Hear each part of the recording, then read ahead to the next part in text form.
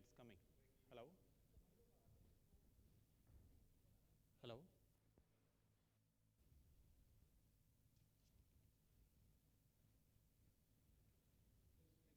Yeah, hello?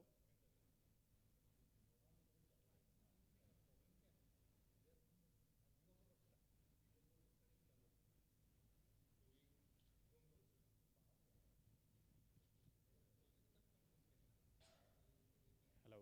Yeah.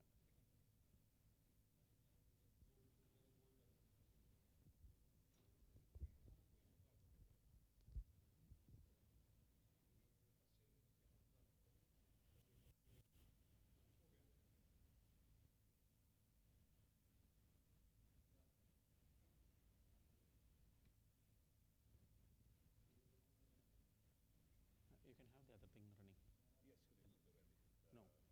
No, no. How the other volume is? We need both the things because once we switch off in the stage, it should come. Separate volume for the.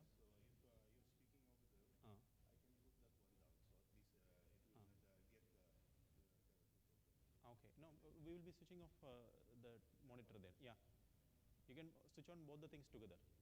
So when we switch off in the monitor there, we can take this one.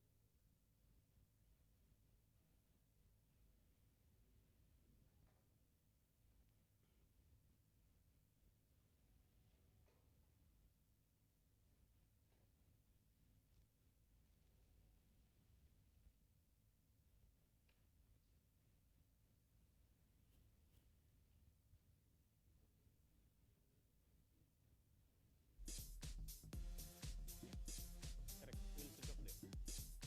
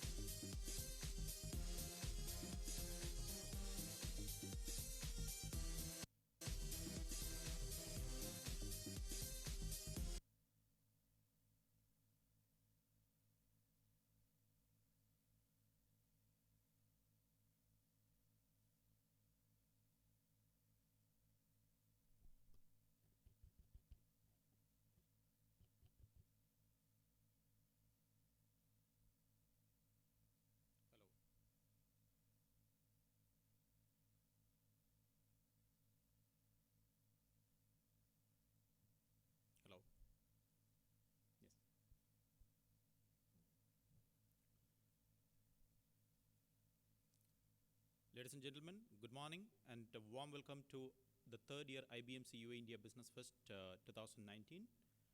We are having our session today at the Emirate of Fujairah. IBMC UAE-India Business Fest started 2019 program with the first program in Burj Khalifa, Armani, the second program at Chamber of Commerce, Sharjah Chamber of Commerce at Sharjah Emirate, Ajman Palace Hotel at Ajman, Coin, and this is our next session at the Emirate of Fujairah. Today we are having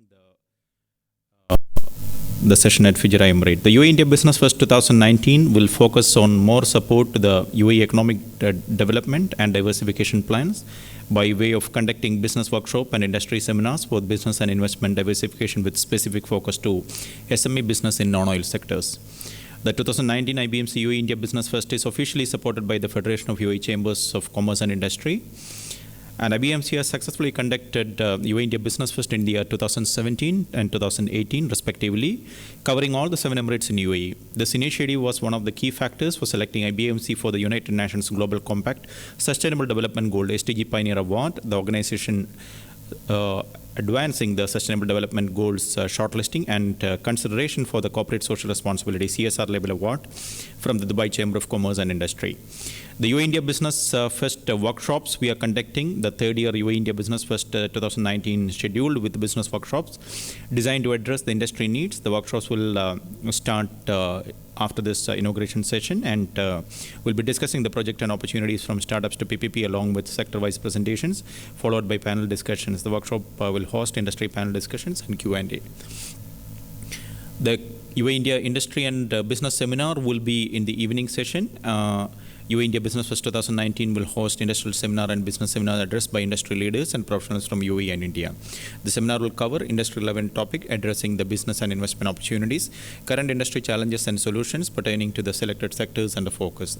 The seminars and discussions are intended to address existing and newly opened opportunities between India and UAE as a result of the latest bilateral treaties and agreements signed between UAE and India. So, ladies and gentlemen, we'll be having 4 panels today. Addressed by eminent industry leaders from Fujairah Emirate and followed by the industry seminar in the evening session. So once again, welcome you all to IBMC UAE-India Business Fest 2019 Fujairah Emirate program, and I request Mr. Sajid Kumar PK, CEO and Managing Director of IBMC Global Network, to kindly give the opening remarks. Thank you very much.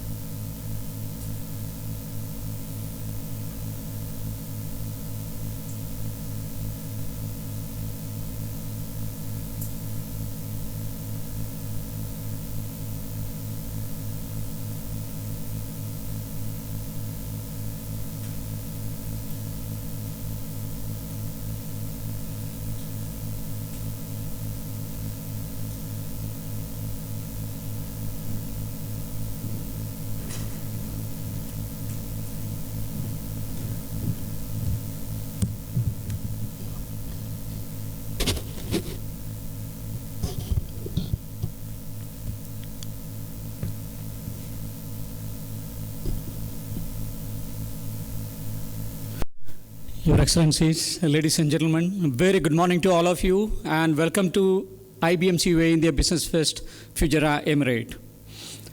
We are very much happy to start our third year UAE-India Business Fest at Fujairah Emirate.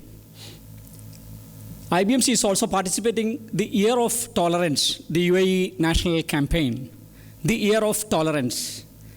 His Highness Sheikh Khalifa bin Zayed Al Nahyan, President of the UAE, has proclaimed the year 2019 to be the Year of Tolerance in UAE, highlighting the UAE as a global capital for tolerance and emphasizing tolerance as a universal concept aimed at encouraging the values of tolerance, dialogue, coexistence, and openness to different culture.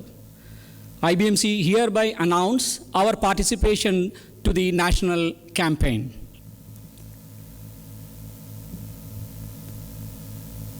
UAE is into transition stage from oil economy to non-oil economy. India is taking a vital role in the strategic transition stage of UAE. Why India? Bombay Stock Exchange is having more than 5,000 companies listed from 36 plus sectors. These 36 sectors mainly from non-oil.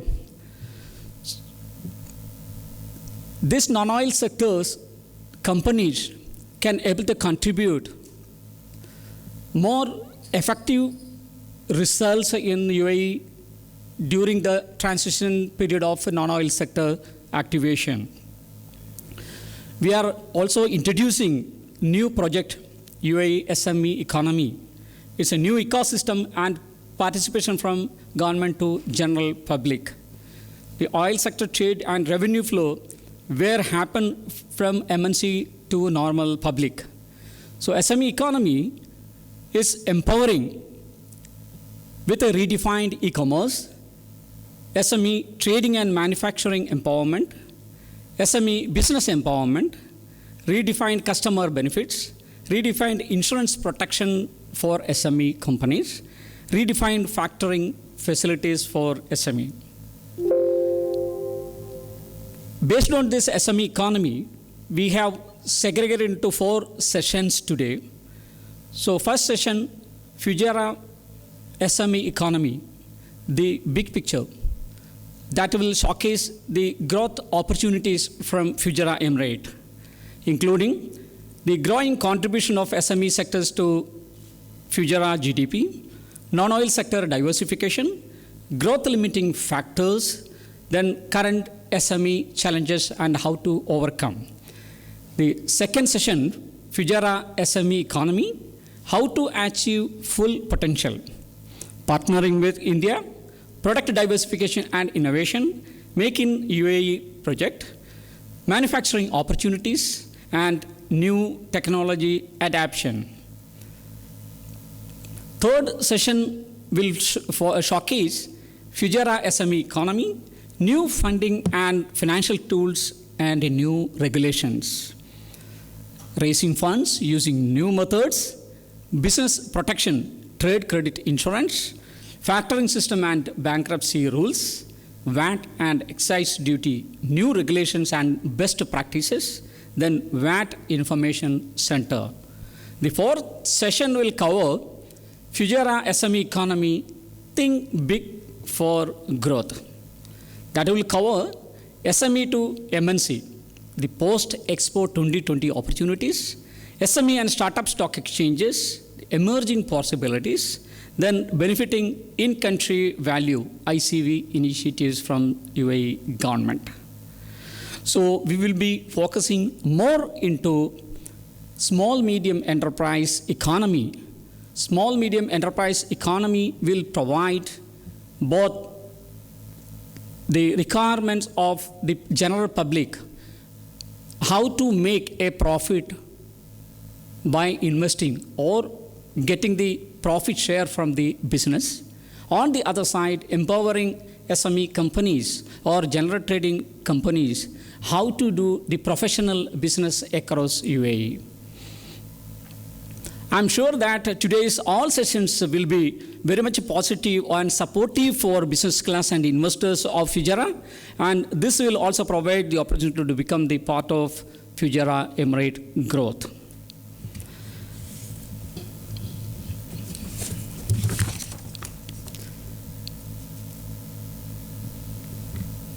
The first topic, Fujairah SME economy, the big picture.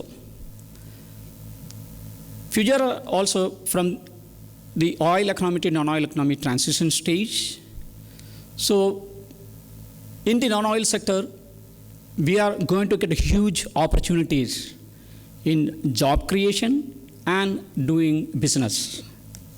So considering India's growth path from SME sector or startup and becoming the listed company of National Stock Exchange or Bombay Stock Exchange and elevating their status to international level, that is becoming the MNC and listing in international stock exchanges. So in the panel will be moderating by Mr. Anup. panel members, Mr. Rajnish Simha and Mr. Hamza Ashaw. They will be discussing about the non-oil sector opportunities. So 30 plus sectors are going to start across UAE, and we know that Expo 2020 is coming up. So this, who can able to take or get the benefits of non-oil sector diversification, and how to do that.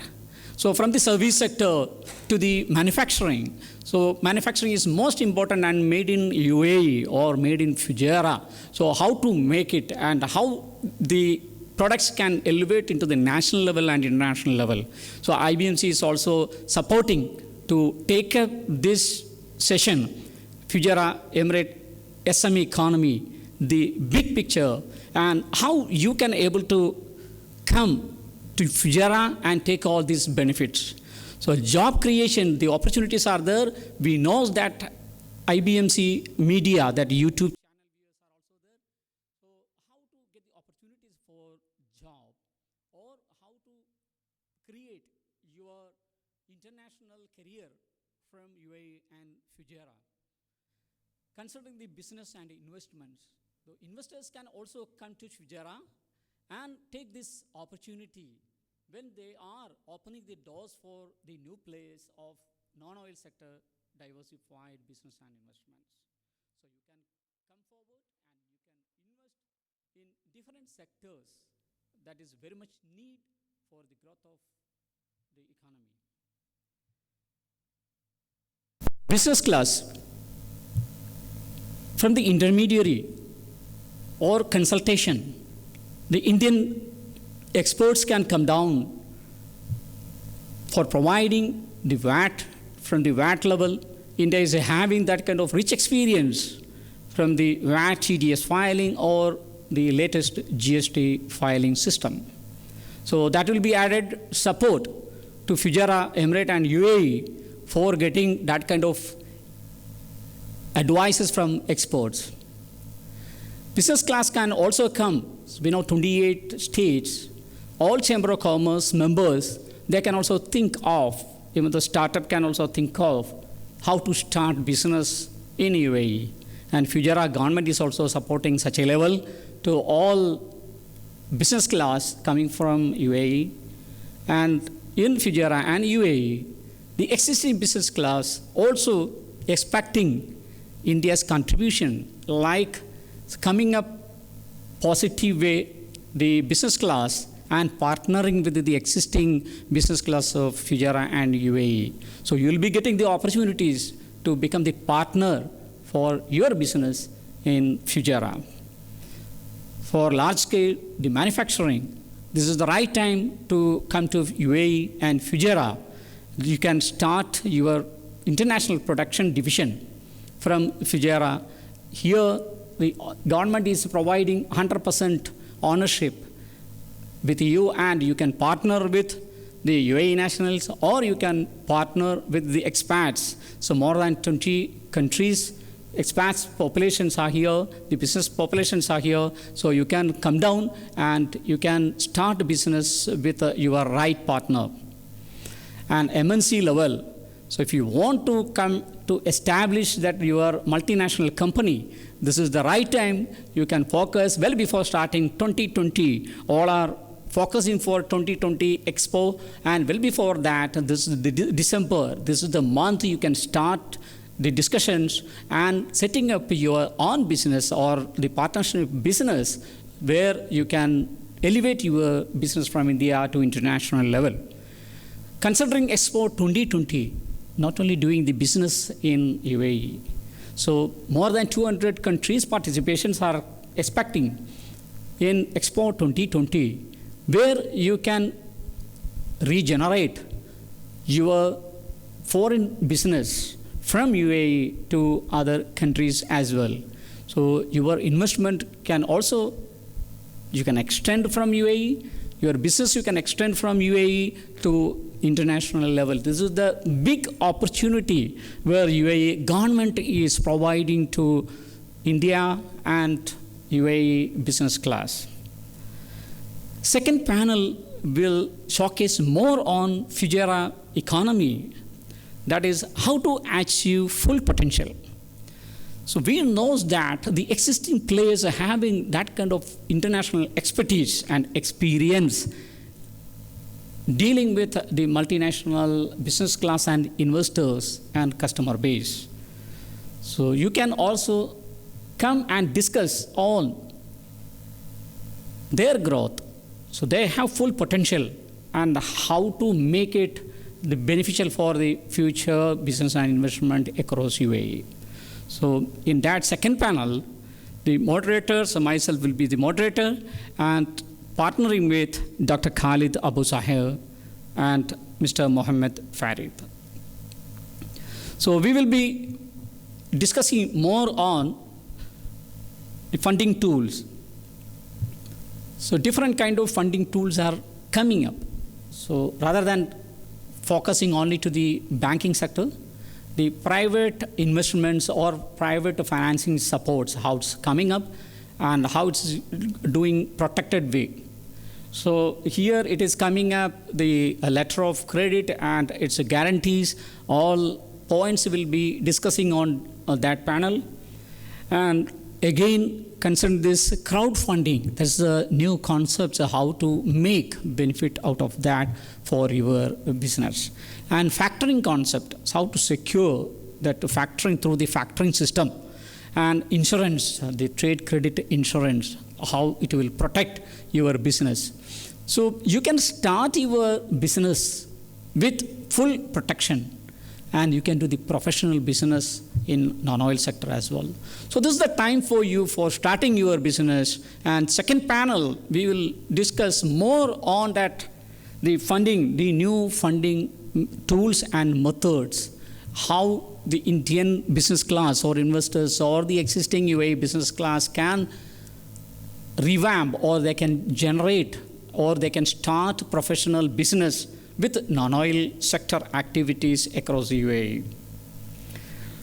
Third panel, again coming to the Fujairah SME economy, that is think big. So think big, how it will come up, discussing the opportunities of how to make benefit from the non-oil sector. We need to think big on that big diversified program, diversified investments, diversified business programs. Then only we can able to catch up the requirement of international, the business and investors or the customer requirement. So we, in that panel, Mr. Bhaskar Raj, the senior journalist, will be the moderator, and Anup Pandey is participating, and Dr. Obaid Sakar Al-Marshad. So that panel will be discussing into that think big and grow with UAE. The one more panel, the new funding and financial tools. It's already discussed on that. The panel members and moderator will be Mr. Arun Dhanavade, Mr. Sunil Patro, the chartered accountant, will be participating. Advocate Binoy Shashi will be there, and Mr. Bhaskar Raj, senior journalist, also will be there. So as I mentioned, considering all these 4 sessions will be very much valuable for the business class, even though they are thinking to start their or diversify their business to non-oil sectors. And from India, the business class, even though startup can also think to start their international business in UAE. So Fujairah Emirate, this program will provide more information how to start a business and how to diversify your business from oils and gas sector to non-oil sectors. Evening we will be discussing on SME economy project. The SME economy project, as I informed, this will be providing more information on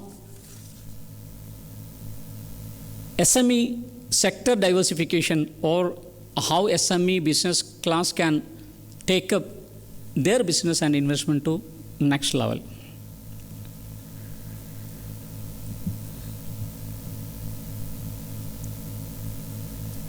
This overall the summary of the program, and I hope that you all can take a benefit from this fest today, and wishing you all success. Thank you so much. Jai Hind.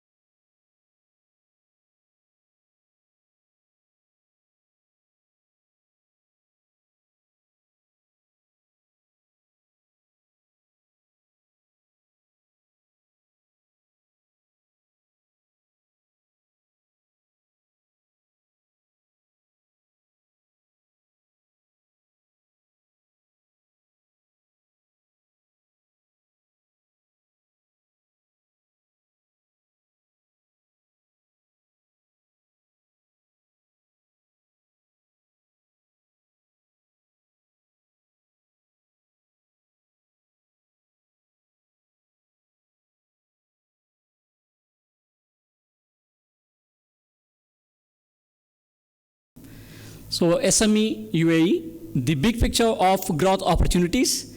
SME UAE, how to achieve full potential. SME UAE, new funding and financial tools. SME UAE, think big for growth.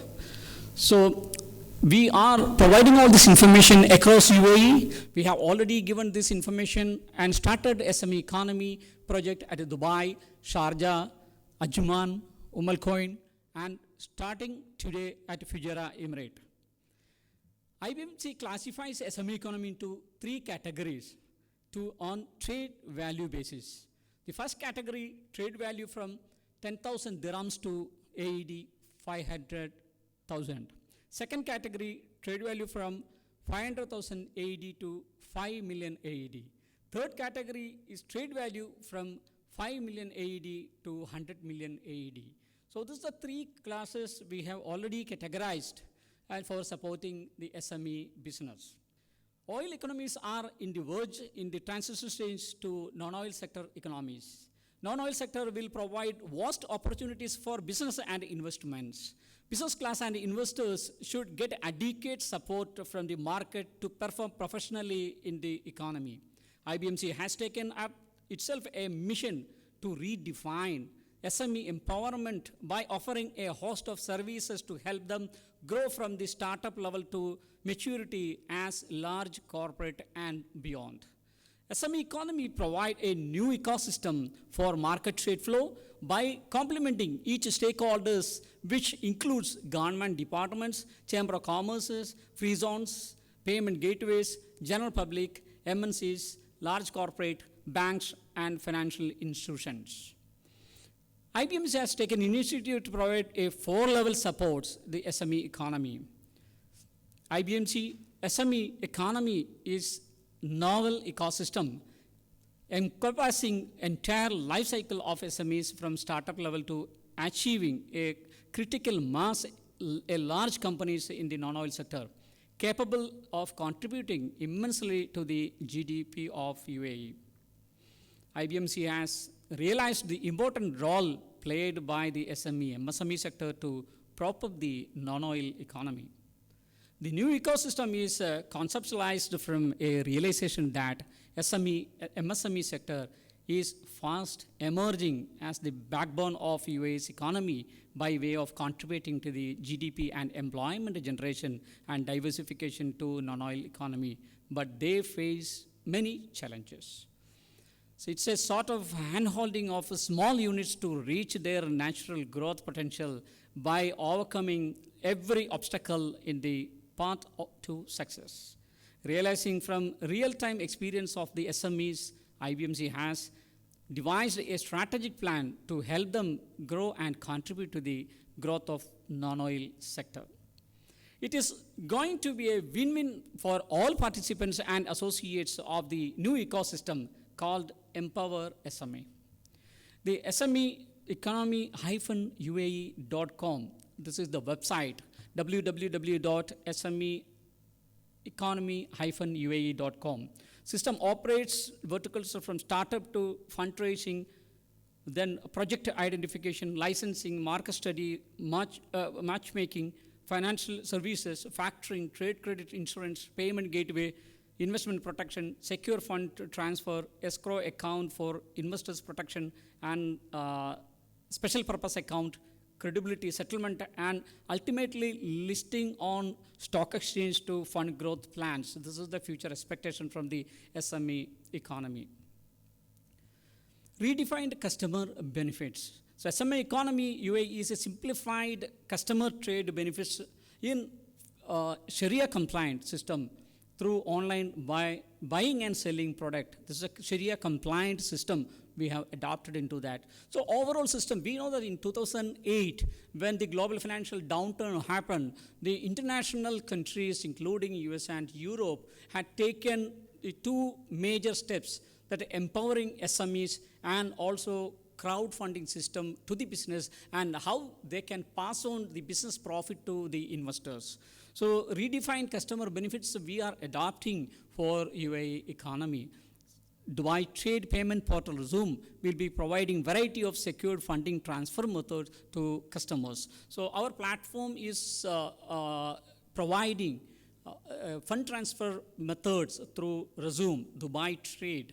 So all banks are connected with our platform, then Visa, MasterCards connected, and Ethereum card also connected. So easy payment methods we have adopted through Dubai Trade, the payment portal system. The bank, the special purpose account also provides additional confidence level to the customers to smoothen their transaction settlements. So here, Sharia compliant system, the buying and selling is coming into the picture, and that is providing more confidence level to the customers or general public to participate in the system.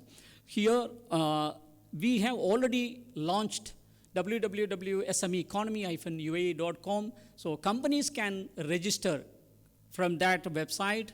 And second, the mobile app we have launched, SME Economy. You can search for SME Economy and you can download the app. So SME empowerment is coming, SME trading, distribution and manufacturing empowerment is happening, then SME protections also coming up into that. I'm sure that SME economy, so I'm inviting all of you as a general public to be a part of SME economy, and all companies in Fujairah, you can start empaneling. This is a complimentary system. You can go to the website www.sme-economy-uae.com and register as a complimentary your company with SME economy. Thank you so much.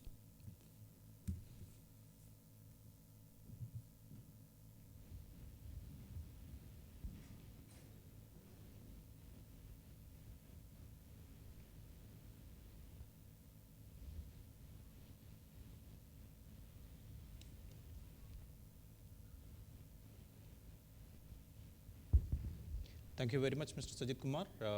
Now we are moving on with the panel discussion for the day. And the first panel is on Fujairah SME economy, the big picture. And we have with us today Mr. Rajneesh Sinha, the Managing Director of Akar Global Fujairah. And joining us in the panel, Dr. Khalid Abu Sahar. Please welcome Mr. Rajneesh Sinha and Dr. Khalid Abu Sahar to the dais, please.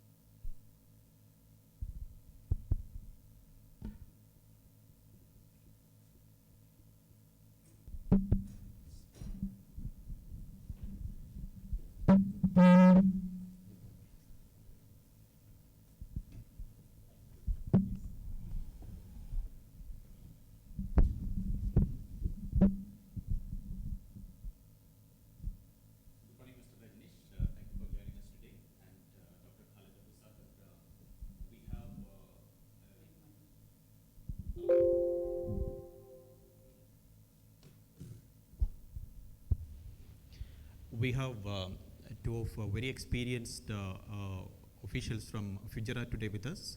Dr. Khalid Abu Sahir has been associated with IBMC UAE-INDIA business for quite a long time, and he's been one of the very prominent industry leader, having his news analysis and other things given in CNBC and other leading channels in UAE on UAE markets and all. He's a financial expert, and we have with us an industry leader, Mr. Rajneesh Sinha, the managing director of Akar Global Fujairah.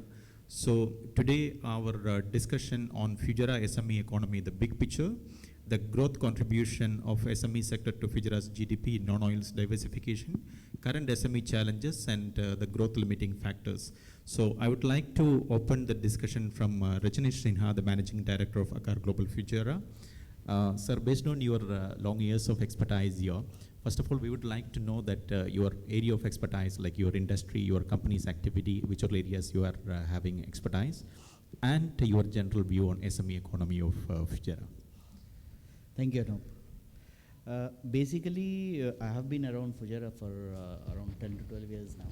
Okay. After having worked in various industries and various senior level capacities, for the last 3 years, we have started this company, Akar Global. Okay.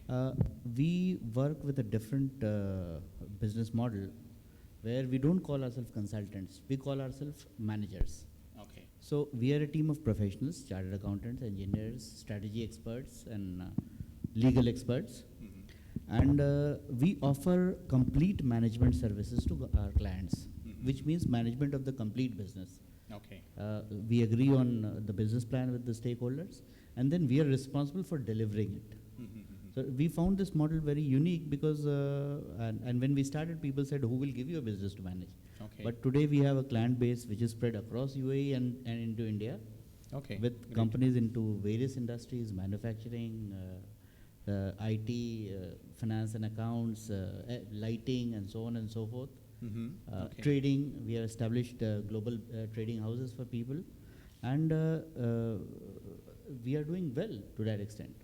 So we have a fair idea of how the industries operate in Okay. this part of the world, as well as around UAE, as well as what is happening across, because we offer a global service. Okay. Okay. So that is what we do. That is what Akar Global is all about. And today we have a client base of around 7-8 big size companies.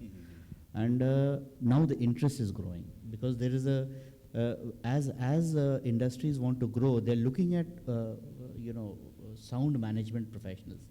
And it's always better to give it to a company rather than an individual as the CEO. Okay. So it makes better sense. So that is where we fit in, and we are able to bring that value to the investors in terms of good management at a reasonable cost. Okay. Okay. So that is what we are doing. That makes sense. Yeah. Fujairah per se, I have seen it grow in the last few years. There are a lot of advantages here, basically in terms of if you look at it, cost advantage. There are disadvantages in terms of location, because transportation becomes a big. Because I have operated industries in this part of the world. Okay. So transportation is a big issue, but otherwise, Fujairah is just like any other emirate. It gives a lot of opportunities to people, to industrialists, to businessmen, to establish and grow to that extent. Okay. Okay. Thank you so much. That is quite inspiring to know that the management services is having a lot of demand in this part of the world. No, we are headquartered in Fujairah, but we Okay. offer our services around. We have Of clients course. in Dubai, we have clients in Ras Al Okay. Khaimah. Okay. We just happen to be based here because this is where we were. Okay.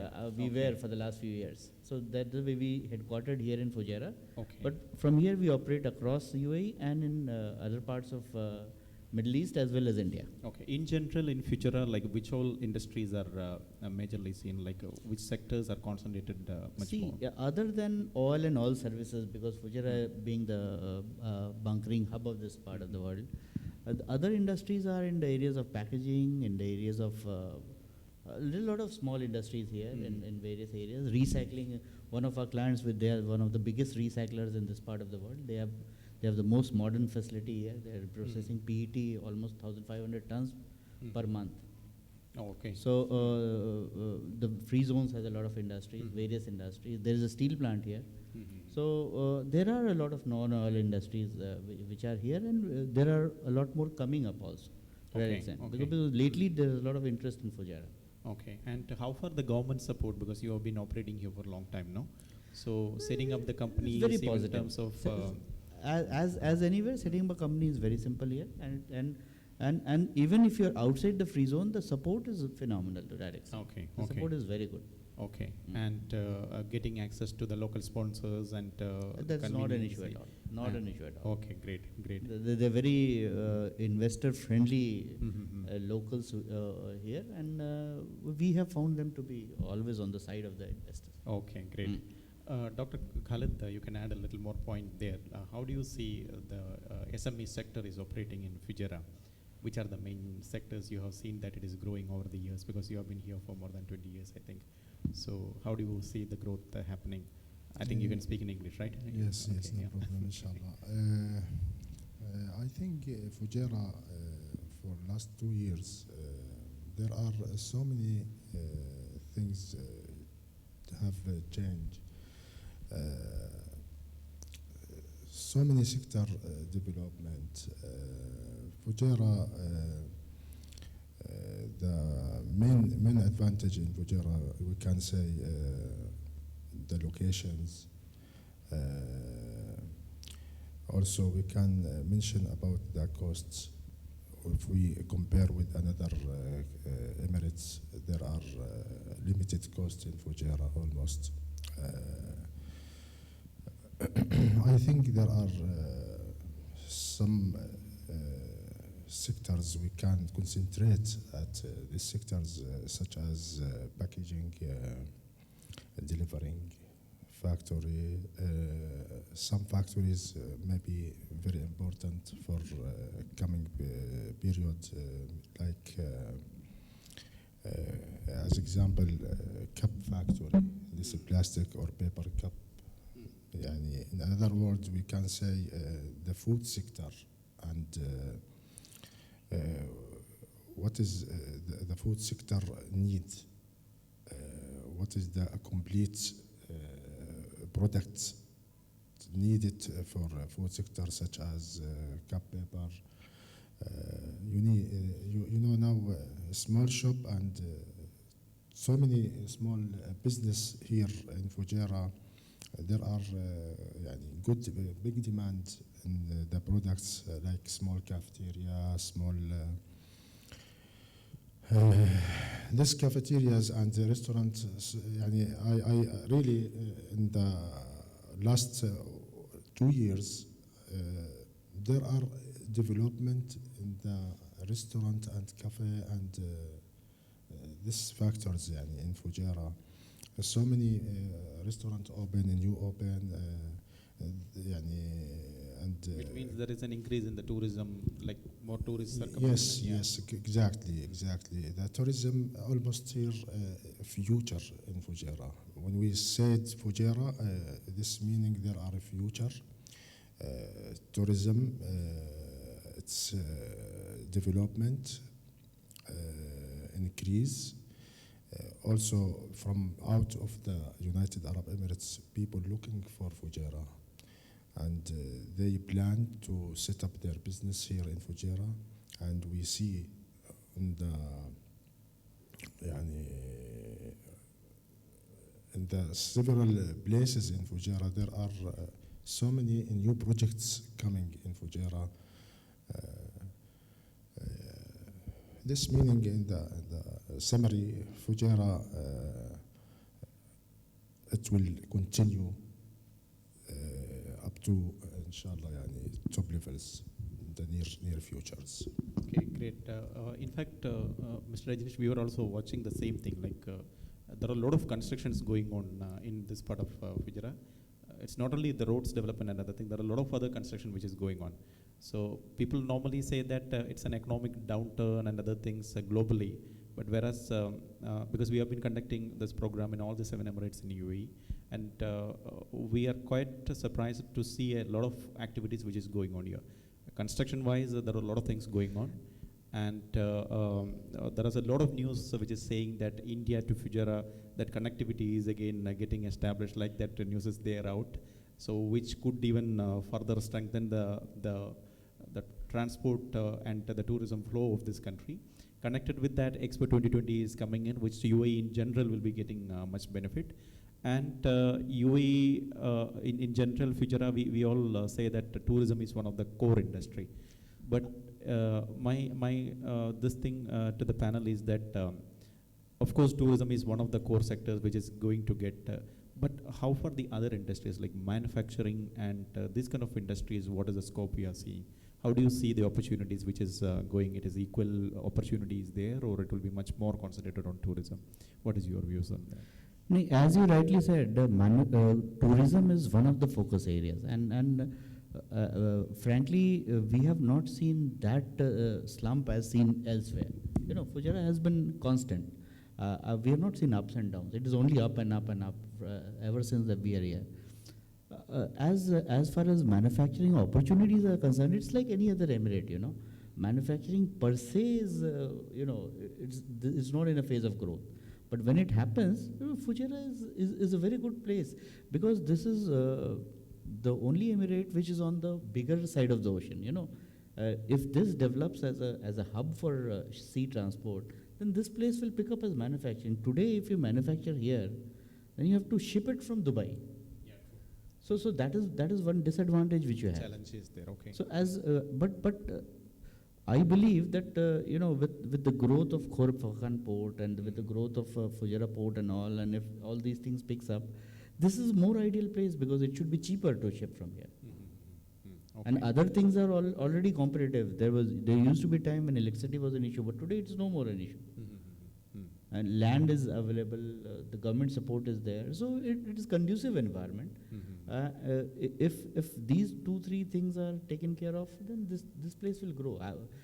I mean, we are running a manufacturing setup for one of our clients here, as I told you, and it's a huge setup. It's almost I will say 200 meters by 50 meters. That area, which is most modern facility, most modern setup, around 50 people working there. Okay. And we don't have any issues. Okay. In fact, this IBMC's program, our largest viewership is online viewership in YouTube. And the people will be watching from India, from different states and other things. So as far as people who's looking for the opportunities in UAE, because many people, because over the years, they have been watching UAE as a re-export hub. And sometimes it is a packaging center or manufacturing center, then re-export, especially targeting African regions and other things. And people will be coming targeting this particular segment itself. So there, when you look at the opportunities, as you mentioned, the manufacturing and other things, there are certain advantages here. The infrastructure-wise, one is the land availability, the low cost of land, and the electricity. These are very important things, because in certain other emirates we have seen that the electricity and other things was regarded as a problem in that things. Because UAE, all the 7 emirates you take, each emirate has its own distinct advantage. By seeing that advantage only, the company has to decide like which emirate they have to set up their phase. True. So as far as a manufacturing company is concerned, the infrastructure like land, electricity, then availability of raw material, the port facility, the transportation road facilities and other things. In that regard, how do you see, what is your advice to the people who is planning to set up some business in UAE? See, first I'd like to add to that point which you said, that UAE was more of a re-export hub. That fundamentally is changing. UAE is becoming more of a manufacturing hub nowadays, because it becomes a manufacturing hub for the whole of this area.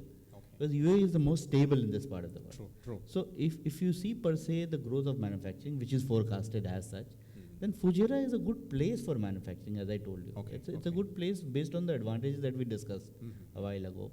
And it's a very stable place, very safe place, and not very far from the mainland. So in fact, working from Fujairah is an advantage as compared to the Northern Emirates. Because reaching anywhere in Dubai is easier from here, just an hour. True. We also used to take more 2 in the hours mind. plus. Yeah, 2 hours plus we used to take earlier from Dubai, but right now it is 1 hour. This must be one of the best roads, and it's all in the mind. You talk to people in Dubai, they say, "Oh, Fujairah, I planned to go there 2 years ago." Yeah, we are in Dubai almost every second day. True. Okay. Yeah, it just takes an hour and 10 minutes. Okay. So to that extent, it's not far off. Yeah. Okay. It's just like any other emirate around Dubai. Okay. If you look at, since Dubai is a transportation hub, Mhm. and most of the consumers are located there, and the manufacturing business of UAE is catering to almost the entire Middle East now. Okay. Mhm. So I see Fujairah as an ideal place. So the warehousing, transportations, and other things, the facilities are well available. see, if you look at it, transporting from Ajman to the port, Hmm. there'll be a slight delta more if you're transporting Okay, from here, okay. but ultimately it weighs out. If you Okay. look at the overall cost. Okay, great. So, so the people who is willing to set up a manufacturing base, now your company, you said that it is giving a proper consultancy in all this field. As I Yeah. told you, we are not, consulting is not our core strength. Consulting is one of the offerings that we do. Offerings, okay. We prefer to call ourselves managers. Okay. We are there to manage the whole thing. Mm-hmm. For the investor, we work on behalf of the investors. In fact, for investors, we have set up companies here, we are running it for them. Mm-hmm. So they need not bother about anything. Okay. So in fact, IBMC, what we do is that we are creating our services available in, because we have UAE-INDIA Business Center that is available in UAE as well as in India. So the companies who is looking and they have any particular inquiries or something, they'll be contacting our Indian office, Okay. asking what is the further steps and how we can identify and other things. So post that, they will be visiting UAE and they'll be going and seeing the facilities and other things. And the companies who is going to India, they'll be visiting our UAE office, and vice versa will be transferring to India as well. So suppose somebody has the requirement of identifying the land and even the rest of the facilities, so entire ecosystem, the services can be provided. That's what, okay. right from So it's a feasibility single to, stop solution, yeah. right from feasibility to funding assistance to identification of the right project to the right place, Okay. setting it up, providing people and running it. Okay. Okay. So we do the whole gamut. It's an end-to-end solution. End-to-end solution. End-to-end solution. By virtue of what we are doing, now a lot of investors have started approaching us if they have an investment in mind. Or a lot of Okay. people who are divesting approach us because management of complete company requires a lot of trust. Yeah, true. And we bring a lot of trust. Our senior team, we have almost 6-7 chartered accountants in our team. Okay. Mm-hmm. So we bring a lot of trust on the table and capability, obviously, because since it is management, it is not advisory, it is management. So you have to deliver, Okay, right? okay. You have to deliver True. to gain that advantage. So definitely that is one area where we should in be that working. context, I need to add a little more point there, because we have a Bombay Stock Exchange in India, which of course they're also part of the program. BSC has more than 5,500 listed companies in India. Nearly 32 sectors has been represented there.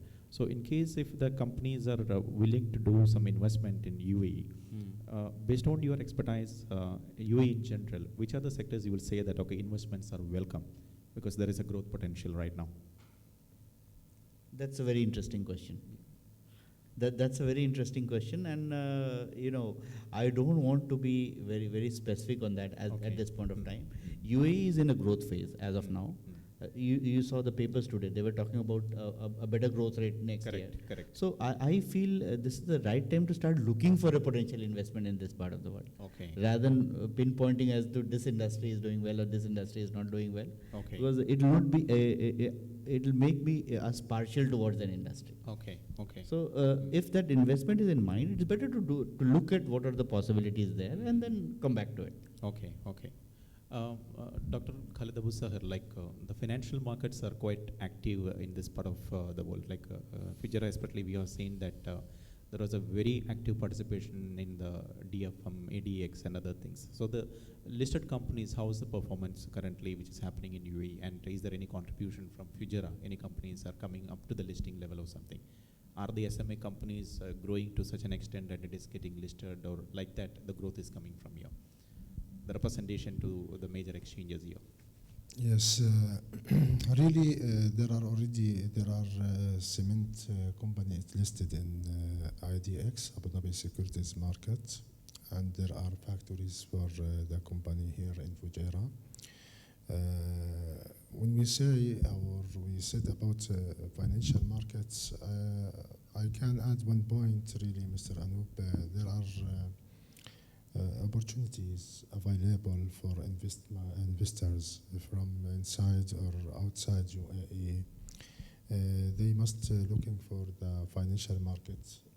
For financial markets, will give a clear idea about the economy status in the country. And in this time, really, we are now in the stable area. This meaning the investors or who is interesting to invest in financial markets must looking to the sectors and choice exactly which sector he give or give in the future the more benefits, more income or revenue. When we are looking now, if we compare some sectors, I'm going with services sectors. Services sectors almost in the safe. It's safety because, example, if I going to make, if I take SMEs, we talk about SMEs in the main object of this event. If I talk about typing office as example, Tasheel, this office now is already started business in United Arab Emirates in the several services they provide to the customer. If I want to go to the Tasheel or any office, typing office, I need to make a renewal for my residence as example, or my ID or anything. Maybe some things, if I need to make any other things, I can maybe post it. But if I want to make a renewal for my iqama or residence, I must go to the typing office and make the renewal because it is official documents. It's very necessary. From this point, we can say that these sectors, if anything happen in another sectors, there are no effects or it will be limited effects. It's depend on the if the people coming in United Arab Emirates or they living from you. This is the main point in these things. In other words, services sectors I think is more safety than others. This meaning not other sector not dangerous, but this is in the safe. Yes, I'm looking for the risk. Some investor, some investor here, they interesting for they allowed more risk. Some investor they limit their risk. This is the main point. And in same idea, now if we are looking for the shares stock in the financial markets, from long time we are feeling the status for the market. The investors maybe they have some they not like before they going to make more trade, they wait, they want looking for what will happen in the future. And I think for the big investors this is the main point. From here they can start and choose some shares for make several in their portfolio because the prices in the market right now it's too much, it's coming down, and this is the opportunity for the investors who is looking for the financial markets. So you suggest to say that the investors are actually looking for a diversification. Right. They are going for multiple portfolio investment kind of this thing. Correct. In fact, that is actually the same thing our core point of discussion today also, because at large in UAE, many of the companies were concentrated on the oil economy. Oil economy, now the revenues are shrinking. That is why there is a dire need of diversifying into non-oil sectors. So that is why IBMC's the entire focus was to promoting the non-oil sector diversification. So even now, I think Fujairah, there are a lot of oil-centric developments, all the oil bunkers and other things. We are seeing the biggest oil bunkers and other things. The entire road is, we can see like that. So like that, such an awareness is going among the companies, or still do you think that there is a lackness of awareness among the existing business people, the need of diversifying to the non-oil sector, if it is there, or a more awareness or sessions are required? What is your take on? See, one point or very important point, 2020. Now there are no space between us and 2021 month only. We will. We're just a month away. Yeah, we will be with the 2020. 2020 export. I think there are several companies and several factories and several nationalities from the world. They will coming to United Arab Emirates and they're joining this event. These people, maybe more than million or billions people will coming. They need hotels, they need hospitality, they need food, they need several services, they need all things. This 100% the effect for this will be effect for positive situation for all activity in United Arab Emirates. We will see some change, nearly some change will happen, and finally this effect in the final will affect for the company listed in the financial market. Their profit will increase. They will introduce more financial, more than our expecting. Maybe it will come how much they make gain profits. It will affect for the equity and others. So from this point, I think, or I think the investor must take the correct decision and choose some shares, which is there are possibility to more increase in the near futures.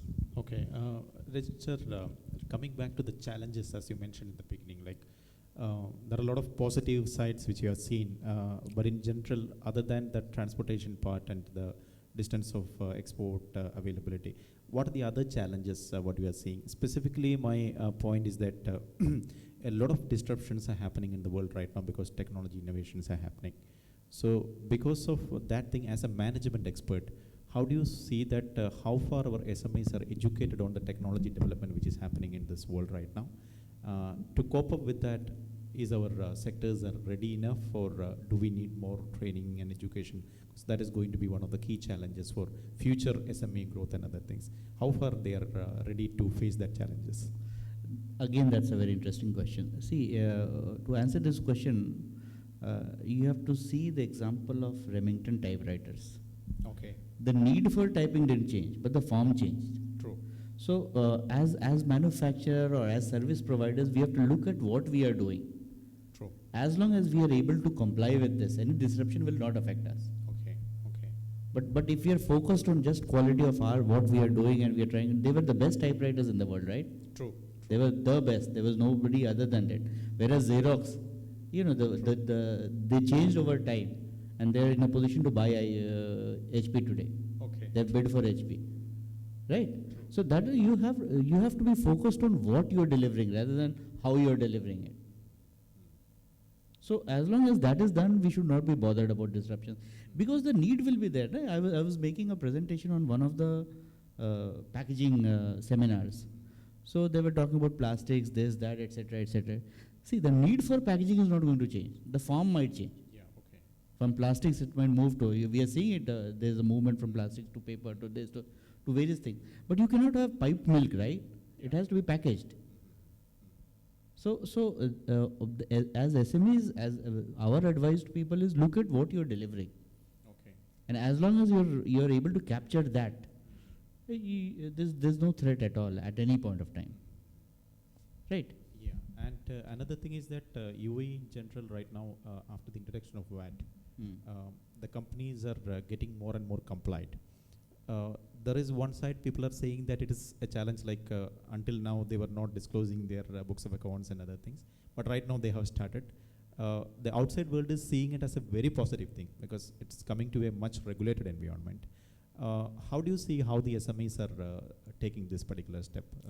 I can answer that question well, because one of the companies we manage is Elite Taxation and Audit. We are managing it, the whole company. and it is focused on financial services, including VAT and all. There was a lot of halla about this thing when it all started. But the way it has got seamlessly integrated into society is really remarkable. The whole thing. And I don't think it has had a major impact on most of the things. People are much more confident. You see, if you're sharing your books, your business is much more, transparent. True. So it has brought about much more confidence in the mind of people, and the acceptance has been seamless, even at very junior business level. If you look at retail, if you look at the barber shop, the nail shop, etc., etc., the acceptance is remarkable. The understanding is remarkable. So and it is no more that the aura around it has vanished. Okay. So again, it is expected that a lot more tax systems and other things are expected in this country, which is see, there's a lot of talk you never know. yeah, true. There will always be talk. But UAE is becoming a very, very compliant country and society, which is good. So we have to take it as a positive thing, because even from overseas, the companies which are coming and setting up their base, especially if it is a complete management outsourcing, also they are doing it. As long as the government is not taking a report, that cannot be trusted, because any manipulations are possible. But so it is becoming a more and more regulated environment right now, and it is adding to the trust of the overall business operation. So other than this technology and the other changes which is coming in, like there are a lot of other changes also has come in, because today's the rest of the sessions will be having legal points and other things are under discussion, because now bankruptcy laws has been changed. It is and along with the VAT, a lot of new other changes are also a lot of facilitation is happening. So how do you see the recent changes which has come over the years? When the foreign investors are looking at this part of the world, there were a lot of challenges they were seeing it, but the recent changes which has come in the market, there could be a lot more interest which can create to the overseas investors. Can you just highlight a couple of those kind of initiatives taken by this country? See, as you rightly said, UAE is much more open, much more transparent. The entry things are much more clearer to the investor as to what is to be there, what is to be accounted for when you are making a business plan. And things have been much more simplified. So the recent changes, as you rightly said, the bankruptcy law and so on and so forth, have all added to this. Because of what was happening globally, it had affected our markets also here in the UAE, and there were a lot of cases of people winding up businesses and disappearing overnight, which is not good for any business, right? Which is not good. It does not give confidence. So these changes will help people fight a downturn in their business. And come out clean. And I know a lot of cases where people have been able to come out very, very clean, and they are back into business. People, any businesses which were going away, it was basically because of fear. Nothing else. That was one of the big challenges. Now we are getting a solution for that. So now that there is a solution, people know, okay, as long as I can manage this, because the businessman needs to be encouraged. The innovation has to be. I was in India last month. The youth of India, the type of ideas they had, amazing. These are the type of things you have to encourage everywhere. It has to become the norm. That is where innovation is the norm today. So people have to be encouraged to do business. It is not something bad, right? To be an entrepreneur, to be a businessman is not bad.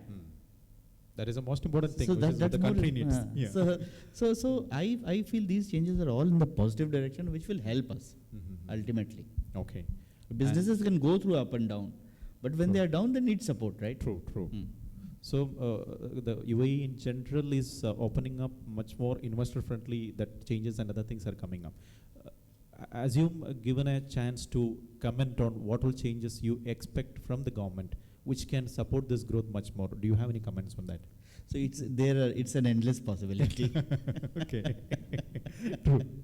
and see, as long as the government keeps facilitating the whole business process, it's all fair and good. But with regard to Fujairah, do you think that if these things were in place, the business would have been much more easy?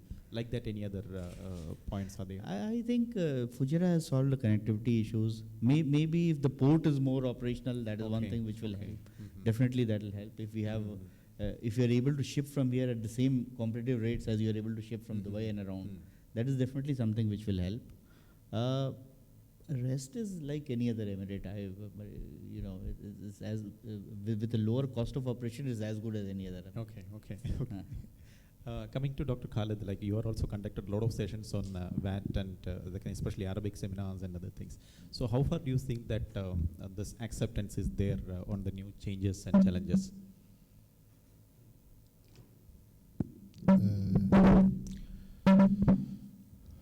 Can you repeat the question? The acceptance level of the new changes that has come in VAT implementations and other things. How far the SME companies has accepted and are they complying with these regulations and all?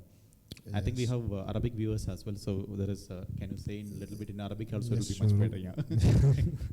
Yes, really we will discuss about these things in Arabic with details, full details, but in the general,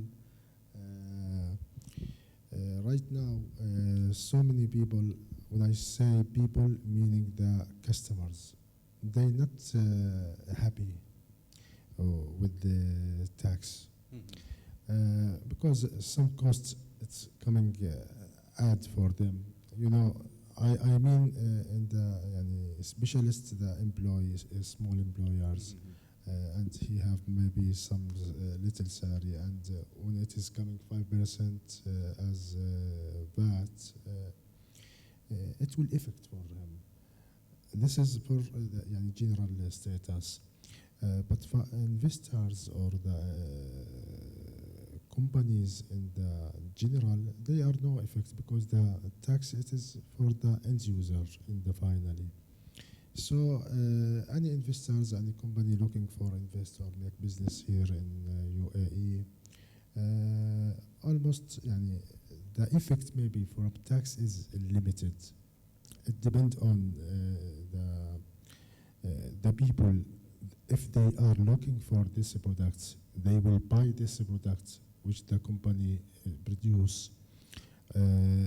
If it is increase sales or it's reduce, in this case, the effect will come to the cost of the goods for this company or factories. But in the general, we say the tax 5%. 5% it is. We cannot say it is a small amount, but for some figures or some people or some, it is more. It is more than they expect. I think this is on the market now. It is already done, and from 1st January 2018. They applied VAT 5% for products and services here.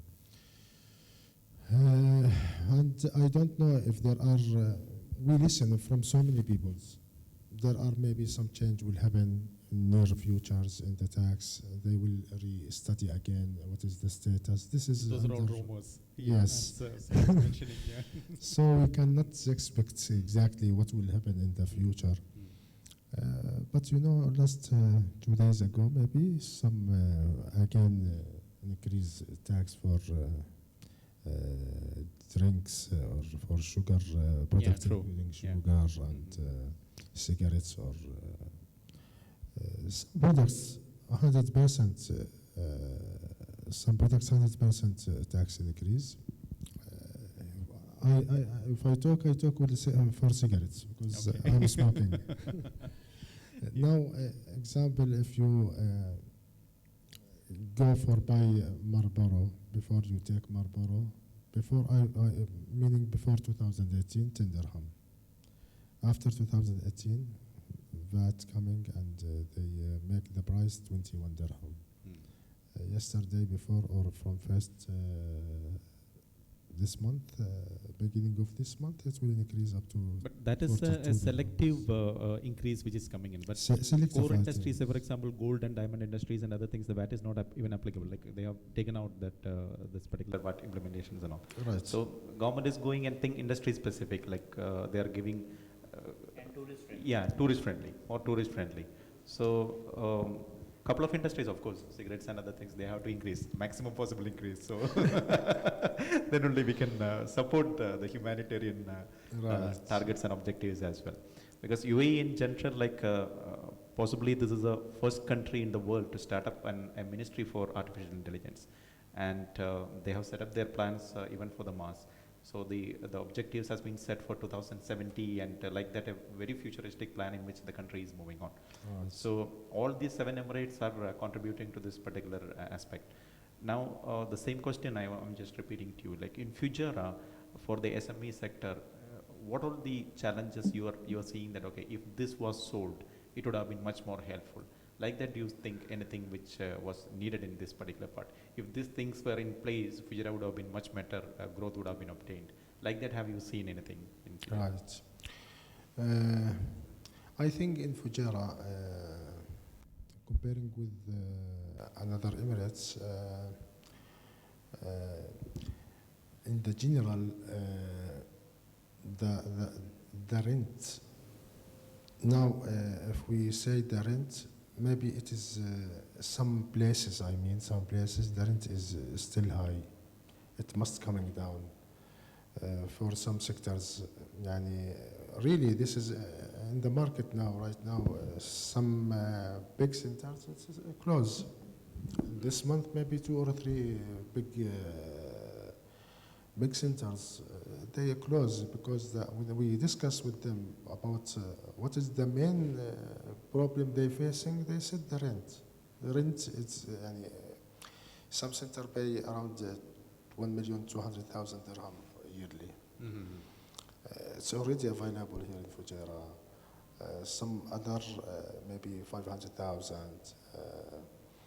and they sell small products, limited profit in the products. So I think the owner must think again for the rents. For some. In other words, you mean to say that there is need for more units available, like that is also there? Yes. So the rents are on the higher side because limited availability. Correct. So more units to be available so that the market will stabilize and there will be feasible range, things will be coming in. Okay. Right. Okay, great. Mr. Rajneesh, one more things, because it's a UAE-India business fest which is happening. Connected with the Indian relation, how do you see that, how far the Indian business groups are operating in UAE, Fujairah especially, and how do you see the future of the India-related business model? Because even UAE is planning to give on-arrival visa for Indians, like that things are moving on. How do you see the relation is going forward?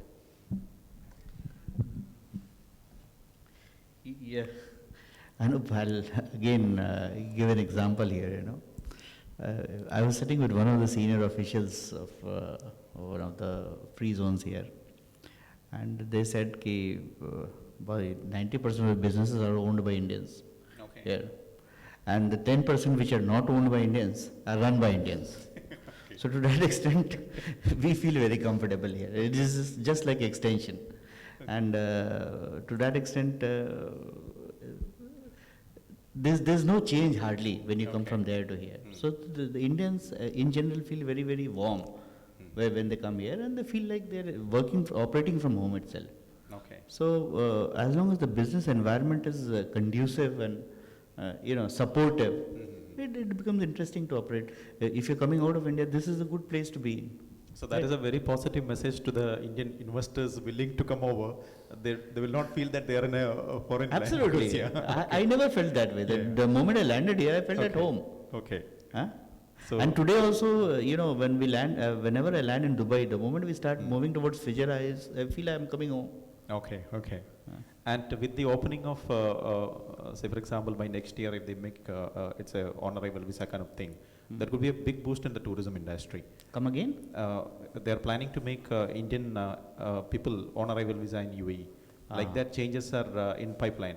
Because India has already opened up the same thing. I've not heard of that, but yes. So if that happens, definitely there are talks going on. So if such things are coming in, there will be a big boost. True. It is very nearby, approximate area and other things. And I think Fujairah will be one of the biggest beneficiaries for the tourism. Tourism, see, Fujairah is this is one of the best places, especially if you're fond of water sports and all. There's no Yeah, place true, like this. true, true. It's too good.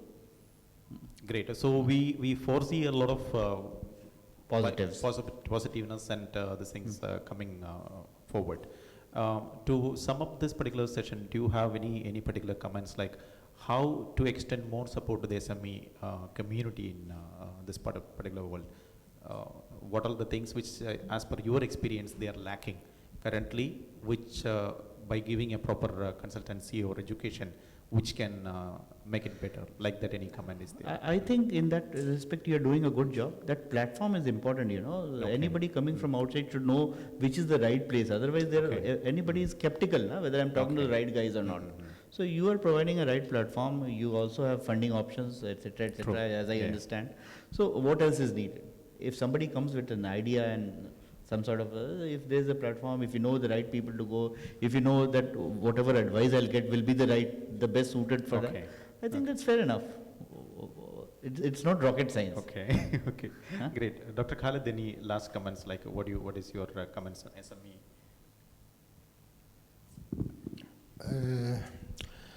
SMEs يعني this is really a huge activities, big field, several fields, several activity available.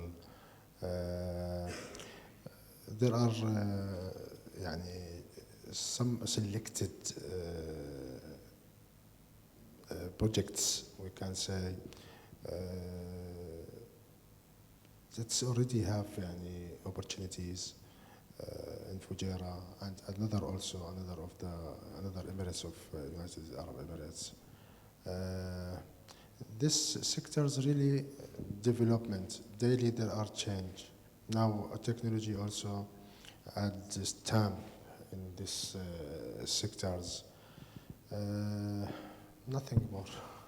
Okay. So UAE in general, the economy is opening up in a much better way. The government is addressing the key challenges which the country was facing earlier by bringing in more regulatory framework and giving more comfort level to the investors by modification of a lot of rules and regulations, making it much more simple, as our panelists were mentioning. And with regard to Fujairah Emirate, there are a lot of potential for non-oil sector diversification, and it is a very investor-friendly region in this part of Emirate, wherein, as we are mentioning, like as far as UAE-India is concerned, there is a very warm welcome which is being given to the Indian investors in this particular part of the world, and which is evident from the opinions which you have shared from our esteemed panelists. And connected with the challenges, of course, the government is addressing the same thing. A low-cost operational atmosphere is available in this part of Fujairah, and especially in with regard to hospitality, the tourism sectors, there is a huge growth potential which is seen. And of course, as a defensive sector, service sector is also showing great growth in this particular part. So thank you very much, our esteemed panelist today, Mr. Rajneesh Sinha, the Managing Director of Car Global Fujairah, Dr. Khalid Abu Sahar, for joining us today. Thank you very much. Thank you very Thank you. much. Thank you so much.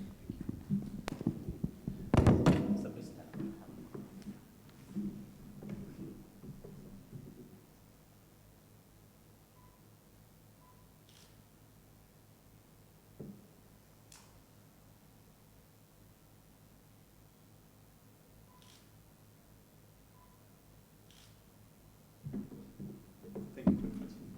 Thank you, sir. Thank you very much. Thank you.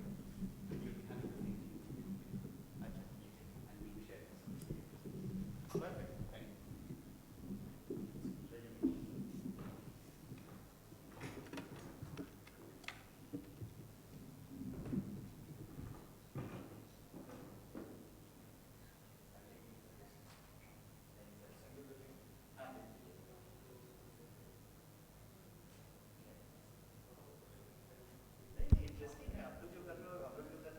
Ladies and gentlemen, we will have a short break right now, and we'll be joining with the next session on the next panel, Fujairah SME Economy, how to achieve the full potential. So we'll have a short break right now. Thank you.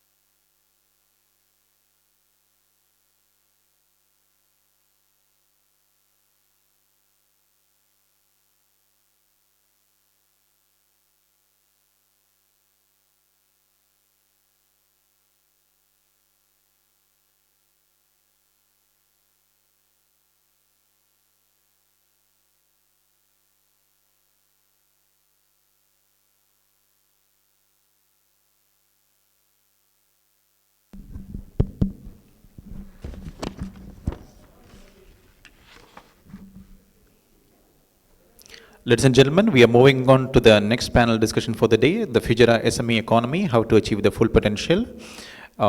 We have with us Dr. Khalid Abu Sahar. This is an Arabic session. And may I also invite Mr. Hamza Ashur, the General Manager of Tahsil Fujairah, also Madam Fatima to join the session. Please, thank you very much. Over to Dr. Khalid. Thank you.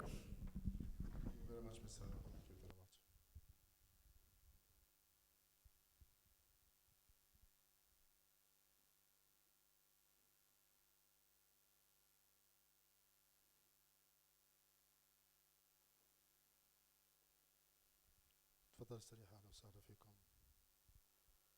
الاستاذ حمزه عاشور.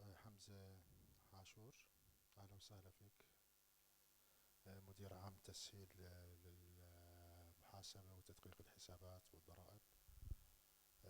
اهلا وسهلا فيك، نرحب فيك معنا في هذا اللقاء الشيق ان شاء الله حيكون.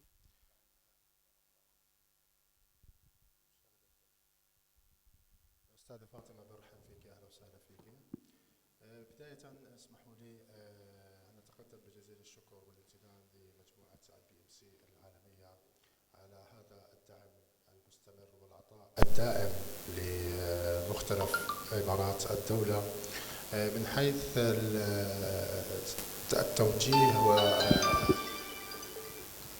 التوجيه المستمر والدعم المستمر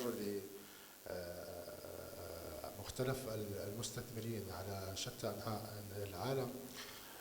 طبعا مجموعة IBMC شاكرة، يعني عقدت هذا المؤتمر لغايات تسليط الضوء على الفرص الاستثمارية في إمارة الفجيرة للأخوة المستثمرين من دولة الهند الشقيقة. طبعا يعني كنبذة وتعريف عن هذا المؤتمر، هو يعني إعطاء نظرة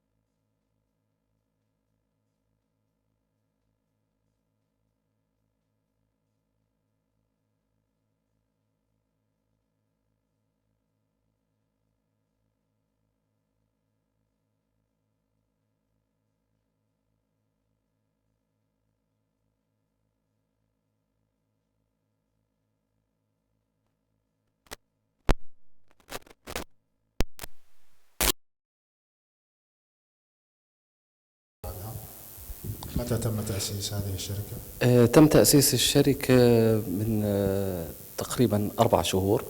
هدف الشركة هي عمل تطوير في المنطقة الشرقية بشكل عام لموضوع تكنولوجيا المعلومات.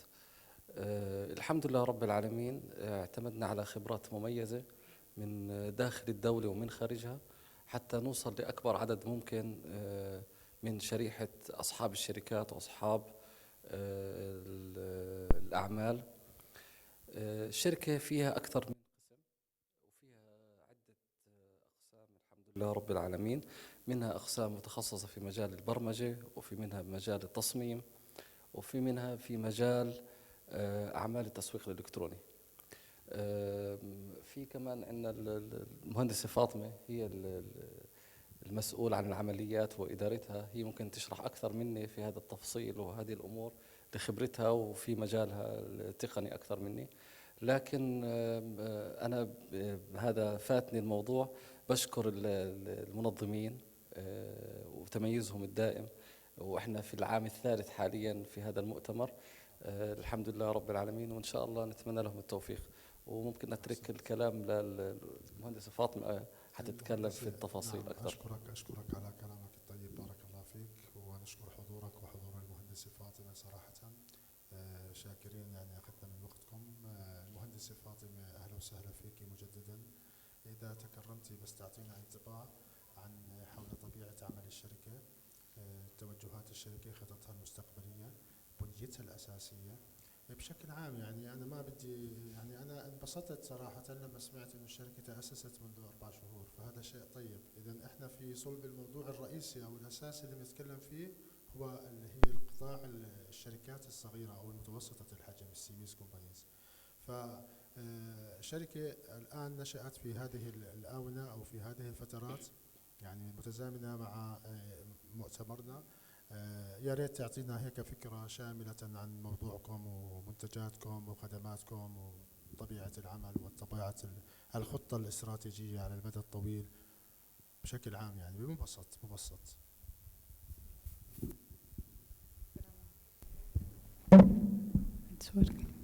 اوكي، مرحبا بكل الموجودين، وكتير حلو انه في مؤتمر بالفجيرة، او في يعني هي امارة من الامارات اللي تعتبر في قيد التطوير، وكذلك الشركات اللي موجودة فيها كلها ان شاء الله راح بتكون لقدام كتير منافسة لامارات ثانية.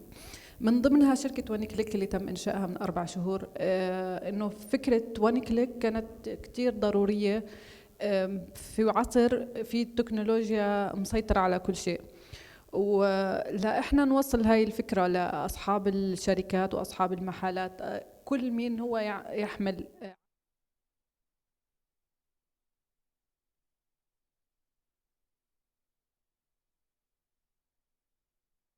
نوصل لهدول الناس. هاد الخطة الاستراتيجية تبعتنا، إنه تصير إمارة الفجيرة من والإمارات الشرقية الشارقة اللي تابعة لها خرفكان كلبة، تصير هاي الإمارات منافسة للإمارات الأخرى بمجال التكنولوجيا المعلومات وحوسبة الشركات والأعمال الصغيرة لتصبح كبيرة إن شاء الله.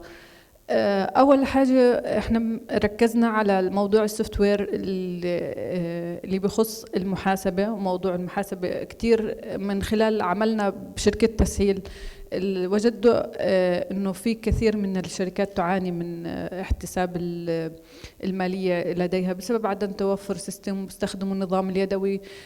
فهذا كان نقطة بداية لنا لننطلق إنه لا، في حاجة في الفجيرة في حاجة لهذا الشركة، ووجودها راح يكون مؤثر داخل الفجيرة. بعدين انك تشتغل من غير تسويق كمان هذا إشي ما مؤثر. فمن المهم جدا انه نستخدم وسائل التواصل الاجتماعي، وهي صارت منتشرة، والتسويق الإلكتروني صار هو أقوى من التسويق العادي. احنا بنلاحظ انه في كثير شركات الكترونيه بدات تاخذ على الساحه العربيه. يعني امازون كانت برا، هلا لا، صار في شيء منافس لامازون داخل الدول العربيه. فكانت كمان بجانب الحلول البرمجيه للسوفت وير انه في عندنا شيء تسويق الكتروني، اداره حسابات على السوشيال ميديا، او اطلاق حملات كامله من A to Z لأي شركة ناشئة أو موجودة حالياً وحابة تسوق لمنتجاتها.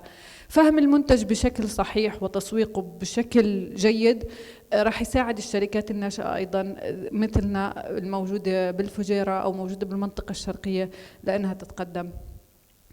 بالنسبة للسوفت وير، هو له أكثر من جانب. في سوفت وير خاص بالأعمال، في أبليكيشن على الموبايل، في كمان اللي هو ديزاين للويب، ديزاين حتى للتصاميم الخاصة بالشركات نفسها بالمنتج تبعها. فهذا كله احنا بنقدمه كخدمة من خلال وان كليك، بالإضافة إلى أنه احنا بالتسويق الإلكتروني الجانب الآخر اللي بتعمل عليه الشركة، بنستخدم المشاهير عندنا في المنطقة الشرقية. بنتعامل مع أستاذة بسمة، هي بلوجر كتير، عندها فيوز وعندها فولورز على كافة وسائل التواصل الاجتماعي. احنا هاي النقطة كمان نستغلها، وعندنا هلا كاستمرز وكتير استفادوا من هذا الموضوع. يعني كانت في الفترة السابقة عندنا 3 حملات خلال 4 شهور، هدول 3 حملات قمنا فيهم كانت ناجحة جدا وكانوا الزبائن راضيين. فإن شاء الله يعني احنا شايفين انه لا، الفجيرة بحاجة حتى لمثل هذه المواقف اللي احنا فيها، لا احنا نتقابل كشركات ناشئة او كشركات موجودة. الخبرة المتبادلة مطلوبة هذا كمان في هذا المجال. ان شاء الله يعني بيكون في لنا لقاءات اخرى. وشكرا لكم. لا لسه مش شكرا، انه شكرا لهي الجزئية. اذا حدا حابب في استفسارات اخرى احنا جاهزين. نشكرك على هذا التقديم الرائع صراحة، وشاكرين جهودكم، وان شاء الله الشركة من الافضل الى الافضل واستمرارية وانطلاقة ان شاء الله موفقة. استاذي انت ذكرتي في ضمن حديثك بانه اشرتي بانه تركيزكم، يوجد تركيز على ان تكون شركة وان كليك من الشركات المنافسة على مستوى الإمارات، على مستوى الإمارات. طيب، الشركة تأسست في إمارة الفجيرة حسب ما فهمت. الشركة قد تكون يوما ما إن شاء الله من كبار الشركات المنافسة على مستوى الدولة وعلى مستوى العالمي إن شاء الله في مرحلة متقدمة. السؤال اللي بيطرح نفسه هون، ايش هي او ما هي الميزات او محددات التنافسيه اللي بتواجهها الشركه على يعني الفتره الحاليه، او يعني اعطيني انطباع مثلا ايش الشيء اللي بميز. يعني لما نحكي احنا حنكون منافسين على مستوى الامارات، الشركه تاسست بالفجيره، فهل يعني تاسيس الشركه باماره الفجيره له بحد ذاته ميزه تنافسيه؟ بهذا الجانب إمارة الفجيرة أو كمناطق شرقية في دولة الإمارات العربية عندها فقر في الحلول التكنولوجية. هذه ميزة إنها تنشأ في إمارة الفجيرة.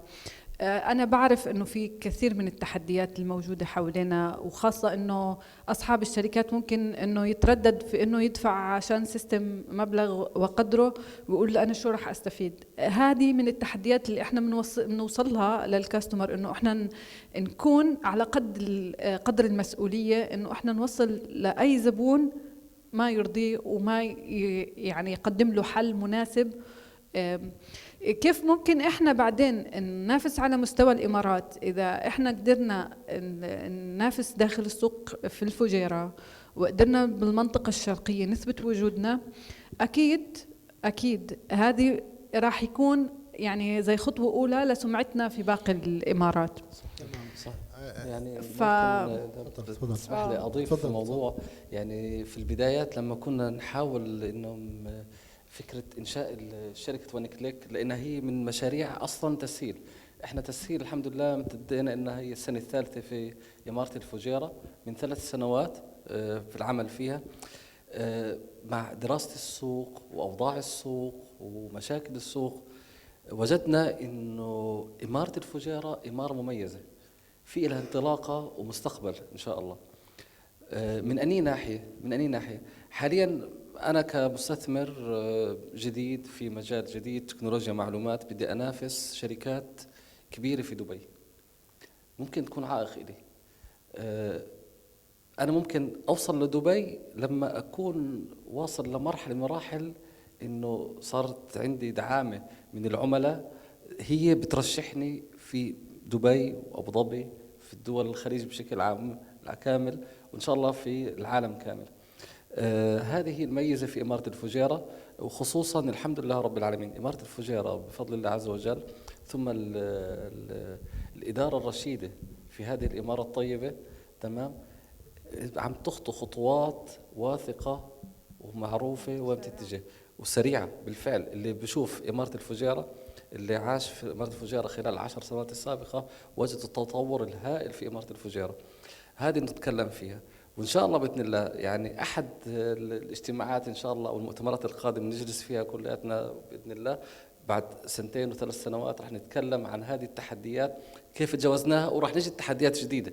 دائما الإنسان الطموح بيبحث عن التحدي الأعلى فالأعلى فالأعلى، هذا هو الطموح بشكل عام في البزنس. أستاذ حمزة أشكرك صراحة، كلامك جميل. يعني أنت تطرقت إلى موضوع في غاية الأهمية هو المنافسة، وتكلمنا حول موضوع المنافسة. الأستاذة فاطمة أيضا ذكرت المنافسة.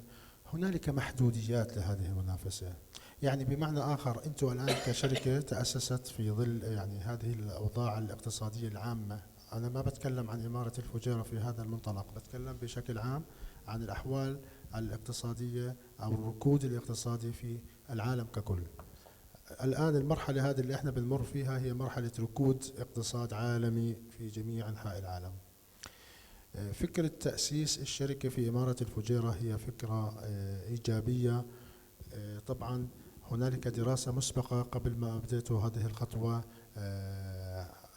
هنالك في مميزات، فيا ريت تذكروا لنا يعني تعرفوا المشاهدين أو المتابعين ايش هي الميزات اللي ارتكزتوا على اساسها بانه انتم تباشروا العمل في هذا المشروع، وتحديدا قطاع اللي هي الخدمات التكنولوجية. يعني ايش الميزات اللي اعطتكم الاندفاع الى انه تاسسوا هذه الشركة؟ انت حكيت انه الفجيرة مناسبة منافسة فيها ميزات الى اخره، ما هذه هي الميزات؟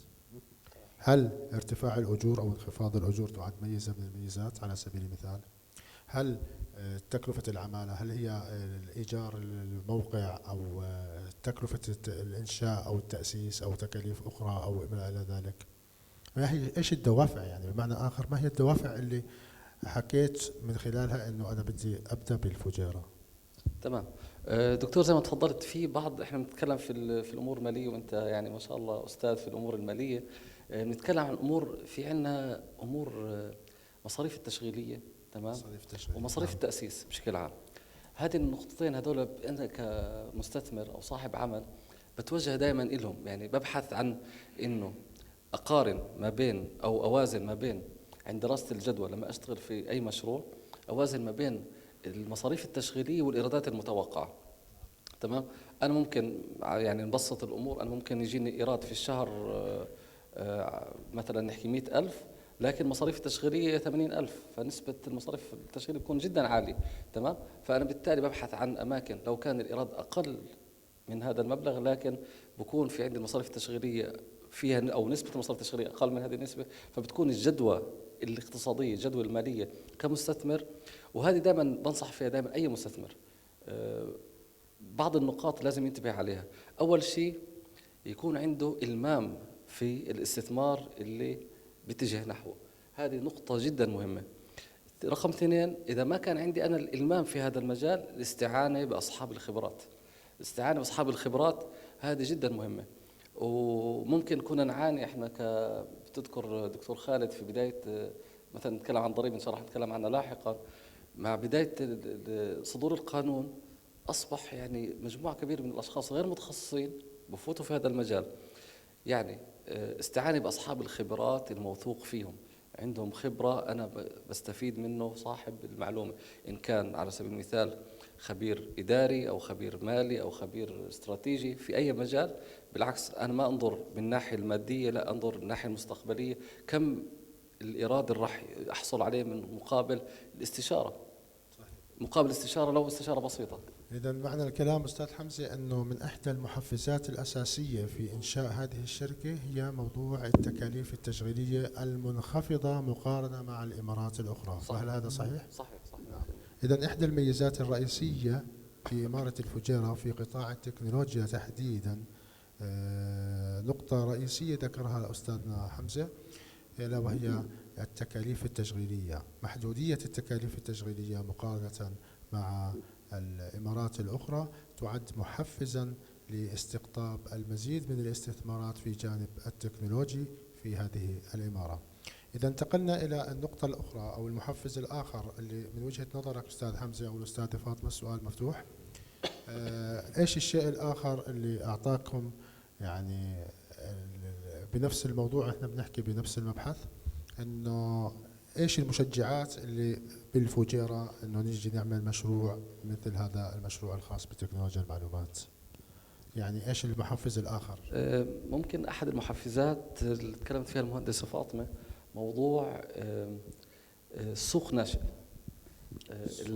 البحث في سوق ناشئ. في سوق الفجيرة يعتبر من الأسواق الناشئة في مقارنة بين دبي أو أبو ظبي، فهو سوق ناشئ محتاج لأصحاب الخبرات المتميزة في مجال تكنولوجيا المعلومات.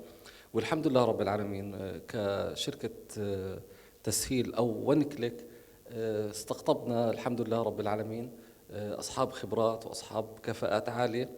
الحمد لله رب العالمين. آخرها كانت توقيع اتفاقية مع شركة مزن في الأردن، وهي أقدم شركة تطوير برمجيات في الأردن، يعني عمرها يمتد أكثر من 35 عام. الحمد لله وقعنا معهم اتفاقية، احنا نكون وكلاءهم في دولة الإمارات العربية المتحدة. كذلك وقعنا اتفاقية مع شركة كبسة زر، ومن كمان احنا وكلاءهم في دولة الإمارات العربية المتحدة. هذه الاستعانة بأصحاب الخبرات، أصحاب الشركات أو الشركات الكبيرة، حتى تساعدنا في نهوض شركاتنا. تمام. وبالعكس أنا يعني رحم الله امرئ يعني أهدى إلي عيوبي. أنا لما أجي أبحث عن وين مشاكلي في العمل في البزنس بروح لأصحاب الخبرة بستشيره. فهذه توقيع الاتفاقيات، توقيع الوكالات مع مجموعة شركات كبيرة في الوطن العربي، فأنت بالتالي بتوصل لمراحل من الرضا في المنتج اللي راح توصله بغض النظر عن إيش كان البزنس تشتغل فيه. إذا الأستاذ حمزة أشار إلى نقطة في غاية الأهمية، موضوع التعاقدات والوكالات من الخارج، موضوع في قمة الأهمية صراحة. هذا يعني تعزيزا أو تصديقا لما تم بحثه في الجلسة الصباحية مع الأخوة. فعلا هنالك يعني الأنظار تتهافت على إمارة الفجيرة من الخارج، فبالتالي زي ما ذكرت هذول الشركات اللي تم التعاقد معهم وعمل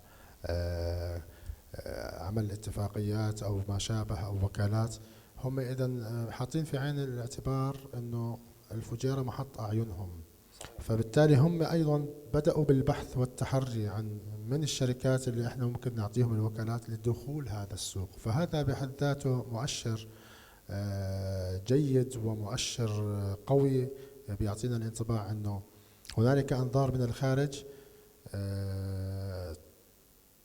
تبحث عن الفرصة وكيفية تسويق منتجاتها ودخول هذه الشركات إلى أسواقنا في إمارة الفجيرة. فهذا أيضا يعزز ما تم بحثه وتم التطرق إليه في بداية جلستنا الصباحية لما كنا نتناقش مع الأخوة السابقين. إذن إمارة الفجيرة إمارة واعدة، وهنالك قطاع قد تكون الحاجة لهذا القطاع في غاية الأهمية. ومن خلال هذا المؤتمر يعني شيء جيد بأن صحيح هو المؤتمر أصلا يعني كان الهدف منه الإمارات والهند، ولكن طالما أنه الجلسة باللغة العربية فهذا كمان مؤشر يعني ننقل رسالتنا للأخوة المستثمرين في الدول المحيطة أن هنالك فرص استثمارية في القطاع التكنولوجي. أستاذ حمزة نوجه لك السؤال بطريقة يعني مباشرة، ما هي توقعاتك بما يتعلق بالمردود المادي لمثل هذا القطاع؟ يعني احنا بنتكلم عن شركة لسه مبتدئة، كيف تتوقع تكون إيراداتها أو نفقاتها؟ متى هذه الشركة من المتوقع أن تغطي تكلفتها؟ متى تبدأ تدخل في أو توصل إلى نقطة التعادل بريك إيفن بوينت؟ ومن ثم متى المتوقع أن يكون هنالك در لهذه الأرباح؟ يا ريت تعطينا بالنسب بشكل عام يعني بشكل عام احنا نتكلم بشكل عام عن تكنولوجيا المعلومات بشكل عام. هي من الإيرادات أو من القطاعات الأعمال اللي أصحاب الإيرادات الجيدة تعتبر الاستثمارات الجيدة لسببين. السبب الأول إنه هي تعتبر شركات خدمات وليست سلع، فأنت بتقدم خدمة ودائما شركات الخدمات بكون فيها الكلف أقل بشكل عام عن الشركات المتقدمة السلع. هي رقم واحد. رقم اثنين، الموضوع المستقبل. حاليا المستقبل كله بتوجه نحو تكنولوجيا المعلومات وتطوير البرمجيات وفي هذا المجال. فإحنا بنرجع بنعيد الفكرة بشكل عام كبزنس. أنا لما أجي أشتغل كبزنس وبعمل دراسة جدوى، حاليا لكل شركة من الشركات أو صاحب فكر بكون عنده خطة مالية في بداية العمل. موضوع السوشيال ميديا تحديدا مثلا نتكلم فيه. السوشيال ميديا هو عمل تراكمي، تمام، عمل تراكمي. على سبيل المثال في عندنا الأستاذة بسمة الكعبي، هي المسؤولة عندنا في مجال السوشيال ميديا، تمام. يعني صدقا في مثلا عدد المتابعين عندها خلال ال4 شهور زاد بنسبة 25% خلال 4 شهور، تمام. نسبة المشاهدة عندها لسبب إنه أصبحت عملية التسويق عندها مثلا على السناب شات مثلا على سبيل المثال مركزة منوعة، قابل نتكلم فيها لتطوير المهارات، تطوير مهارتها. يعني حاليا في ال4 شهور في ال5 شهور تجد في تطوير مهارات، اتساع رقعة السوق التجاري بشكل عام، تمام. فأنا بشكل عام أي صاحب عمل بكون عنده خطة مالية متى بده يوصل لنقطة التعادل في البزنس تاعه، تمام. أنا بالنسبة لي كحمزة ما مستعجل في هذا المجال، فوضعنا خطة تمتد لسنتين بشكل عام لطول المدى في هذا العمل، تمام، حتى نوصل للأرباح اللي نحتاجها أو راح نهدف لها إن شاء الله بإذن الله. إن شاء الله بالتوفيق إن شاء الله. والله حمسني الأستاذة بسمة نتعرف عليها. موجودة معنا مع الحضور، موجودة الأستاذة بسمة الكعبي. أستاذة بسمة أهلا وسهلا فيك. يعني حمسني صراحة، وأنت منافس لي في قطاع الخدمات المالية وقطاع الضرائب. فإذا جينا نحاول ناخذ يعني نستغل وجود الأستاذة بسمة وتعملنا منشورات على الميديا. لا هي موقع معنا حصريا. احنا وكلاء حصريا في تمام بالتوفيق ان شاء الله. لا بالعكس، يعني انت اخ عزيز استاذ دكتور خالد. الله يعزك الله يعزك يبارك فيك يا رب. طيب السؤال موجه للهندسه فاطمه.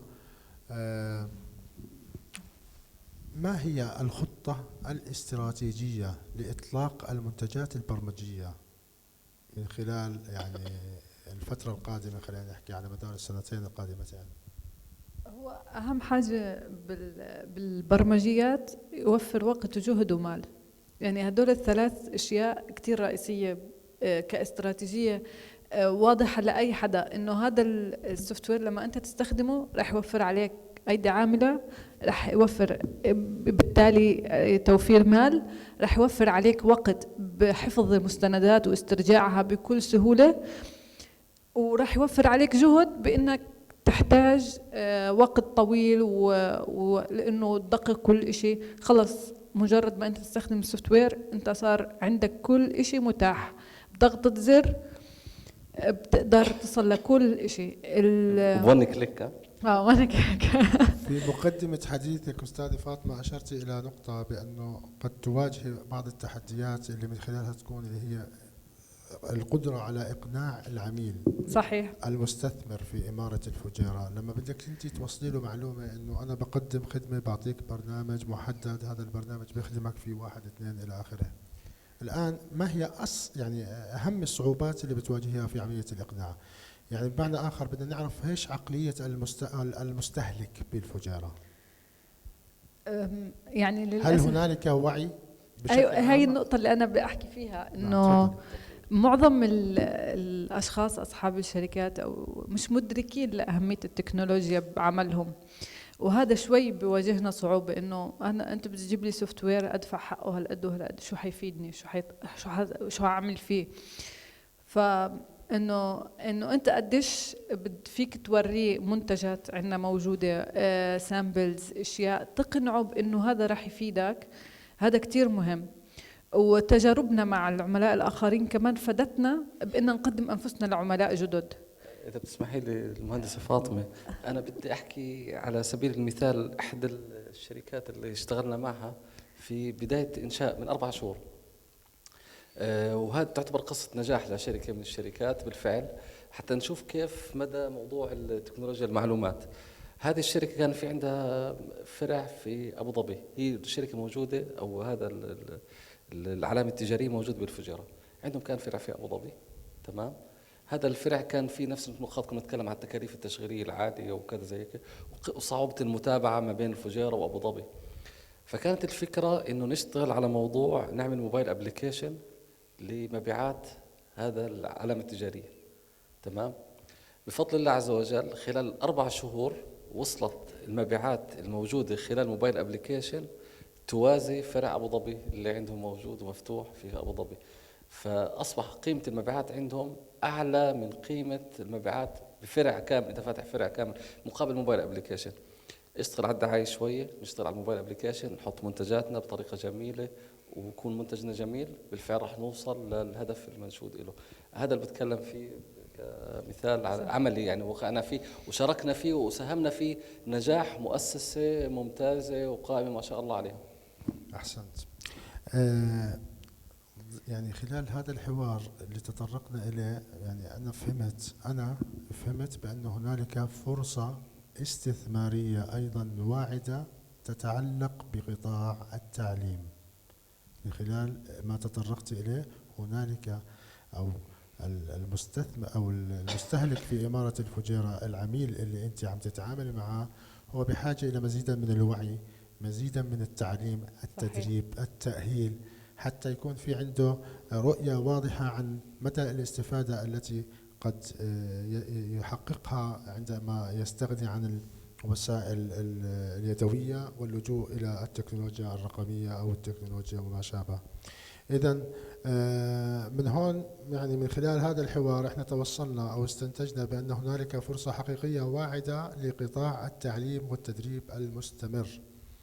إذن هنالك دورات مهمة قد تلجأ إليها مراكز التعليم ومراكز التدريب، أو نشوء مراكز تعليمية وتدريبية في إمارة الفجيرة تهتم في الجانب الحاسوبي أو الكمبيوتر أو التكنولوجيا، وتقديم الدورات والمحاضرات الكافية للجمهور لاستهداف هذا الجمهور.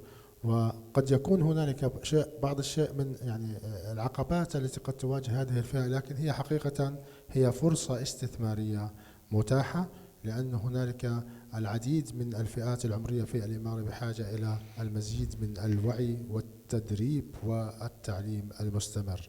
بتفق معك بهاي النقطة كتير، من واقع تجربتنا إنه إحنا ندرب ناس على سوفت وير كيف يستخدموه.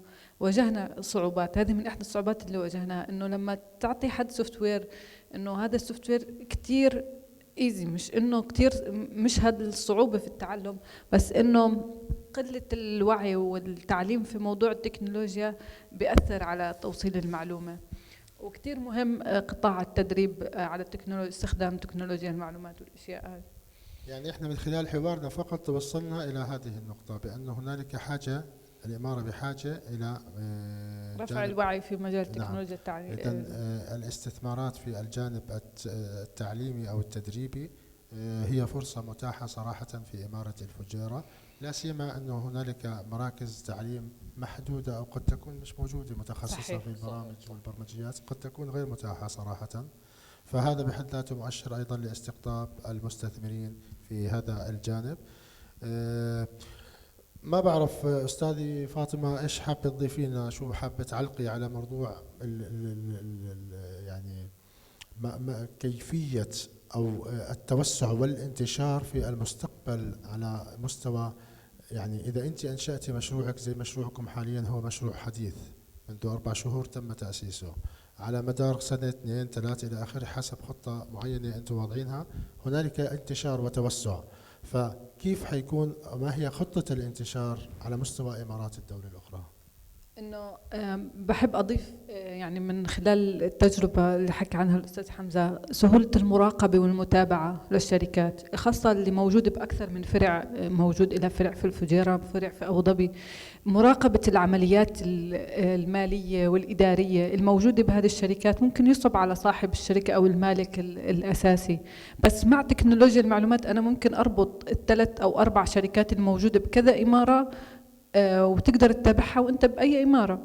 ما تحتاج سفر لمسافة طويلة، ما تحتاج للتنقل الدائم، بتضلك متابع وعارف البزنس اللي انت بتملكه لوين رايح بسهولة. يعني سهولة تسهيل عملية الإدارة خلال الإمارات الموجودة وخلال الأعمال الموجودة داخل كل الإمارات، هذا كتير موضوع كتير مهم، وراح يفتح لنا المجال إنه إحنا كمان نفوت على الإمارات الأخرى. يعني يا ريت توضحي لنا أكثر، لأنه أنا حقيقة واجهت هذه المشكلة. الشهور الثلاثة السابقة كنت مجاز في الولايات المتحدة الأمريكية، وكان عندي مشكلة كيف بدي أتواصل مع البزنس تبعي هون وأتابع شؤونه. فيا ريت تعطينا يعني توضيح أكثر عن حول هذه البرمجية. تكنولوجيا المعلومات بتتيح لك فرصة انه انت تعمل ابلكيشن خاص فيك، خاص بشركتك. كل شركة لها إدارات حساباتها، كل فرع له إدارة الحسابات، وبالأخير أنت وأنت مكانك بتقدر تراقب الإدارات، يعني الحسابات كلها. كل حساب منفصل بحد ذاته، بتقدر تشوف مين الحساب اللي فيه الخلل، مين الحساب اللي فيه التقدم.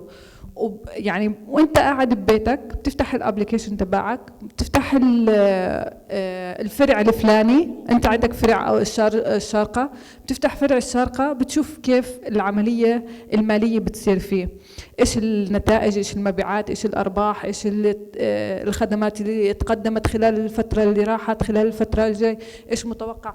بيعطيك داتا اناليسيز لكل اشي موجود بالشركة. التكنولوجيا المعلومات فيها كتير اشياء ممكن انت تستفيد منها، مش بس انه على مستوى السوفت وير، والله انا بدي اعمل مبيعات اشتريت وبعت ومخزن ومش مخزن، لا، في كمان داتا اناليسيس بتقدم لك اياها تكنولوجيا المعلومات. انت كنت تحتاج الى احصائي يقعد يشتغل عليها 6 شهور، تجيبه يقعد يحلل بيانات شركتك، لا، هلا صار متاح من خلال تكنولوجيا المعلومات. ومش محتاج انه انت تروح للفرع بنفسك كل الوقت.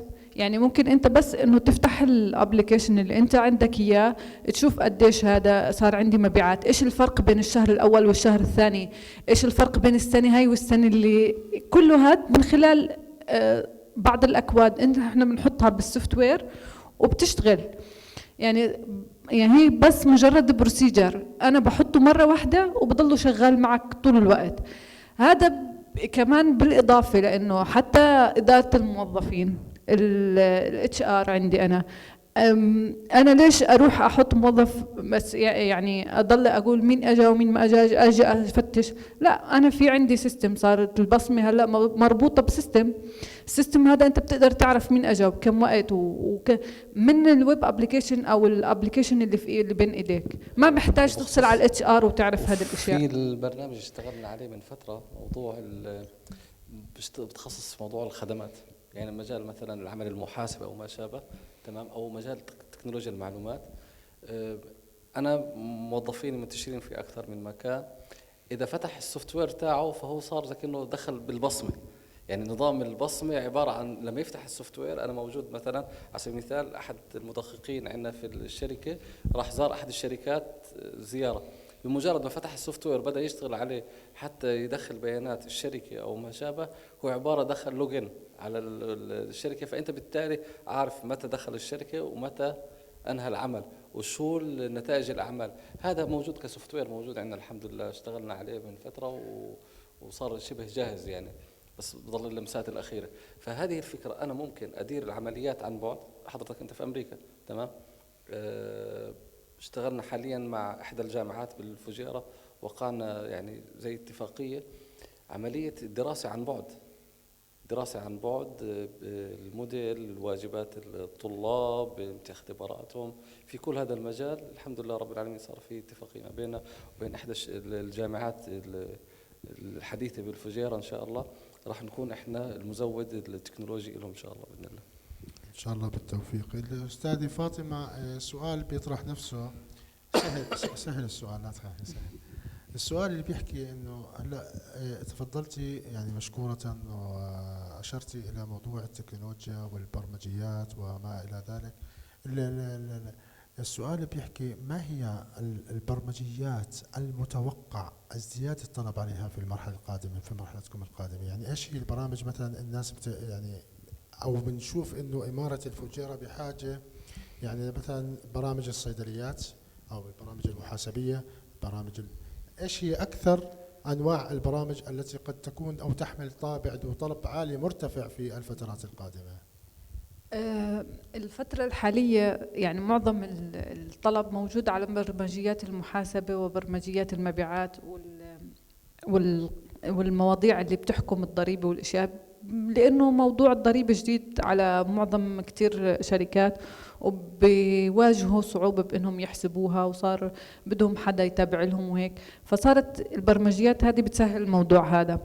أنا متوقعة لقدام يعني بشكل أوسع إنه كمان البرمجيات الإدارية حتاخد دورها، لأنه في بعض الشركات بلاقت فرصة بالفجيرة وعمالها بتتوسع، ولكل ما توسعت الإدارة أنا بحتاج لعدد أكبر إنه يشتغل لي على الموضوع الإداري.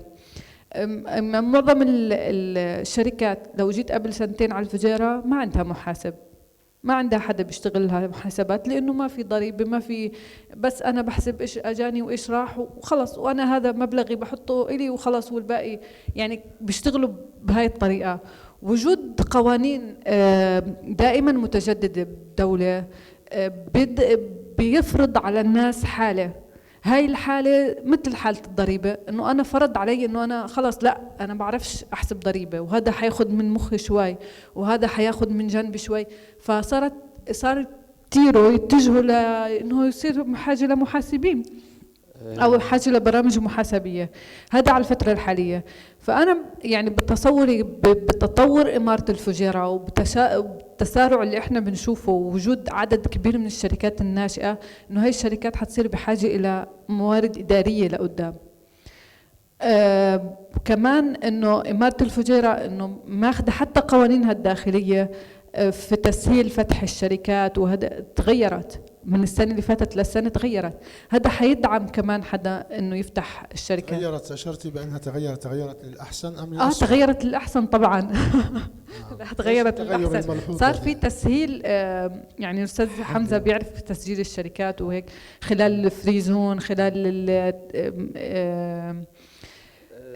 هي موارد. في جلسة مع في البلدية، فكانوا يتكلموا إن شاء الله عن عملية تسجيل الشركات، حتى راح يصير في فروع خارج البلدية حتى يوصلوا لصاحب الشركة قبل ما يوصلهم. يعني راح نحكي عن تسجيل شركة بلا يقل، هاي فرصة للتسجيل الإلكتروني 30 دقيقة. هاي فرصة كمان للسوفت وير جديد إنه تشتغل تسجيل بلدية الفجيرة. هذا الكلام اللي عم بتجهز له إن شاء الله. يعني خلال نصف ساعة بإمكانك تأسيس شركة متكاملة من حيث النواحي القانونية والإجراءات. هذا حاليا موجود في دبي، يعني أي مستثمر بإمكانه يتوجه لدبي يفتح شركة خلال 30 دقيقة. تمام. وصارت معنا احنا أحد أصدقائنا المستثمرين من إجا فتح شركة خلال 30 دقيقة بالفعل، كان فاتح الشركة. تمام. وبدأ في الاستثمار تاعه واستيراد وتصدير وشغله والأمور طيب من خلال خبرتك ومتابعتك لهذا الأمر أستاذ حمزة، فهل هنالك إعادة نظر في موضوع الرسوم، خفض الرسوم، ارتفاع في الرسوم متوقع بالنسبة لموضوع التراخيص؟ يعني نظرة الإمارة بشكل عام، كيف تنظر الإمارة إلى استقطاب المستثمرين من الخارج؟ فهل هنالك أي شيء بيتكلم عن هذا الموضوع، موضوع أنه البعض قد يقول بأن هنالك ارتفاع في الرسوم التشغيلية من حيث تكاليف التأسيس اللي هي تسجيل الشركات وما إلى ذلك؟ سمعنا هذا الكلام صراحة من بعض الفئات. فهل هنالك توجه من حكومة الفجيرة؟ هل يوجد مؤشر من حكومة الفجيرة بأن تعطي أو تمنح المزيد من التسهيلات بما يتعلق بموضوع الرسوم على تأسيس هذه الشركات؟ بالمقابل هل هنالك أي توجه من حيث أنه التسهيل في عمليات الإقامات؟ موضوع الإقامات موضوع هام جدا. تمام. لاستقطاب يعني العمالة من الخارج. صحيح. يعني أنا بتكلم من ناحية جزئية في الموضوع هذا. دائما أكيد كل صاحب قرار هدفه أنه تطوير العملية وتسريعها وتحسينها، لكن تتكلم جزئية بسيطة جدا، هي موضوع السماح للمقيمين اللي إقامتهم على ذويهم إن كانوا ذكور أو إناث، تمام، بالعمل. هذا تم السماح لهم. تمام. من تطبق من فترة قريبة تم السماح لهم. هذا بخلق فرص عمل وأيادي، نحكي ناس متدربين جامعيين بتكاليف أقل على الشركات. يعني هل تم تطبيقه بالفعل؟ طبق بالفجيرة؟ بالإمارات بشكل عام. بالإمارات عن طريق هذا وزارة يعني من هون احنا بنحكي هذا أيضا بحد ذاته هو مؤشر هام وفرصة حقيقية للمستثمرين، أنه الأيدي العاملة أصبحت متوافرة بكثافة من حيث مواليد هذه الدولة أو مقيميها أو سكانها بشكل عام. فهذه أيضا تعد من الفرص الواعدة ما يتعلق بالعمالة. قد يكون هي بعض من ناحيتين دكتور، هي من ناحية عدد ومن ناحية نوعية صدقا. يعني النوعية الموجودة نوعية ممتازة متعلمة متدربة. وطبيعة عمالة ماهرة، يعني بتعرف صحيح. طبيعة الدولة، طبيعة البلد، طبيعة المكان. صحيح، دائما على مستوى ما بيقبلوا إلا بالمتميز. يعني صدقا أكيد. سوق العمل في دولة الإمارات العربية صدقا سوق مميز، وما بيقبل إلا بالشركات وأصحاب العمل المميزين والموظفين المميزين صدقا. نعم. الأستاذة فاطمة أشارت قبل قليل أستاذة فاطمة أشارت قبل قليل من خلال كلامها بأن هنالك توجه مستقبلي قد يكون نحو المسائل الإدارية. صحيح؟ صحيح. التكنولوجيا الإدارية. طيب نستطيع يعني لو حكينا إنه نحلل كلامك شوي، نتعمق شوي بمضمون كلامك، فهل تعد هنالك فرصة أيضا استثمارية للمستثمرين المهتمين في قطاع الاستشارات الإدارية وما شابه للدخول إلى سوق الفجيرة وإنشاء منظماتهم مؤسساتهم لإدارة شؤون المشاريع الأخرى التي قد تنشأ في هذه الإمارة في المستوى القصير والطويل؟ أي شركة ناشئة بدأت تتوسع تحتاج إلى خبير خارجي، فموضوع الإدارة جدا مهم في بقاء الشركة بالتقدم، ما تتراجع لوراء. وإحنا ممكن كتير في تجارب صارت داخل الفجيرة أو خارج، يعني بأي مكان بالعالم، إنه بيوصل لمرحلة من النجاح ما بيعود عنده القدرة إنه يتابع العمليات الإدارية، إنه بيفشل أو بيتراجع لوراء، وبالأخير بيقول يعني الأسباب ما بعرف شو هي.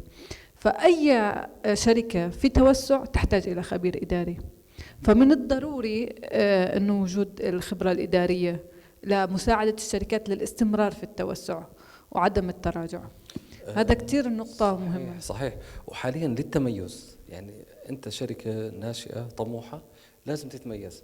يعني على سبيل المثال لازم توصل لمرحلة أنا بدي أوصل لأخذ أيزو، لازم يصير عندي شهادة أخذ المواصفات الإماراتية في التميز، صح؟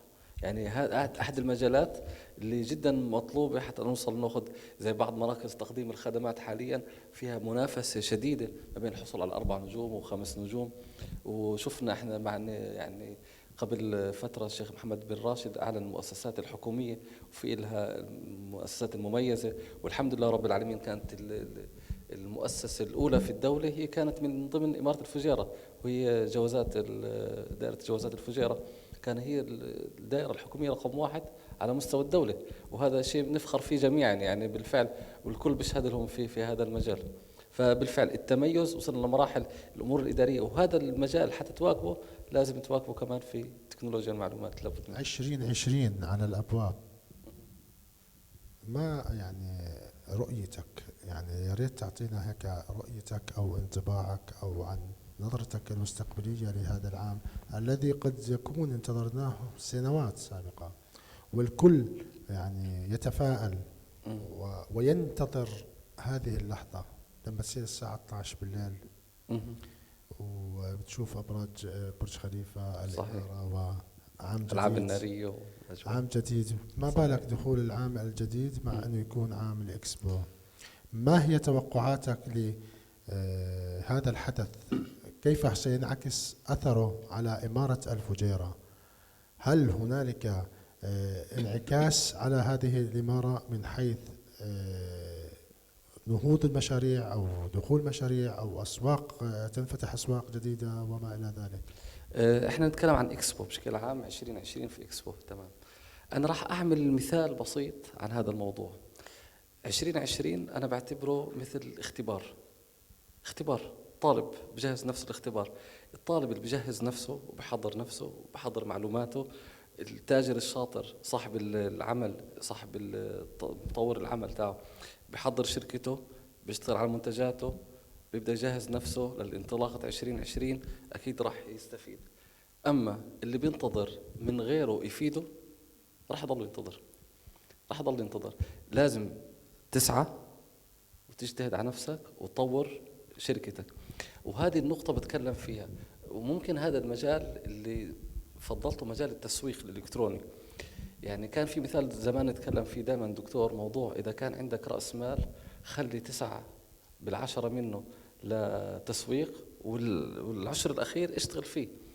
بالفعل التسويق ثم التسويق ثم التسويق. أشار ضمن حديثه وأعطانا نوع من التشويق. هذه رسالة من الأستاذ حمزة للمستثمر المرتقب. أشار بأنه هنالك الشخص، يعني هو هيك حكى، الشخص اللي بيجلس حيضل مكانه، أما اللي بيبحث فهذا يعزز ويؤكد بأن هنالك فرص استثمارية واعدة في مطلع 2020 للمستثمرين المرتقبين الذين يبحثون عن اقتناص الفرص الاستثمارية في مختلف الأماكن عامة وفي إمارة الفجيرة تحديدا. أصبت أنا في هذا التحليل 100%. 2020 إكسبو يعني أصبح العالم بين يديك بالفعل. إما بترتقي بشركتك، تصبح تتحول من شركة بسيطة لشركة عالمية، وممكن يعني التطبيقات اللي سمعنا عنها، فلان كذا فلان كذا أصبح عنده تطبيق بسنوات قليلة.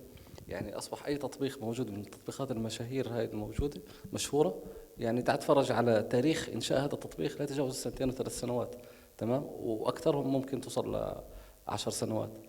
كيف أصبح هذا يشترى بمليارات؟ أنا بحكي مش ملايين، مليارات. ليش؟ اشتغلوا على أنفسهم، طوروا مهاراتهم، أبدعوا. الإبداع، إذا أنت عندك في إبداع تبحث عن الناس، تسبق الآخرين بخطوة، فأنت تسبق ولا تصبغ؟ تسبق. السباق، تمام، تسبق الآخرين بخطوة، فأنت بالتالي وصلت للهدف المنشود. توقعاتك من وجهة نظرك أستاذ حمزة، ما هي القطاعات أو أبرز القطاعات التي قد تكون محط أنظار المستثمرين المرتقبين في إمارة الفجيرة؟ يعني الفجيرة مثلا إلى ماذا تتعطش؟ ما هي المشاريع اللي بالإمكان أنه إحنا نيجي ندشنها في هذه الإمارة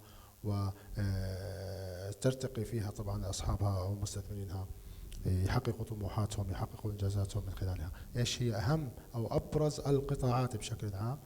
هل أنت برأيك أن هنالك قد يكون التوجه الأكثر في مثلا على سبيل المثال ناحية الأغذية، في قطاع الخدمات، في قطاع المالية؟ إيش والله أنا بوجهة نظري الفجيرة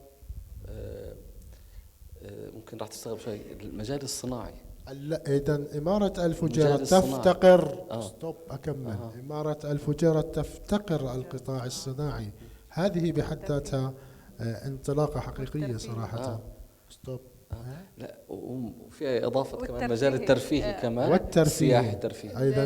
الرياضة والترفيه الموجود بالفجيرة محدود جدا، يعني هذا قطاع للاستثمار كتير رح يكون بعتقد يعني من وجهة نظري، لأنه في حاجة هناك لهذه القطاعات. الصناعي بالدرجة الأولى، الفجيرة ما عندها اكتفاء ذاتي في كثير من الصناعات، يعني بعتقد لو صار في تطوير لهذا من خلال نقاشنا سابقا في موضوع الصناعات الموجودة بالفجيرة، يعني تحتاج إلى دعم. بالإضافة لموضوع الترفيه، أو هو مش إنه الترفيه والصحة بشكل، يعني الصحة الترفيهية، يعني الاشي اللي بيرتقي بصحتك بشكل ترفيهي مثل الرياضات، ولا يعني ما بتلاقي بالفجيرة أماكن ترفيهية رياضية بشكل واسع، مع إنه في ازدياد لعدد سكان الفجيرة. أنا أتكلم عن موضوع مينا الفجيرة. ليش أنا أتكلم عن موضوع الصناعة؟ مينا الفجيرة يعد من أقوى الموانئ في العالم. صحيح. من أقوى الموانئ في العالم، فاستغلاله بالتصدير تصدير الصناعات المحلية. إذا وصلنا لمرحلة هذه المراحل بالفعل، وأنا لا يعني بعرف إنه في عدد من المصانع رح تنشأ بالفجيرة في هذا المجال، وأنا بشجع المستثمرين إنهم يساهموا في هذا المجال، لأنه بالفعل الموضوع التسهيلات الموجودة سواء كان في المنطقة الحرة أو في بلدية الفجيرة، هذا راح يساعد جميع المستثمرين بتطوير أعمالهم.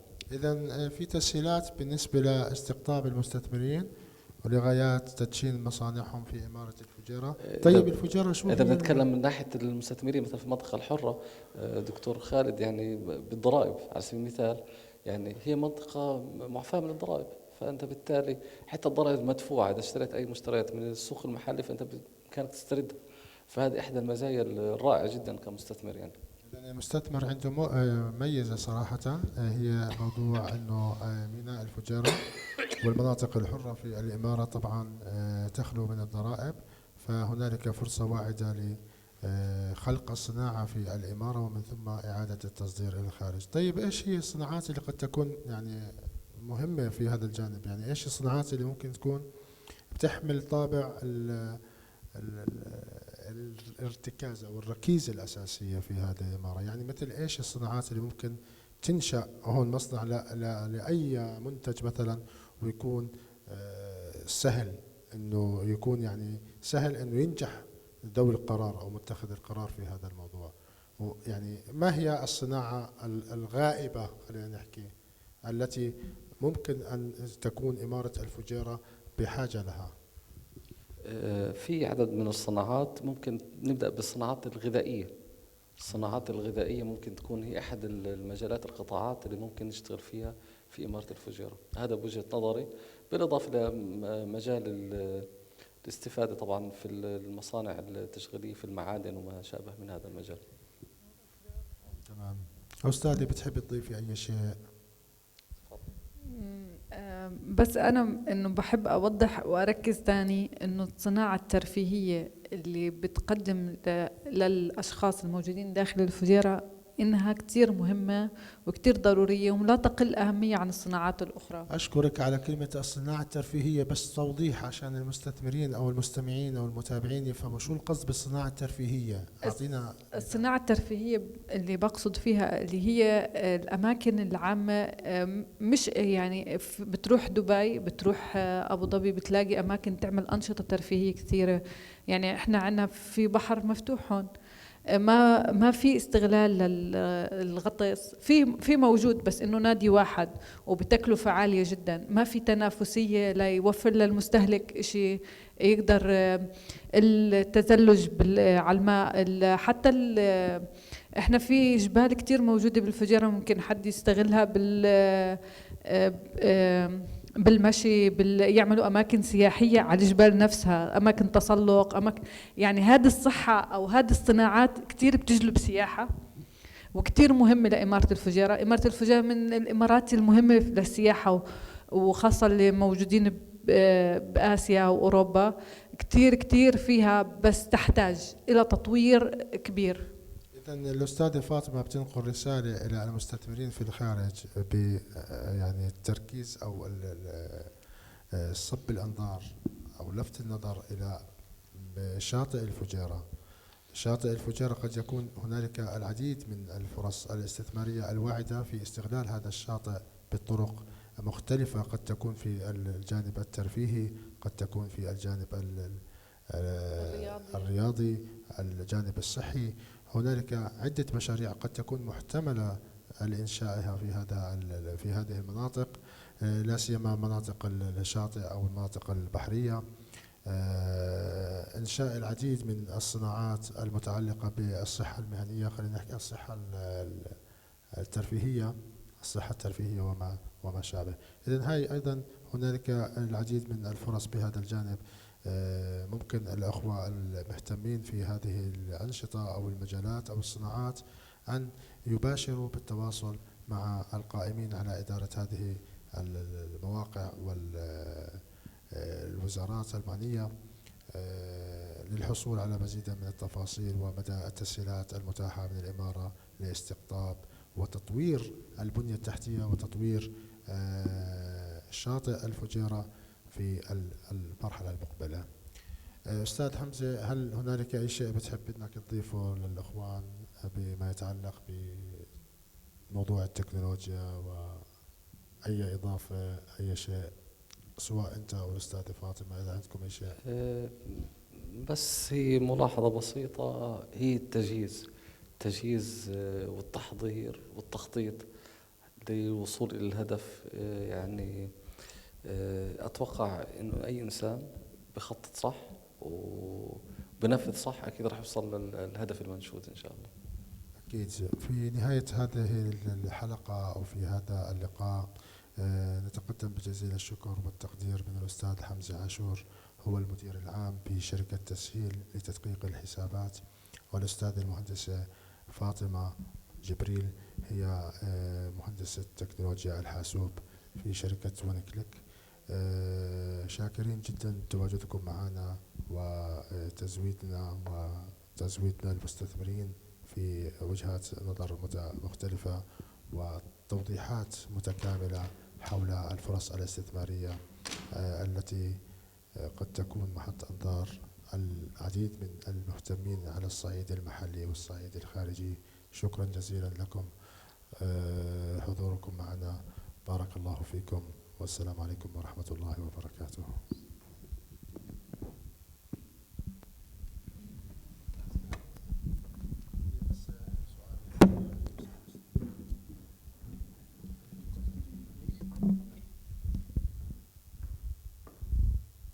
Thank you so much.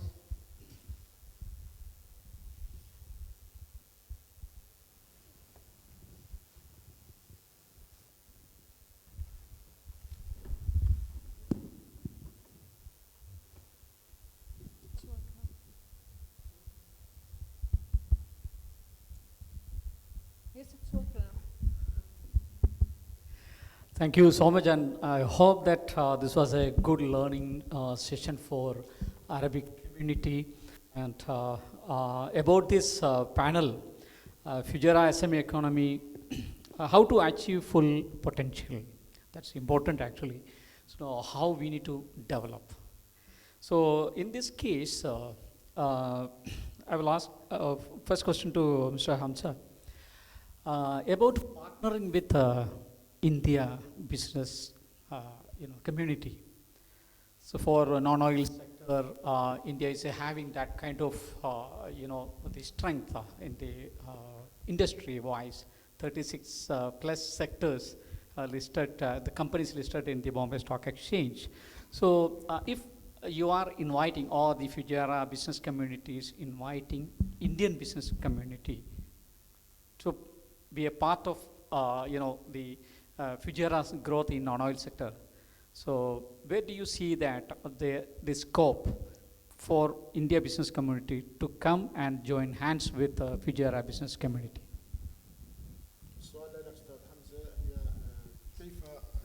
السؤال أستاذ حمزة، كيف توجه رسالة للمستثمرين في الهند الشقيقة؟ إيش هي أهم القطاعات التي قد تكون محط أنظارهم واهتمامهم في الفترة المقبلة؟ إيش ميزات هذه الإمارة؟ كيف يعني شو الشيء اللي أنت بتشوفه إنه فعلا إنه مؤشر قوي لاستقطاب المستثمرين؟ يعني في باختصار شديد يعني. نعم، حتى نختصر بشكل سريع. النقاش نفسه اللي كنا نتكلم فيه في آخر الجلسة، موضوع السياحة، أتوقع هو من المجالات استغلال المناطق الطبيعية في إمارة الفجيرة، وخصوصا أصحاب رجال الأعمال في الهند، يعني رجال أعمال مميزين ولهم القدرة على تطوير هذا القطاع وعندهم هذا المجال والخبرة فيه، فأتوقع أنه يكون في مجال رائع. Fujairah, Mr. Hamza said Fujairah need very important concepts in tourism. Fujairah, there are so many demand in these sectors, such as healthy, hospitality, ايش كمان حكينا؟ الصحة كومستكس أيضا كومستكس also كومستكس. Thank you so much. And obviously, the technology is important. And Ms. Fatima is here and for getting some update on new technology, the fintech or artificial intelligence or IoT, all this kind of whenever it's coming in the hospitality sector or the tourism. Tourism itself, the technology, how it is coming up. Here more viewers are there outside Fujairah. So this program is a live streaming. So from, through different channels it's being telecasted and people can watch and learn more about Fujairah at their convenience, time and date. So where do you see that the technology or software, the new adaptation is important for the growth of Fujairah or UAE?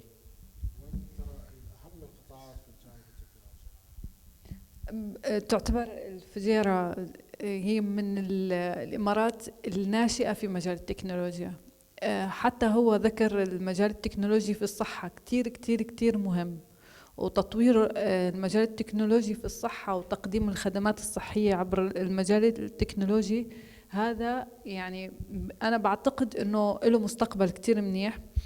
بالإضافة للعمليات الربط اللي حتكون موجودة بين الشركات والتقييمات والحكومة، تسهيل الأمور التكنولوجية من خلال الحكومة، يعني اقتداء بما بصير بدبي بأبو ظبي.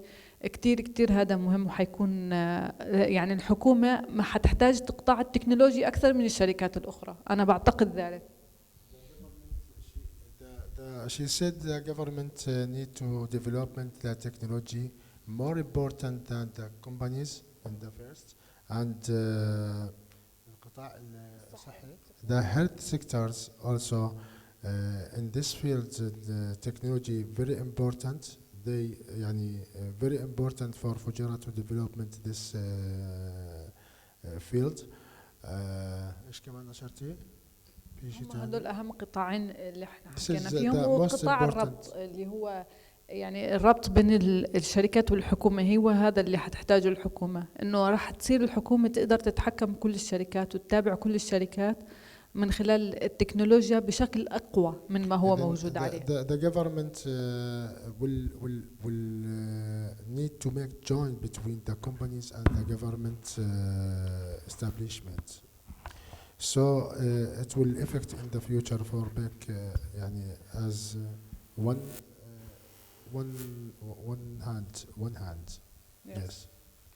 And about innovative concepts. So where do you see that innovation is most important? What do you mean? New concepts, innovative concepts, new things, new ideas should come up. ايش الافكار الجديده، الاشياء الجديده المهمه في المرحله القادمه؟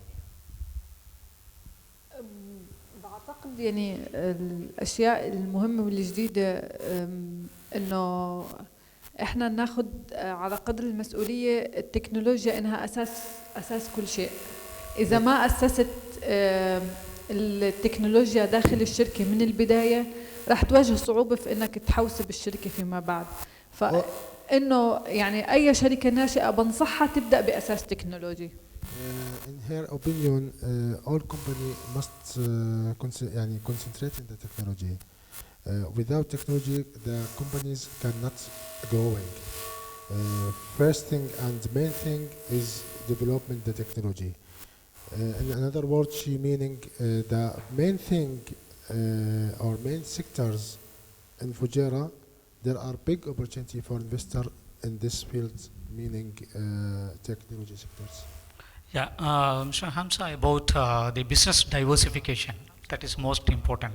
So Taksil is also providing a lot of services, support for the companies existing here for diversifying new sectors, and also inviting new companies from India. So what kind of support you are providing into? ايش الدعم اللي ممكن؟ تمام، احنا كشركة تسهيل ممكن نقدم الدعم الإداري والمالي لأي شركة قادمة ناشئة من الهند. إلنا القدرة مساعدتهم في إنشاء الشركات وإصدار الرخص. بنساعدهم في عملية دراسات الجدوى، بحث مجالات العمل وقطاعات العمل الجديدة. طبعا ما كل شيء تكلمنا فيه لأنه في بعض الأمور لازم يعني هذا بزنس، لابد أنك تبقى بعض الأمور يعني تكون بالمختصر جميع الخدمات المالية، جميع الخدمات من A to Z، حتى إن شاء الله بعد تطبيقها الضرائب والميزانيات وإلى آخره. all kind of services all kind of services they can provide financial and administration. They can support. Yes, again the last one, made in UAE, so that's important. So manufacturing companies from India also coming up. So made in UAE from Fujairah, what kind of the manufacturing people can able to focus? واعتقد انه حيكون Here cement companies are there, then the cable manufacturing. اعتقد انه راح يكون له صدى كثير مميز لدى المشتري، انه راح يصير في اعتزاز وفخر وانتماء للاماره. اذا انا شفت إشي ميد ان فوجيرا انا راح اكون اكثر سعيده من اني انا اشتري ميد ان مكان ثاني حتى لو داخل الامارات. يعني انتمائي لاماره الفوجيرا بتعزز. اذا تعزز انتمائي لاماره الفوجيرا راح يصير في كاستمر في عنده هذه اللويالتي، انه هذا خلص هذا مكاني، هذا انا منتج الي، هذا. يعني بالاختصار جميع اهالي الفجيرة بيتمنوا او امنيتهم انه يشوفوا ميد ان فجيرة. دائما الواحد لما بيعيش بمكان، يعني هذا شيء طبيعي في الانسان، لما بيعيش في مكان بيحب يعتز في اي شيء منتج فيه. All population in Fujairah they hope to see some products made in Fujairah. Made in Fujairah. Yes. See, at present, the cable industry, you know, the electrical wire cables are coming. I think Dr. Swati is also having that. Then the Fujairah cements are also there. So a lot of the industry is yet to come, and definitely IBMC is also happy to support the entire Fujairah government to bring more the manufacturing companies and technology companies, and to coordinate with them, and also to develop the Fujairah's GDP such a level. Thank you so much, Dr. Khalid, for your valuable advice, and Mr. Hamza and Ms. Fatima for joining us with for this wonderful session. Thank you so much. So we are very much happy to conclude this second panel with a positive note that how to achieve full potential. So the business people and investors of Fujairah to invite India business people and investors to come down to Fujairah and start the new technologies and new manufacturing. We will break for lunch, and we will reassemble after 1 hour. Thank you so much.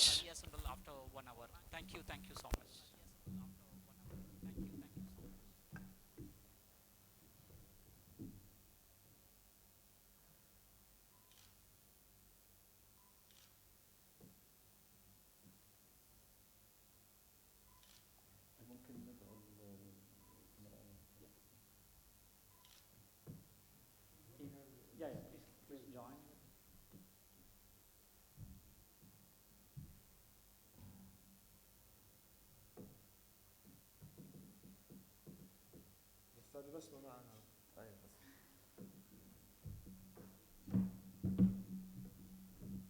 So team from Tasheem.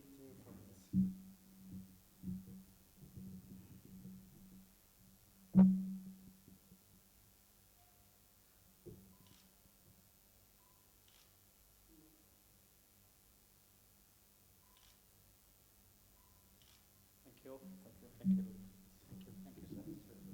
Thanks.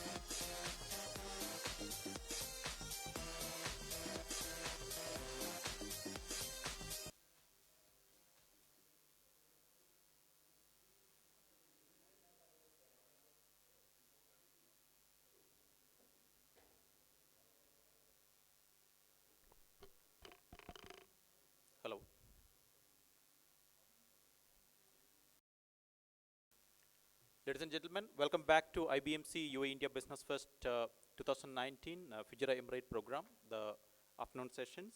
We are starting with the panel 3, Fujairah SME Economy, New Funding, Financial Tools and New Regulations. We'll be discussing on raising of funds using methods, business protection, trade credit insurance, factoring systems and bankruptcy rules, VAT and excise and new regulations and best practices. Joining with us in the panel, moderator Mr. Arun Kumar Dhanwade, the Vice President of IBMC International, Mr. Sunil Kumar Petro, Chartered Accountant, Advocate Binoy Shashi, International Lawyer, DIFC, High Court of India and DIFC, Benz IBMC International Law and Compliance Center Partner, and Mr. Bhaskar Raj, Senior Journalist, UAE. May I request Mr. Arun Dhanwade, Mr. Sunil Petro, Mr. Bhaskar Raj, and Advocate Binoy to be kindly on the stage, please. We'll start with a small presentation on the latest update on the legal regulations in UAE by Advocate Binoy Shashi, the international lawyer at DIFC and India High Court and partner of Benz IBM's International Law and Compliance. Post that, we'll be moving on with the panel discussion. Thank you very much. Please welcome Advocate Binoy Shashi for the brief presentation. Yeah, we'll start with the presentation, then we'll move on with the panel discussion.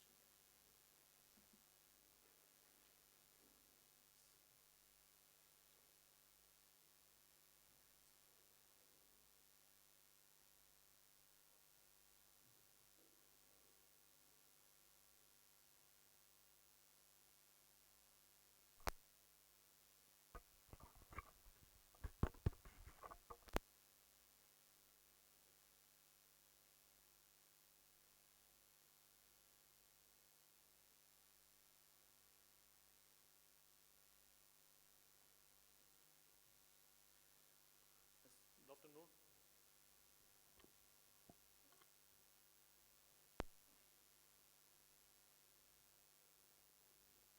I would like to introduce the new guidelines and the policies, regulations.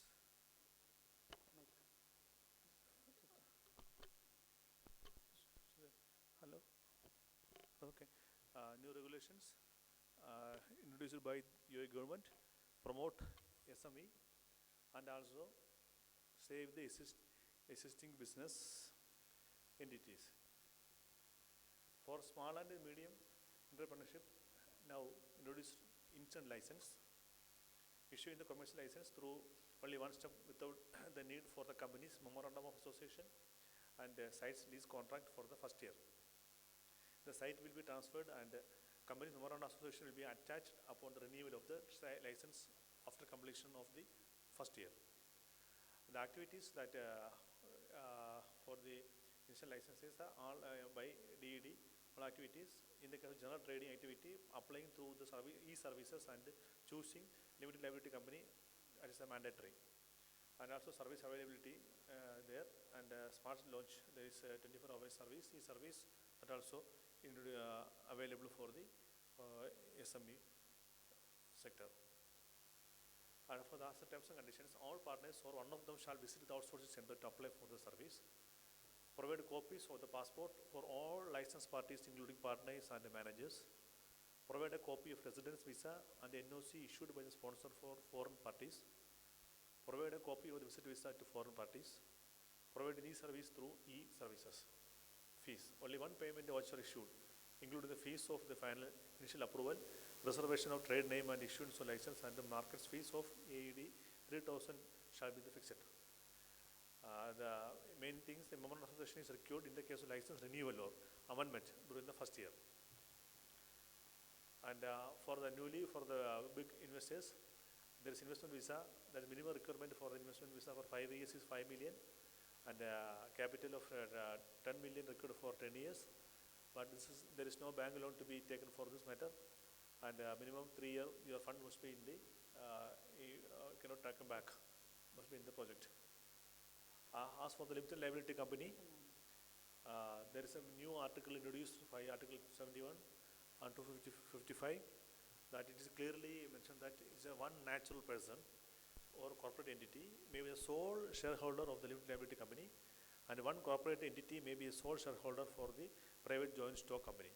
It is a new amendment and is a turning point in the business sectors in across the UAE. as per new UAE Commerce Companies Law. As for the e-trader license, the e-trader license in Dubai was introduced by the Department of Economic Department and is aimed at home entrepreneurs doing business over social media.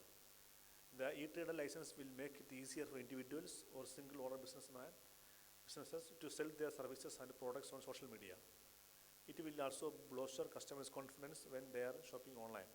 The announcement of the e-trader license by DED followed in the wake of the efforts to crack down on counterfeit and fake products being sold on social media platforms like Instagram. The license aims to regulate the sale of products and services conducted through the social media in Dubai. The DED has recently introduced the following e-commerce activities: the jewelry and the precious stones by e-trading can done, and the garments, textiles and gifts, publications and media materials, household, professional and personal goods, vehicles and transport, equipment, sports and recreational events, e-tickets, etc. can be done through the e-trading. The major difference between the e-trading activity, e-commerce activity in the free zone and the e-commerce free zone is, first one, the definition we can say that trading in free zone, you can import and export a particular or any number of products in the country with a trade license. E-commerce, in e-commerce free zone, e-commerce license provides online platform for buying and selling of products or suppliers or third party whose products are already registered, available in UAE. For business operations, for trading in free zone, you can sell your products in local market through local distributor or agent under trading license, and also you cannot sell products directly to customer in the mainland. You cannot sell your products to client with a direct interaction with under this license. You have to be in agreement with the suppliers for selling the products which are already available in local market through online website. Local distributor, you have to appoint local distributor agent for selling your products in local market in UAE under trading license. But in e-commerce license, there is no need of local distributor agent under this license. You will be selling products to suppliers which are already available in UAE. For the payment gateway, you will not get any payment gateway facility under trading license through bank directly. But in the e-commerce, you will have added advantage of payment gateway facility directly by the banks. Same office requirement, under this license, you might have to lease office or warehouse for storing goods. But there is no requirement for warehouse or office space for this license. In the flexible desk facility, you can have this license on products will be stored by suppliers. Custom duty, you have to pay 5% custom duty of the importing goods if taken out of the free zone. But for the e-commerce free zone, you don't have to pay said 5% custom duty as it is already paid by the supplier. Operation cost, the operation cost of this license will be expensive as client has to lease the warehouse or use third-party logistics service if required. The operation cost of this license will be cost effective as there is no need for office or warehouse. Product registration, product need to be registered with the concerned municipality if imported. No need to register products as it is already registered and traded in the local market. Suppliers has to have product registration. For the after investment, the dark area is if you lost the business, lost the money. So for that purpose, UAE introduced new law called UAE bankruptcy law. As per UAE bankruptcy law, there must be 3 procedures. First is protective composition procedure. In this procedure, the debtor who is experiencing financial difficulties but is not yet insolvent or who has been in a state of over-indebtedness or has ceased making payments for less than 30 consecutive business days proposes a compromise with his creditors. The UAE bankruptcy process is split into 2 elements. First is Federal Law Decree number 9/2016, established a financial restructuring committee, which is responsible for monitoring the implementation of the new law and reporting back to the Minister of Finance. A rescue process within the bankruptcy proceedings, which is procedurally similar to PCP, and then for third one is for the liquidation. The bonds check is a very crucial thing faced by all the traders for the past years. To be a very important thing covered under the UAE bankruptcy law, where the court has accepted an application for the PCP for rescue within bankruptcy proceedings. Federal Law number 9/2016 states any criminal proceedings relating to the debtors, bonds, or checks will be suspended with the court agreement, and the relevant creditor will be included within the body of unsecured creditors, which must vote on the restructuring plan. If the creditor vote is passed and the court also approves the arrangements, a stay will continue until the restructuring plan is completed according to its terms, at which time the debtor can apply to have criminal proceedings permanently stayed or cancelled pursuant to Article 212 of the UAE bankruptcy law. As per the new law, this law now going to little change and to be introduced to the individuals also. As the UAE insolvency law, it is going to implement on 2020 January onwards. Thank you. Yes, we can have questions.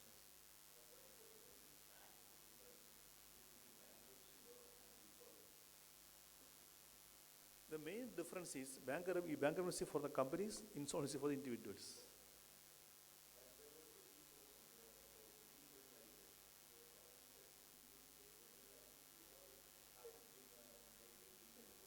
Actually, that is already covered under Article 212 of the bonds cases in the UAE bankruptcy law. That same article is again covered in the UAE new insolvency law, saying that if the person who approached the court for this insolvency law, and the court will appoint an expert, and expert will after getting the expert report, then hello.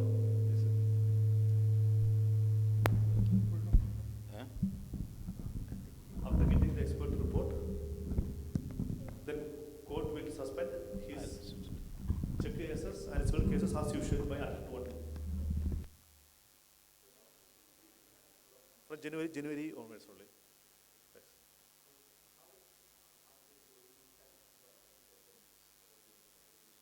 No, there is a limit for the amount is fixed for 200,000 dirhams. 200,000 is the minimum. Person who have any investment above 200,000 dirhams can avail this law. Even SME or large scale, there is no discrimination for that. So which means for individuals, now the existing law is like that. Now suppose a bounce check is there, somebody's check is bounced, and if it is actually presented to the police or some other law enforcement agencies, he will either get a ban or his a travel ban, or he has to go to the police station by paying a mere amount of about 2,020 dirhams, and he can actually get away from that one. Now, is it going to continue after that? Yes, I will explain detail by an example. Yeah. Suppose you are an employee, you have to get a gratuity about 500,000. Same time you have a loan in the bank for 500,000. You are continuing the work, one day you lose your job. Because EMI pending. Then bank will directly take legal action against you, first by bounce check. Secondly, they will file a civil case and put a travel ban. Once you put a travel ban, this travel ban can be lifted only according to when he pay the money. For check cases, maybe he will fine or on jail. For civil case, you get 3 year jail. So now at that time he lost a job. Suppose this person get another job, he cannot join. First situation, because he is blacklisted. Okay. So his life gone, his family gone, everything gone. For this law, he is saving him. How? Because he on the labor case is there, company has to give you 500,000 by labor law. Case is going on. Same time bank, he has no money to pay the bank loan. Then the court will appoint this expert committee to find out how much loan he took, how much he paid, balance how much, then how much money you had to get from the previous company. Then if you have any job offer, then at that time, court will suspend his blacklist, and he no need to go to jail for civil cases. Okay. Maximum 3 years, he can be out, he can go to new job, take new salary, and he can repay the amount. Okay. Another case is like that, this bankruptcy law, I think the provisions are such a good thing that continuity of business. Suppose if an SME or for that matter any entrepreneur has a case like this actually, and it is settled by the court, usually what happens, either they abscond, they actually escape from the country, or they will not come back. Even after earlier cases like that, after the bankruptcy thing is that he cannot, he will not have any bank facilities there, then he will be in the blacklist. Now with this kind of system, they can actually, continuity of business will be there, business will thrive. That's the case? Yes, sir. Based upon the law, the civil procedure code also amended. Yeah. Now this urgent court also there. You can put some travel ban for a person within 1 hour. So he cannot travel, he cannot escape. He must be here. Same time, he no need to go to jail. Suppose this person have 1 million loan. He has no money to get it from anybody else. Only to pay say that he has business, little income. Then the expert will find out how much income he is getting. Then according to this income, he will call the creditor. You have to wait according to this income. He can give this money like this.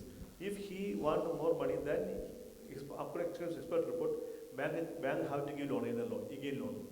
Okay, and the question is that can this settlement system be applied in the absence of the party? Suppose no one has escaped to his country. We can go for 24 hours. And they always wanted to come back, but only thinking because of these cases. Can these cases be heard in his absence? Yes, can be heard. Okay, thank you. One more thing I just want to verify. Once the code decides on the source of income that the person has to pay, the travel ban extends till the time the payment is done, or? No, actually that is travel ban is there. That is put by the creditor. It is creditor choice to lift or not. Okay, so that's not within the hands of the... No, this law is saying that no need to go to jail. That's all. Doesn't mean that he can escape from the country. That is a decriminalization of it. Legal. No need of... okay.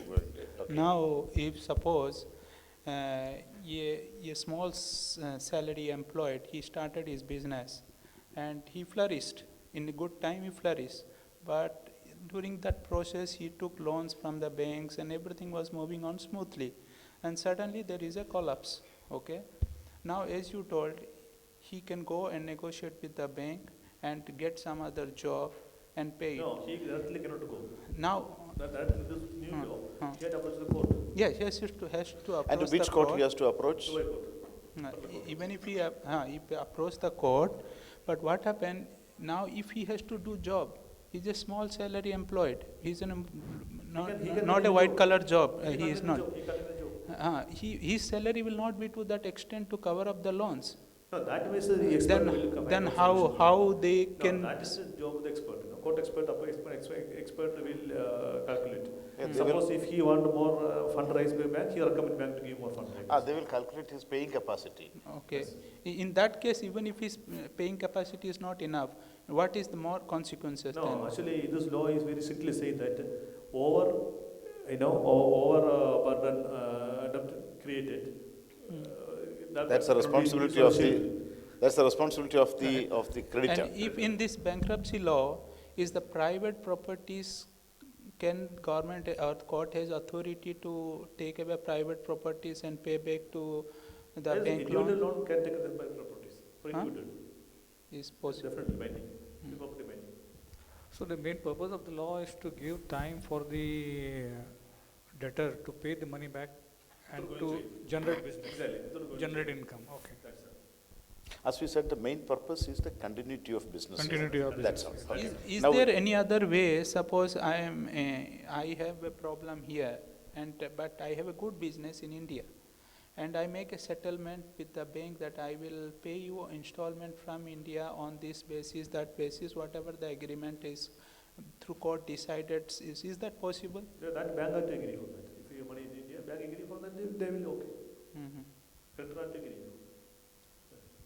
The challenge is to transfer the money from there to here. Basically, I think that would be all legal procedure. So the legal procedure. Let's take a good scenario. Legal procedure is possible, everything, but whether the court will allow to pay from the Indian. The main purpose of the law is don't put the person in jail. He knows everything, family, business, everything. That is the purpose. 3 years maximum limit for that. And also to build a business confidence. Exactly. Minimum capital money by 200,000 dirhams.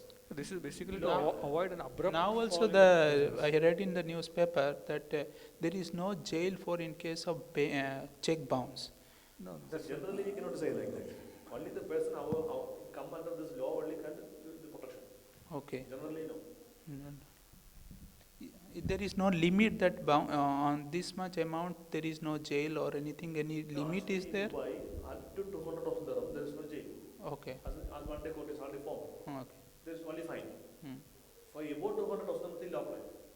So in case of below 200, there may be intentional bouncing of checks because no jail. No jail. In so the in the law say that the minimum requirement is 200,000 dirhams above.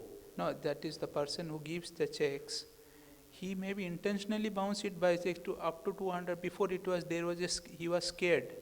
that even if 2,000 is dirham is bounced, he will go to No, jail. that is why even if it is a willful defaulter, even for a willful defaulter also it applies. Okay, he can put travel ban for him and still case on the 3 years and go to jail.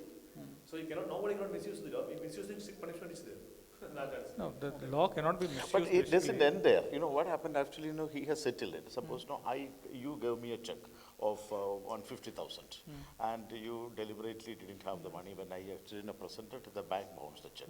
What I can do is that I will go to a police station and make a complaint. It's a criminal complaint. What they will call you and say that, no, are you willing to pay this money? I will say that I don't have that. Okay, then it is, you will be presented to a court. Now only thing that the situation like in Dubai, the case was like that, no, you will be put in a jail till you are presented before a court.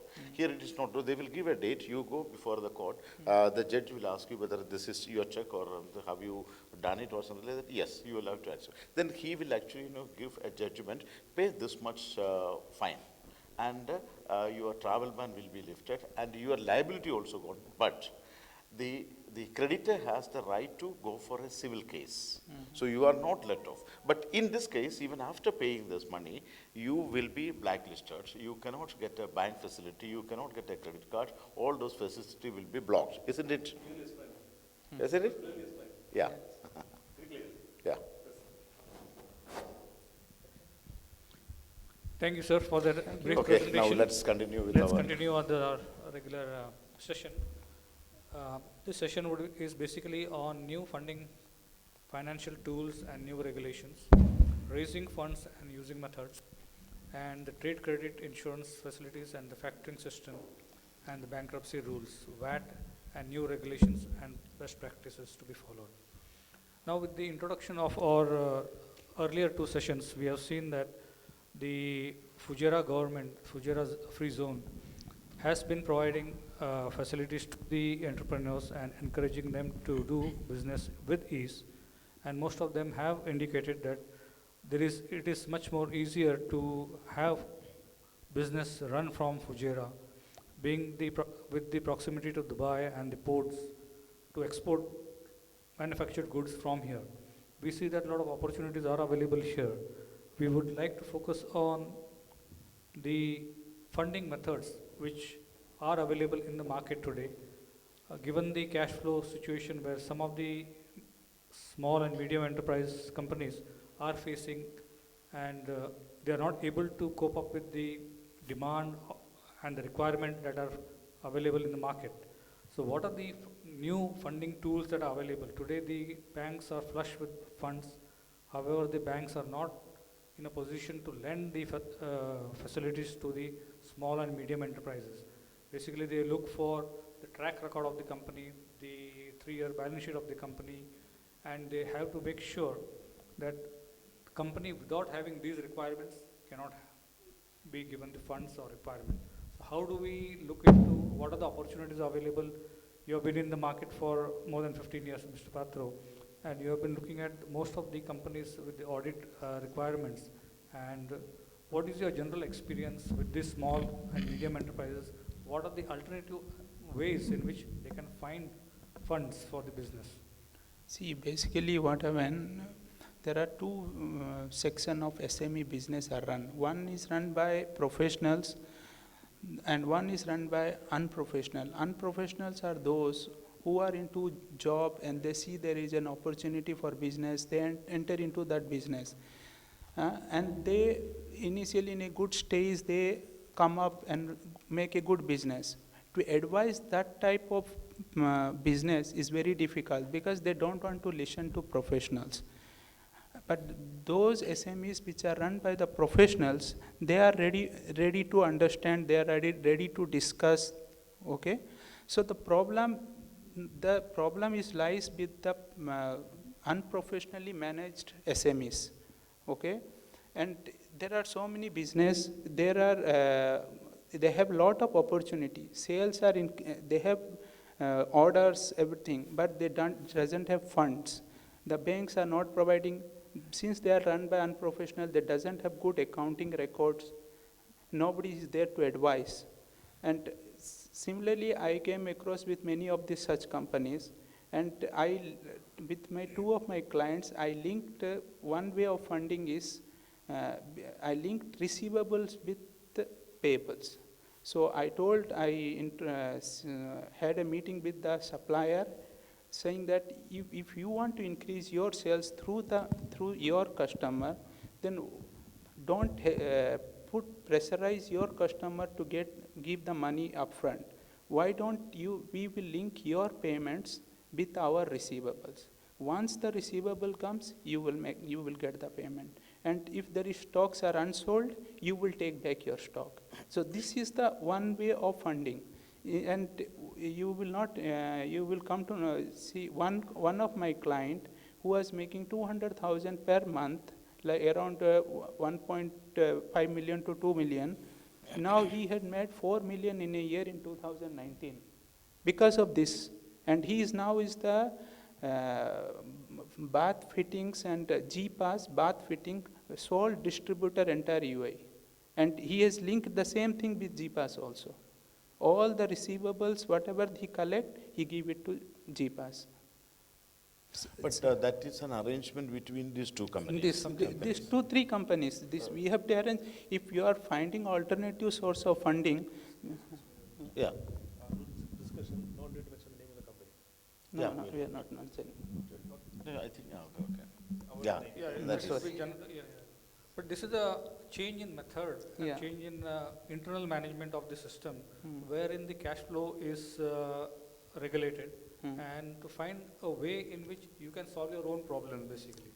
See, there is if we are approached to private, now recently Nitin Gadkari has told that Indian government is going to buy 10% on MSME of companies, those who are in really credit crunch.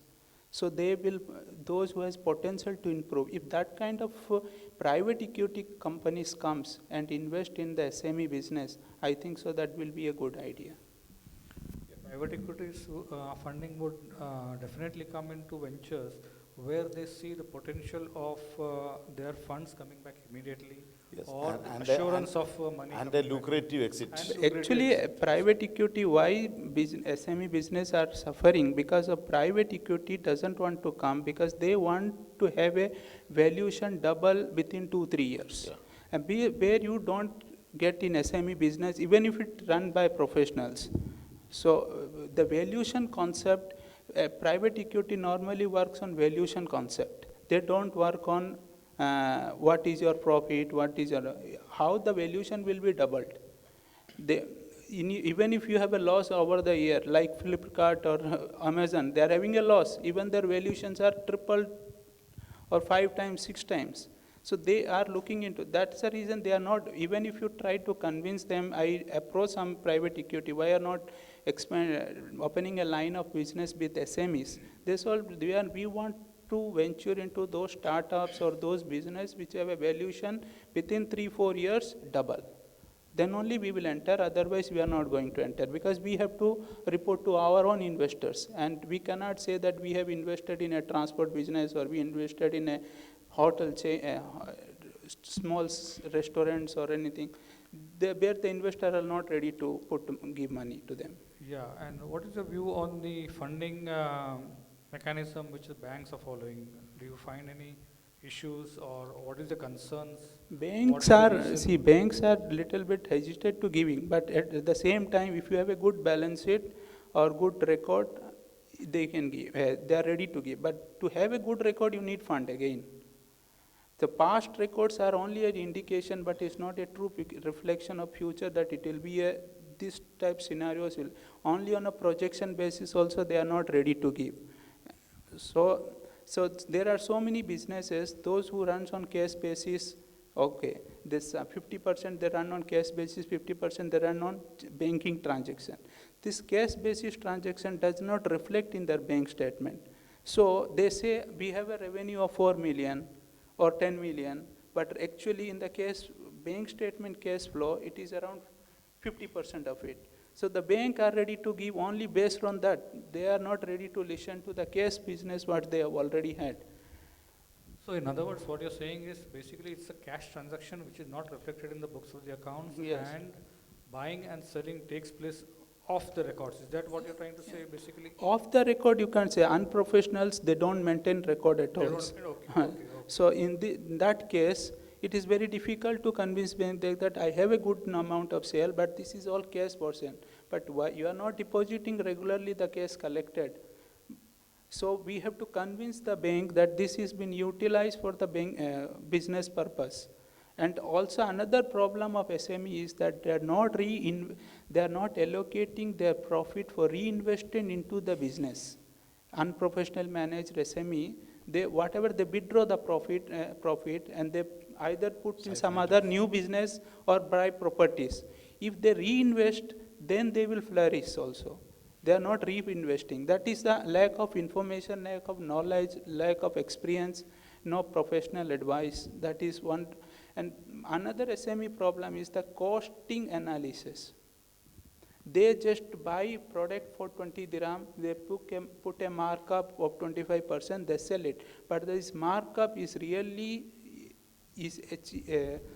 covers up their expenses, or there is a opportunities you see it can cover up your expenses, but there will be a markup 10% also. It is a good if already existing sale has already covered up your fixed expenditures, but a new sale which will give 10% profit, they doesn't want to listen to that, because they say that my markup is 25%.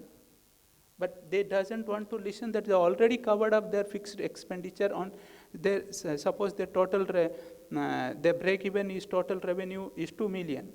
So above 2 million, even if you reduce your markup, you are landing up with a profit. Yeah, this is the concept of marginal costing analysis. What you're trying So to the costing analysis also makes them not to increase their sale.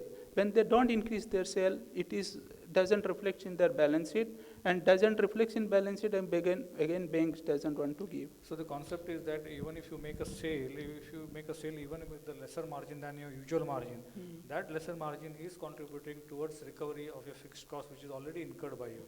So the misconception that most of the people or the SMEs, some of the SMEs are having is that I have a particular markup, I have to stick on to that markup, and only if I make that markup, I make my profit. Yes. Otherwise, I don't make my profit. Yes. Without realizing the fact that even if there are differential markups in different products, I may be making up a better revenue than sticking on to my profits markup and not making the sale at all. Maybe that is a misconception. That is the miscalculation, which this is true knowledge. What is there in costing? When you do costing analysis in a while, they say that if your existing sales had covered up your fixed expenditures, and any sales you make less than the markup, then that is also a good business. It's recovering towards your fixed cost.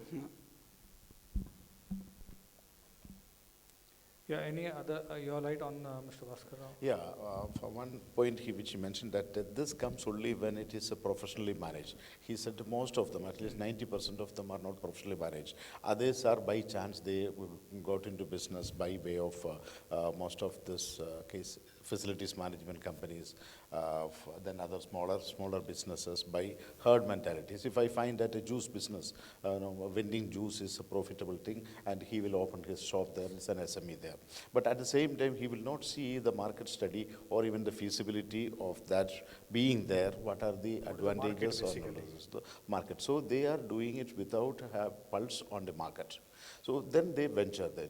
After putting their money, then only suddenly they realize that they cannot continue with that one. There also, they are not actually seeking professional advice. Where actually, as he said, the markup or even a cost accounting, even those accounting methods are not followed. But things are changing. What happened ever since the implementation of VAT, but the banks started insisting on their books. What happened now? VAT returns will be there, and that should reflect your sales invoices. Suppose I say that no, because the system was like that. No, banks used to give lavishly loan to any company. Only thing that you'll have to self-attested or even an audited account, audited report saying that okay, I have a profit, I have a revenue of about 10 million, but it need not be supported by documents or even vouchers. But now banks are insisting that they should be, that will reflect in their VAT returns. So if a sales actually took place, then that will show in their VAT returns. So what actually the problem started with that one. Banks used to be very, very lavish with that. Now banks are very cautious. They will ask for this. Now my eligibility for an SME's eligibility is now, even if it was 5 million, they used to get up to 20 million or other. And the rest of the money they were siphoning off under the bank, they go actually sick. But now things have come to a realistic level where they are not. That is the reason they say that they don't have bank facilities there. In that, isn't it? I So can we point say out the it banks regarding have the reduced VAT. their margins or like? No, they have not buffer? reduced the margins. They have, banks are very, they look at the realistic values now. For a company, it was self-attested or even a self-certified certified finances, saying that this is my, and some of them are cooked up and fudged funds. But it is no more possible now. Now, what happened regarding the VAT, as you have mentioned, when it comes to, again, that professional, unprofessional SME comes. When unprofessional, they doesn't file their VAT return correctly. That is also another problem. But it is a mandatory requirement. Mandatory requirement, but yeah. they don't file and they don't keep proper invoicing methodology, and they don't file. I have come across many companies in, one of the company in Fujairah also. They are having a good revenue, but the VAT return filed is very less. And they doesn't know how to, even one of the company I have seen, whatever is the 5% rate VAT, that revenue they have shown it in the VAT report.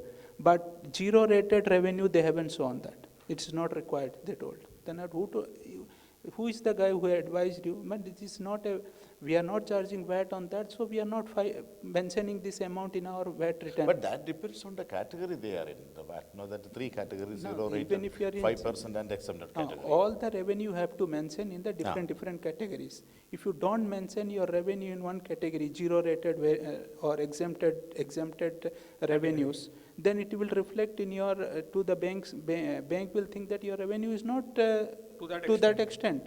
That's so right. the wrong retaining of VAT also is a big problem. Yeah, one clarification I wanted on this one basically is when you said that some of the companies are not able to, basically misconception or misunderstanding of the VAT requirements or filing requirement, where initially you pointed out that some of the companies are not reporting basically. Another concept that we got is that they are not reporting zero rated basically, that is what it is. So in this basically, what is the categorization between cash transaction and this zero based reporting? There is a thin line of gray area. No, not like this. Even if you have a full banking transactions, like you have a local sale and export sale. Exports are zero rated. Local sales are 5% it attract. What they don't report their export sales. Okay. They don't report their Excel, which doesn't reflect in your VAT return. So we have to prove to the bank saying that, see, our sale is this much. By wrongfully we have not filed your VAT, and this is the really cash flow transaction in our bank. So this is also one case of no sound knowledge, or they are not taking professional advice how to put VAT. Why they are not taking the professional advice? They say, when I approach, I say I have to charge you certain amount. They told I'm going to charge you certain amount for taking care of all your accounts. What they say, we get with 10%, what you are asking on that 10% we can pay and go to the typing center and do our VAT return. Basically, it's so typing center, typing center, they just type. They don't find out the accuracy of the figure what you are going to find. That need to be educated to them. Yeah, basically the education is required, the correct filing is required because the typing. No, correct filing at the same time. There's a misconception about the three categories they have. One is exempted category, zero rated, and VATable category. What happened to some companies, they are especially in the healthcare sector and education, are zero rated. Zero rated. What happened for a clinic? or a hospital, it is zero rated. That means no, the invoice you charge on a patient, you need not charge VAT. But at the same time, for the supplies, they can get a refund of their supplies. Actually, suppose they sold some product, on that they have to give VAT, and that can be refunded. They can actually, when they file their returns, they can actually get the refund on those monies. This is in the case of zero-rated companies. Okay, other thing is that since our topic is the funding requirement or the funding, the fact remains that there is a funding gap in SMEs. We should blame it on both the sides, the fund providers, the banks as well as. But banks we cannot blame mainly because their business is to make money on the funds they actually lend. So they have to actually get their returns. Unless they are assured of their returns or even they can recover their money, they will not actually, they will be very cautious. Because the role of the bank is basically stewards. They are custodians of public funds. So what they will be very cautious about, they are very prudent in actually funding. But only thing is that requires the SMEs should be equipped to find what are the requirements of the banks, especially when you have the returns should be filed, their books should be in order. Audited. That is where they need the professional help. Then actually they can actually get the funds according to the requirements. Only thing that they have to go by the clauses set by the banks, then they can actually avail the funds. Banks used to give loan. We cannot blame the banks. Banks have previously, in many previous history, if you have seen, bank has given lot of loans, facilities, even without checking very track record of the SMEs. But the problem lies with the SMEs only. They have not repaid the payments they borrowed from the bank, and they did not took professional advice to it also. And before there was no compliance much of issue, but because of where compliance issues are coming up.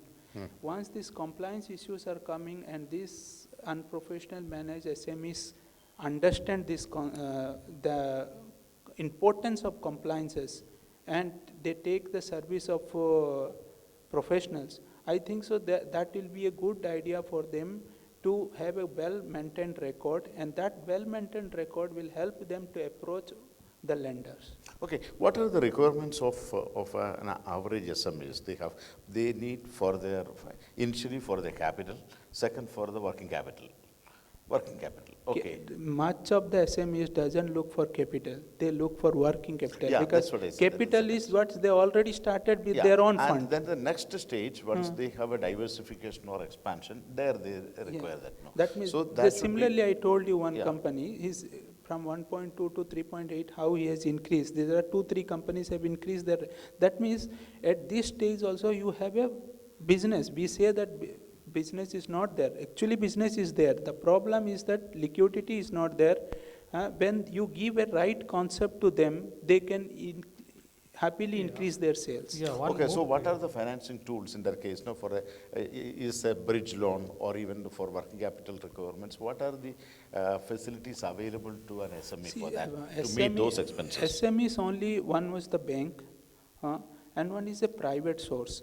Because the professional private equity companies or fund houses are not going to come. Okay, so only way is if you have to find out the investors. There are certain investors who want to invest in the business. They are looking for good SMEs or potential SMEs. We need to connect to these two peoples. Okay. Good investor, good SME. That is the only way. Or having a good record, do business as it is for next 2-3 years, then approach the bank. Then you get your finance facilities from the bank and continue doing operation. 90% of SMEs are asking for working capital. Those who are asking for working capital means there is a business, but there is not. But those who are asking for capital means that is not a business, is just you want to exit. Yeah, with regarding to the requirement of the funding requirement, we will be coming up with the SME economy in the next session. We will be discussing in detail about the SME economy that IBMC is coming up with, wherein this short-term requirements, where the working capital requirement would be basically met through this platform that we are going to float. So which means the market, there's a lack of such instruments in the market or tools. There is one more instrument also I came across. That is a credit insurance. What you can do, but they have a certain criteria also. Credit insurance, it comes after that your whatever you are purchasing, whatever you are purchasing from your supplier payment is insured. Okay, so that means your supplier can give you on credit. In case you default, the insurance will pay him, and the insurance will recover from you. So in that case, you can take, because when you are taking material from supplier, that is also one way of financing only. Yes, agreed. You know what happens is that in trade credit insurance, the penetration level is very low, less than 2% or something like that. You know what happens? For example, if I'm an exporter, I have a product to export to even to South Africa or even to Sudan or something like that. No, then if the party doesn't pay, there will be the trade credit insurer will be actually compensating it. Yes. But in such cases, what happens is that the insurance companies have a list of suppliers. They should be in the panel. I cannot send to any Tom, Dick and Harry to export to that company. But it should be listed with the insurance companies. Then only I can do that. That also you can do. What you can take, go to the credit insurance and say, I have certain employee. We want to list in your books. So what the insurance company will do, they will go and visit and check everything they will do, and they will list them, then they will provide the insurance. Yes, that is their business anyway. Yes. So trade credit insurance is another tool. Which can be. Then another thing is that about the lack of Exim Bank, Export-Import Bank. Which we used to have in India. So we don't, in India it is there, and recently in Abu Dhabi they opened one kind of an Exim Bank. I have seen many Exim banks, but Exim banks, what they do, they don't provide working capital. They don't provide mortgage loans. They provide only on the new asset purchased, new factory build-up, new building build-up only. Okay. They don't provide you working capital. They don't provide you any angel investment or intermediary investment. Basically, when we were in India, basically the Exim Bank, which used to facilitate this kind of, I remember there's something like you have a firm order. For example, for promoting exports, those days it was, you have a firm order, take it to the bank, Exim Bank, okay? And on the basis of the firm order, you will get X amount. Yeah. Okay? After you purchase the goods, okay? For purchasing the goods, again you will get a credit on that one. Okay? Once your goods are ready for dispatching, you show it to the bank again. Okay, on that you would get. Once you open an LC, then actually. Okay. So on that basis, there will be a multiple layers of funding which can run your business. Because Exim banks don't give you cash loan. They will pay directly to the supplier. Yes. They guarantee there. And their insurance, their liability is insured again with the trade credit insurance. Their liability is insured with the trade credit insurance. For the premium also, you have to pay. And that of course. Then another tool is the factoring services. Factoring services like this trade credit insurance comes mainly in the case of export and others. No? Factoring service will be mainly, I think it is okay. You can actually tell us. It's mainly within the locality or within a country only they can actually do this factoring services. But I don't think there are many companies or many banks are offering this factoring services. Are they? There are no banks are not offering. Some insurance companies may be offering, but in India, there are very less education regarding that. Very less education here regarding the factoring policy. Another thing also you see we need to educate our SMEs or like when you have a telephone industry, telecommunication. There are 10 companies came in a good time. Then there will be a phase where big companies will stay, other companies will either they close or these companies will acquire. If that kind of concept happens in SME also, like big SMEs acquiring small SMEs, which they are not ready to do currently, then the small SMEs can be saved. Okay. Another problem is that the documentation of that or not. That is where the role of lawyers come.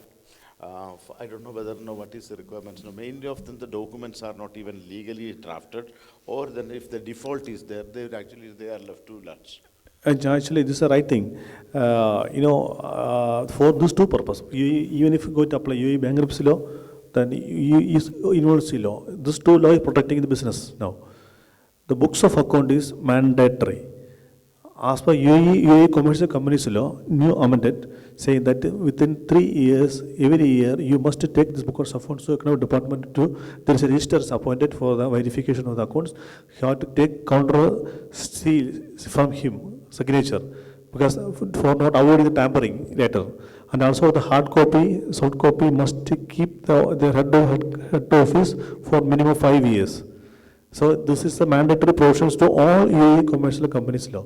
So when we go to adopt even SME also, if you go to a big sector also, when we go to the bankruptcy law and you go to the UAE law, without this report, audit report, accounts cannot be. So this will be mandatory from mandatory. When? As of now? Exactly. From 2015 onwards, UAE commercial companies law. 2015 means now almost 3 years would be over. Like. Exactly. So that if you go to bankruptcy, this is very important.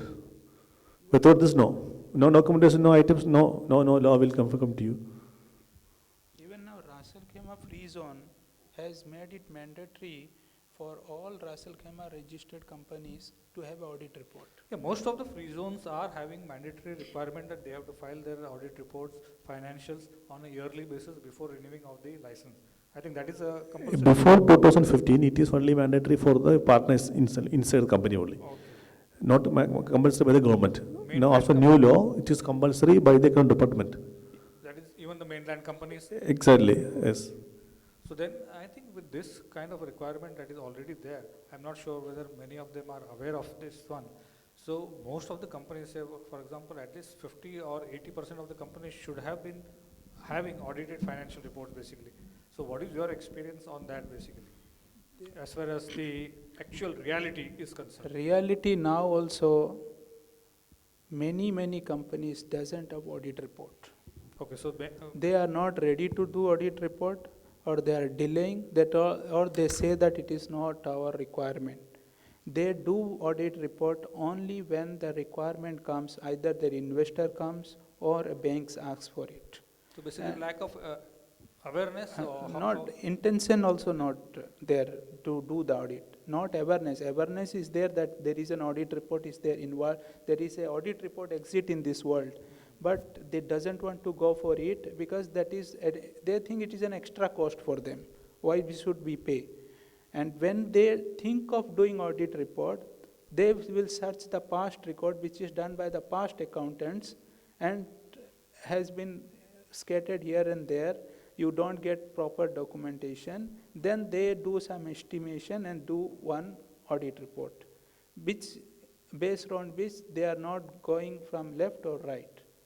So this is only because of intentional. If it is a compliance like compulsory audit, like in India, you have to have an audit report at the year end. By income tax law, by company law, by all kind of law, we are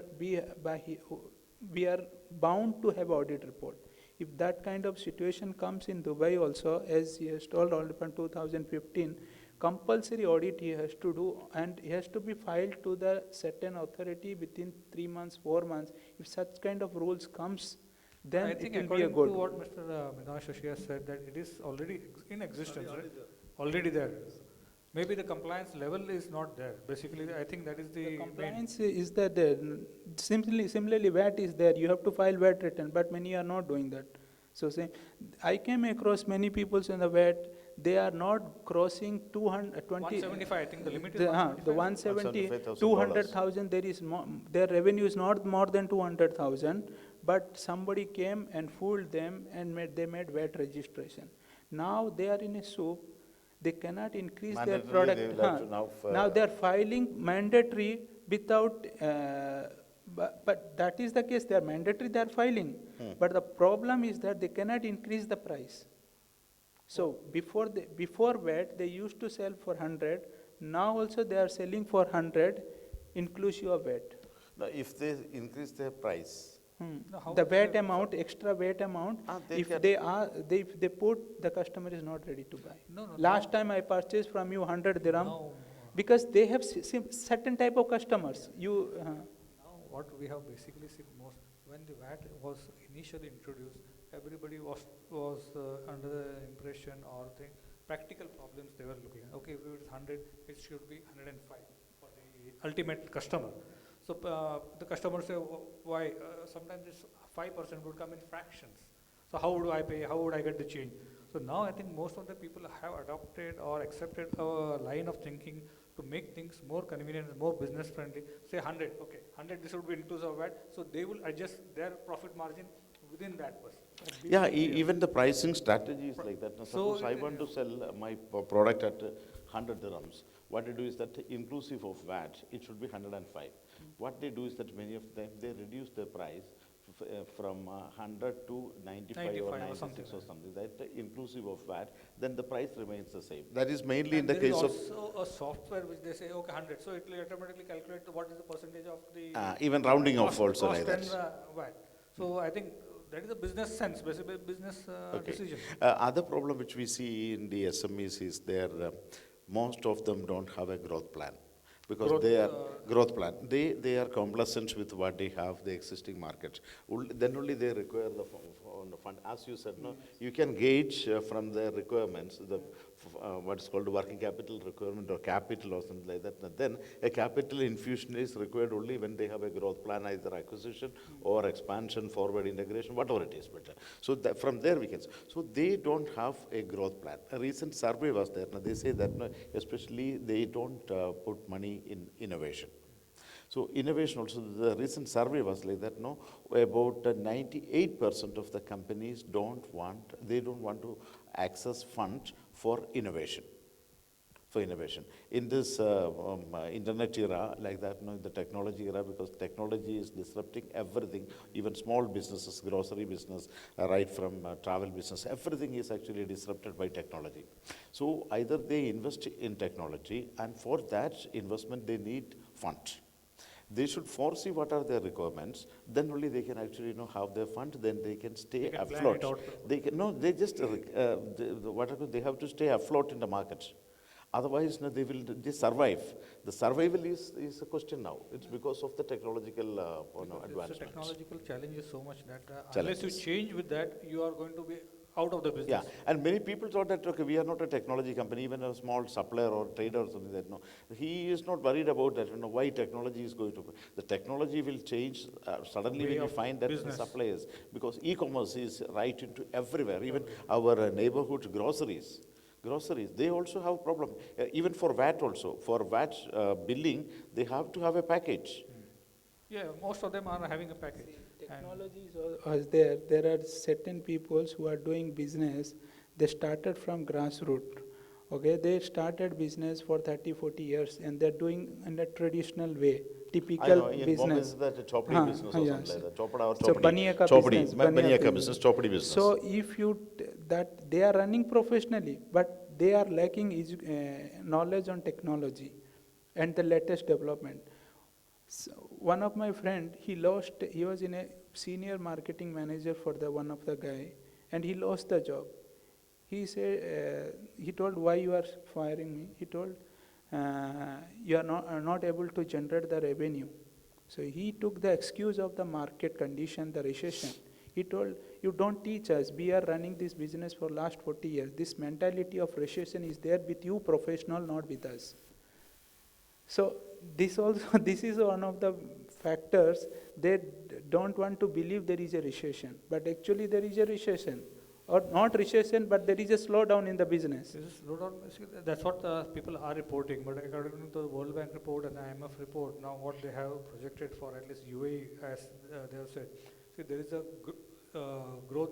It is 2020. It is saying 2.4%. 2019, they have said it was to be 2.3 or 2.2.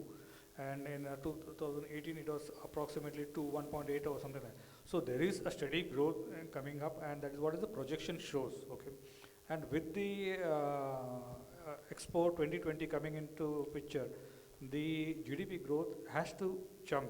That is what is the projection. in light of this, all these projections and all these positive signs and the ease of business that we see, which people have projected over here in Fujairah also, what is your view on the next 2020 now?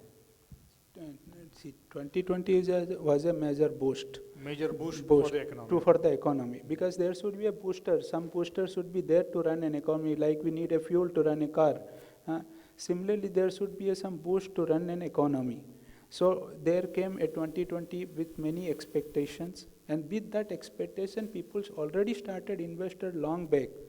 So because of this long back investment, we are sustaining till now. If there is no 2020, we would have collapsed long back. So, see, already the business has started, and the business is after a year 2020. There are certain businesses I came to know, they started only exclusive for 2020, 1 year concept. Once the 2020 is finished, their business will close down. With that concept also. Not necessarily. So there is already a legacy plan. There is a legacy plan. No, Expo 2020, after 1 year, business will not close. So Expo 2020, after 2020, the continuation with the, what we can say, consistency. Consistency, because for example, I tell you, if you are a company running here, maybe your manufacturer is in China, your supplier is in Canada, or you are in India. Now you are doing business here, only office here, business entire. Now after Expo, it will come in everything, producer, manufacturer, supplier, everything in the entire 190, I think 200 countries, 194 countries in UAE soil. That means this will be a transit point. Exactly. Yeah. That is consistency is going to be strong. In fact, I think he was mentioning about a small part of it, like construction. For the pavilions to be made. No. For the pavilions to be made. Pavilions actually they need a construction, and the construction there. Even temporary buildings are also made. They are not temporary. Most of the buildings are permanent buildings. Now, it's millions they spend actually. You can see all these very, very innovative pavilions. Like India is spending almost 4 million on it. It is a 4-storied building. It's the only thing that how they will be using after the expo. After the event, another booster is required. No, that is already thought about. There are 3 verticals there. Actually, real estate market is there, property, sustainability, everything is there. So they have thought about it. So thoughtfully. It's a well planned basically. Sorry. It's a well planned. Yeah, sorry, survival. Well planned. Well planned, actually, it is called a legacy plan. Legacy plan is already there. Actually, Expo, why UAE is important for Expo? Because before Expo, same countries are there, presences have in the UAE, but it is scattered. So scattered means nobody has very high confidence to invest or to start business, because it is scattered. One unit may be in UAE, your own office may be UAE. For example, an offshore companies may be here, maybe parent companies in America, other branches may be in India. So this person is, suppose we are doing business, we are scared because we know this is a big company. It's where is the company? Only office in UAE, companies in Canada, companies in UK. So volume of business will less because nobody have confident. Now after Expo, you can see all companies here in this soil of UAE. That means confidence level will increase for all the sectors, not only one. So it's a turning point. It's a turning point in the business field. Yeah, for SMEs particularly. So SMEs can take a maximum advantage from Expo. You know why? 35% of the projects reserved for SMEs. Exactly. Same time, suppose if current scenario, if you want to start an SME, I want to depends upon China, some product, some project, some products, some for I depends upon other country. Now SME just to go to Jabalali, you get all from one basket.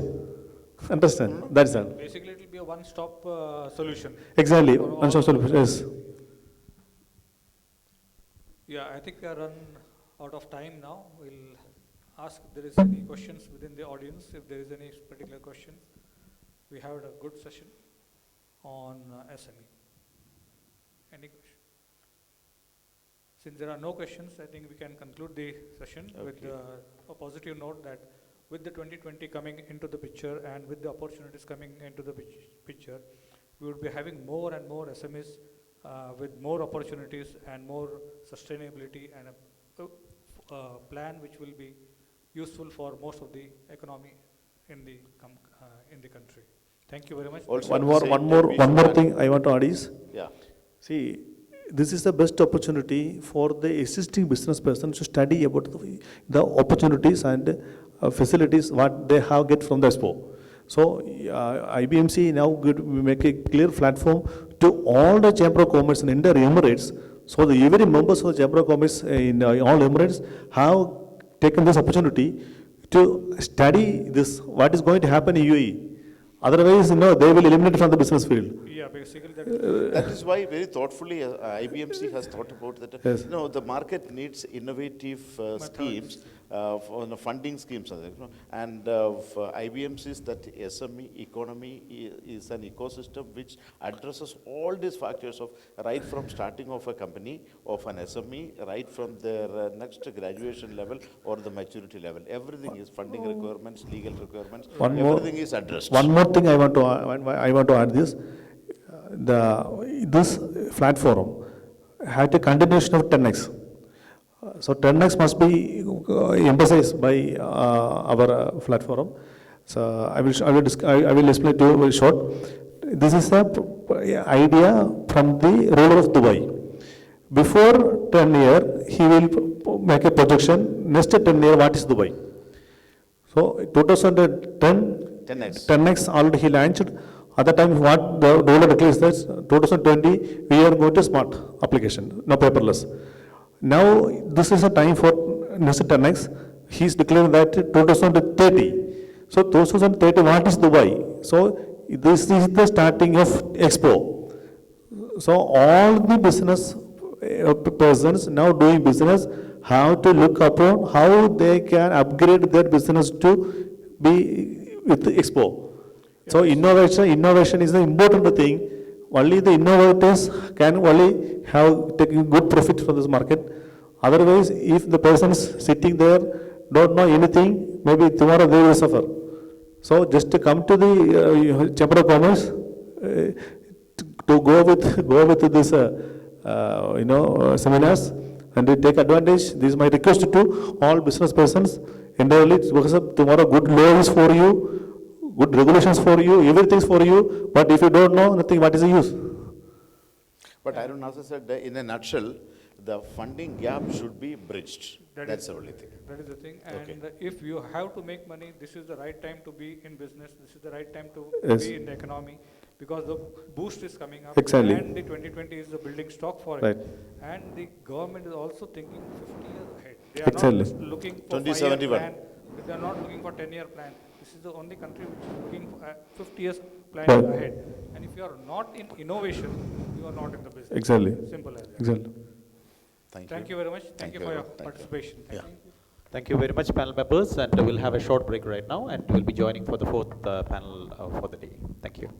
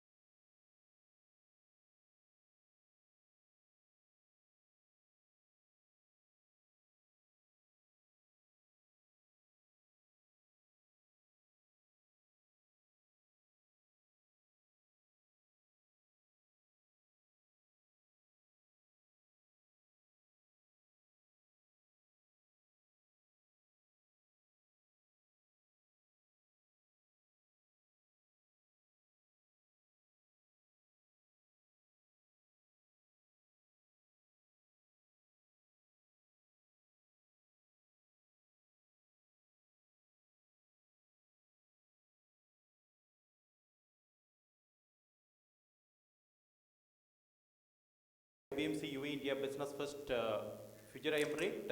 We are moving on to the fourth panel discussion. And we have the next session on Fujairah SME economy, the Think Big, SME to MNC, the post-Expo 2020 opportunities, SME Startup Stock Exchange emerging possibilities, benefiting in-country value initiatives. We have a special guest for the day. We have Dr. Obaid Sakar, General Manager of Tahsil at Kalba. Most welcome, sir. Thank you very much for joining with us. Yeah. The next panel will be having two moderators, Mr. Bhaskar Raj, Senior Journalist UAE for the English moderation, and Dr. Khalid Mabu Sahar, he will be the Arabic moderator. So for the next panel, may I request our guest to be kindly on the stage, please. May I request Dr. Obaid Sakar to be kindly on the stage, sir, please. May I also request Mr. Bhaskar Raj, Senior Journalist UAE, Dr. Khalid Mabu Sahar, Mr. Anup Pandey, General Manager, Emirates Plastic Industries, Fujairah, and Mr. Mohammed, Account Manager, Al Kabir Accounts and Records. So please be on the stage. Mr. Anup Pandey, General Manager, Emirates Plastic Industries, sir, kindly join us on the stage, please.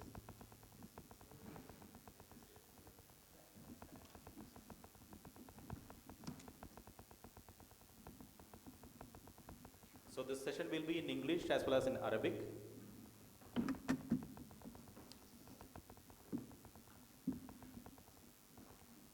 So we have a very eminent panel available today, and thank you very much for joining us.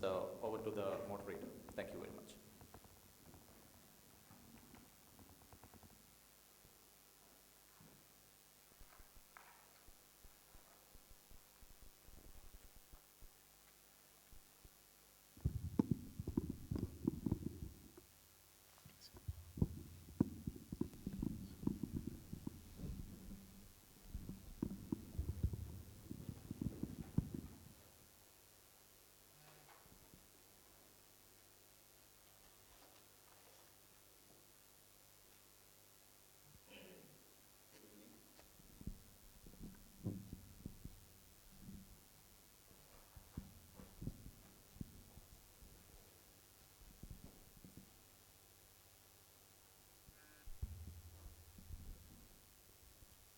Good evening, particularly Dr. Obaid and my colleagues there on the panel here. And I know Doctor already then because we used to be on the panel earlier also. He used to actually enlighten us with many of this, particularly how to invest in India. I don't know how much you managed to invest in India through you. Okay, this panel we are discussing mainly the big picture. Think big. Think big. We have devised this discussion, SME discussion, right from morning in progression. Like the first session was the big picture, an overall picture of the situation and the ecosystem of SMEs here. Now, what are the contribution and how important it is to an economy to grow like that. It is the pivotal of any economy. The second session was about how to grow, how to stay in business, manufacturing and all those things. The second one. Third one was actually the funding tools. We know that there is a funding gap. The major challenge is that they don't have enough funds or something. The sources of fund is the problem. So what are the funding requirements and what are the tools they can actually access funds? That was the last session. And this session is mainly talking about what we call it, think big. That means right from a small business to become an MNC. What are the requirements? We should all think big to grow. Even in our personal life as well as in corporate life also. So here we are talking about how corporates can grow. SME is a small, tiny corporate company can grow to a corporate body, big body, going beyond the borders of their business. So we know that all the multinational companies which we see from, not multinational, it's much more than that, it's called the transnational companies, MNCs, were once small companies, either started by an individual or a group of companies, group of people, then they grew using innovative methods, taking advantage of the market situation and they grew in size and stature and became really big and a global presence. So here we would like to know from your experience, what are the requirements, what are the essentials to become an MNC from a small SME, small units? What is your experience? First thing, welcome for you in Fujairah.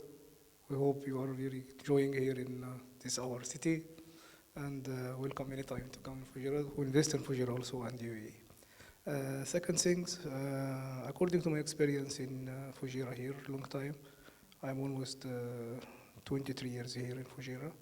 For so many fields, I work already in transport division, in trading division, and this manufacturing and trading cement factories, cables factories, whatever, all this one. Starting now already the growing from 1996 until 2019, so many difference in Fujairah for the increasing for the income, for the expenses, for everything is mostly changed.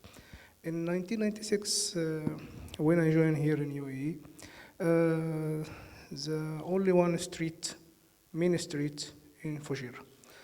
So many little companies in Fujairah, insurance companies, whatever, even in trading companies, or even in transport companies. So these divisions almost, even for cement factories, only one cement factories in 1981. This is Fujairah Cement Factory, only one factory in UAE.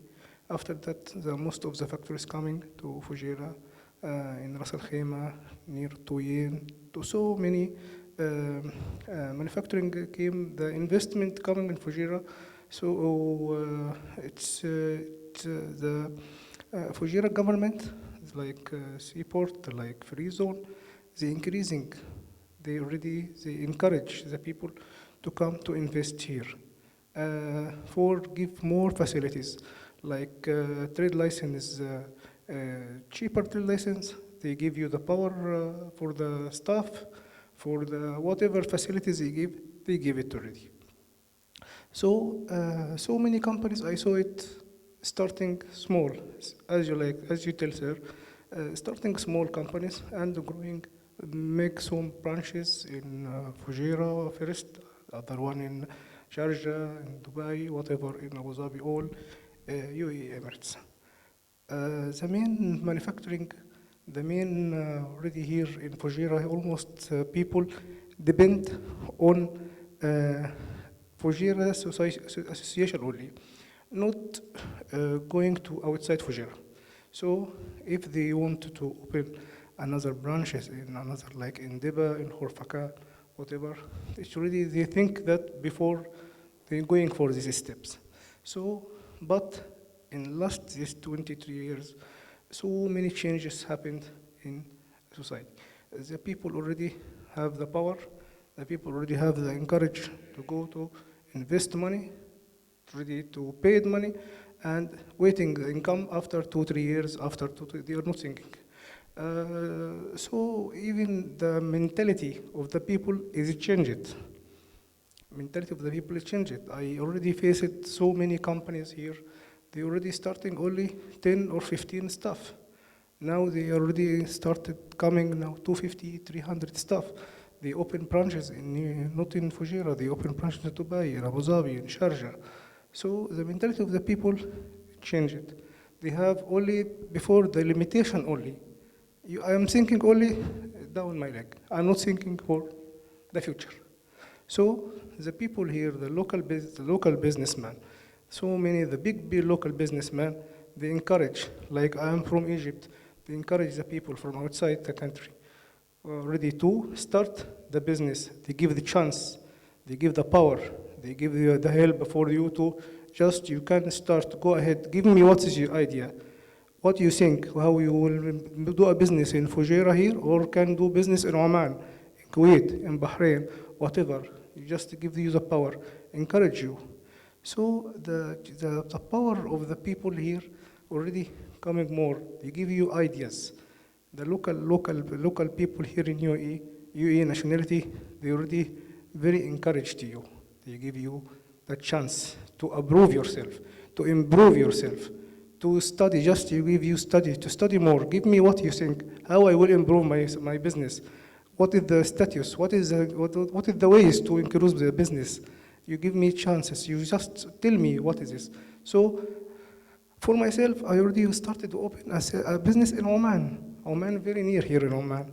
So many borders between UAE and Oman. So they already give you a chance to go to Oman and study what is the business, what is the aggregate in Oman regarding regarding cement factories. Before the people only they import some aggregate from Iran only, not thinking that this aggregate in Oman. So cement factories starting to take all material from Oman. The crusher business also increased long time. One time, all the investors from Kuwait, from Bahrain, to started in UAE and Fujairah. Especially Fujairah is aggregated, and the aggregate is different specialists for the basic for the contracting companies. So my idea already for that. That's inshallah, the business in Fujairah, it's already. Who will look for increasing the business or the chance starting the business? It's a good idea. Dr. Ubaid, from your experience, you see that, because you must have seen small companies starting, and now in front of you itself, you have seen many companies, because Fujairah offers lots of opportunities, either in shipping, bunkering, or even natural products, plus agriculture also to some extent, and plus cement business. You must have seen companies starting, small companies. Now in front of you, they have grown big. They have become big companies now. So what is your message to small companies? You should think big, you should look beyond your borders to become bigger and contribute to the national economy. بسم الله الرحمن الرحيم. دكتور عبيد، نرحب فيك أولا كضيف شرف معنا اليوم. السؤال الموجه لك هو ما يتعلق بنمو المؤسسات الصغيرة والمتوسطة الحجم في إمارة الفجيرة. هنالك يعني شيء ملحوظ أصبح من الملحوظ أنه في شركات ومؤسسات صغيرة ومتوسطة بدأت منذ الصغر ولا زالت تنمو وتتنامى. فهذا النمو اللي بدأته بعض المؤسسات، وممكن أنت تتطرق طبعا بحديثك على أساس أنه مركز تسهيل، يعني كيف كانت البدايات المركز تسهيل مثلا. بالبداية كانت مراكز أو محلات الطباعة متاحة، الحين أصبحت مراكز تسهيل، تم تطوير الخدمة من خلال مراكز تسهيل. ففي ضوء مجالك، في مجالك أنت، في مجال عملك وطبيعة العمل اللي امتهنته، أعطينا بس هيك عن ما هي التطورات، ما هي الرؤى، ما هو النمو الذي حصل في قطاع الخدمات التي من خلال مهنتكم. بسم الله الرحمن الرحيم. طبعا أتقدم بوافر الشكر والتقدير إلى القائمين على هذا الملتقى. طبعا هذا الملتقى هو اللي يشجع الاستثمار، يعني ما بين مثلا يقوي مثلا العلاقات وهذا ما بين دولة الإمارات العربية المتحدة وجمهورية الهند.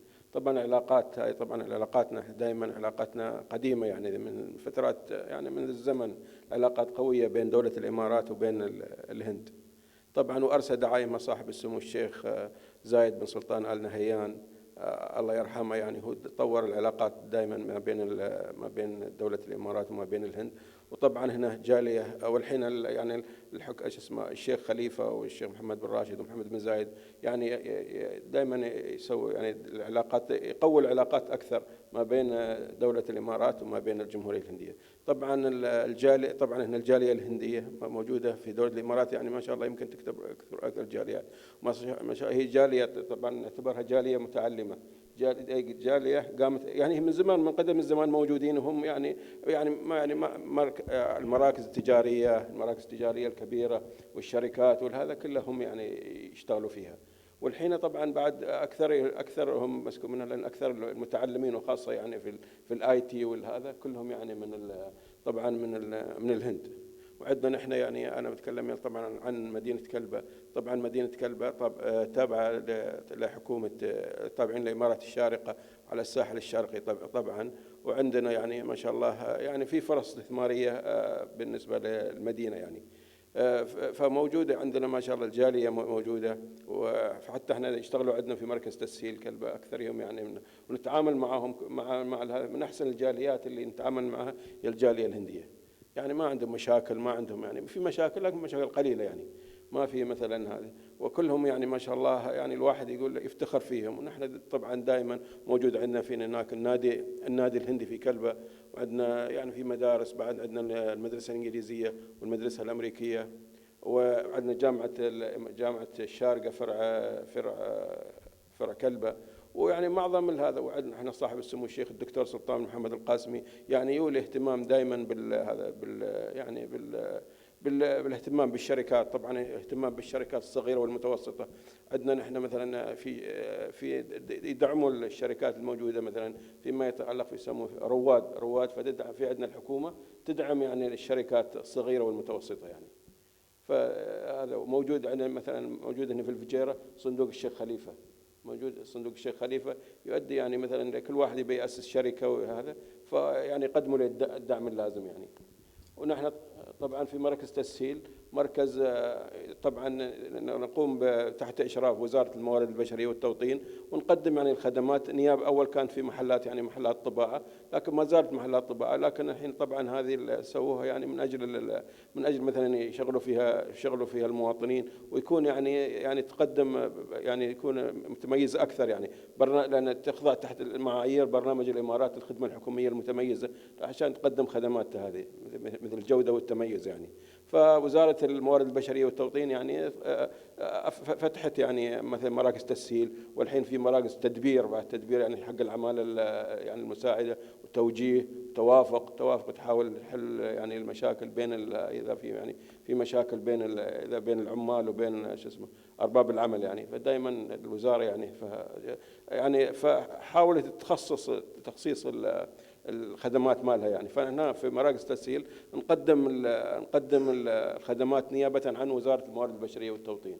فنقدم عن خدمات وزارة العمل يعني كل الخدمات مال وزارة الموارد البشرية والتوطين فكلها تقع في مركز تسهيل.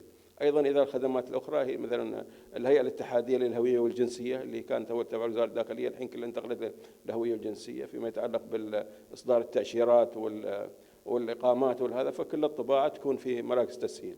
إضافة إلى وزارة مثلا أيضا إلى وزارة الصحة ووقاية المجتمع، أيضا الفحص الطبي. وأيضا نقدم بعض خدمات دائرة التنمية الاقتصادية بحكومة الشارقة، فقد دائرة التنمية الاقتصادية فيما يتعلق بالرخص التجارية وتجديدها. وأيضا نقدم خدمات أخرى مثلا تسجيل الشركات في الضرائب عن طريق بالتعاون مع الخبير، مع مركز الخبير. وأيضا نقدم يعني خدمات كثيرة في مركز تسهيل، ونحاول الحين حتى يعني ندخل خدمات جديدة في المركز.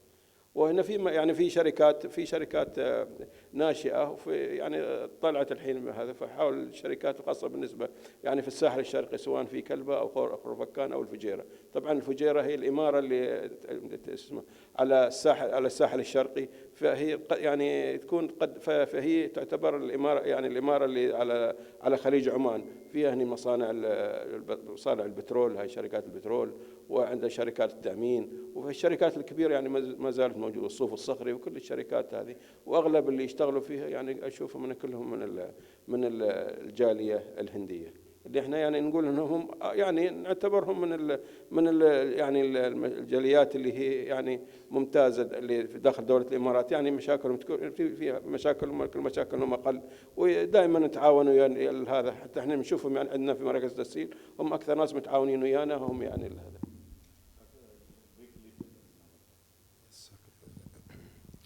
Dr. Abed, he gives summary for the details how the support is coming from Fujairah government and Sharjah government for the business in both Fujairah and Kalba.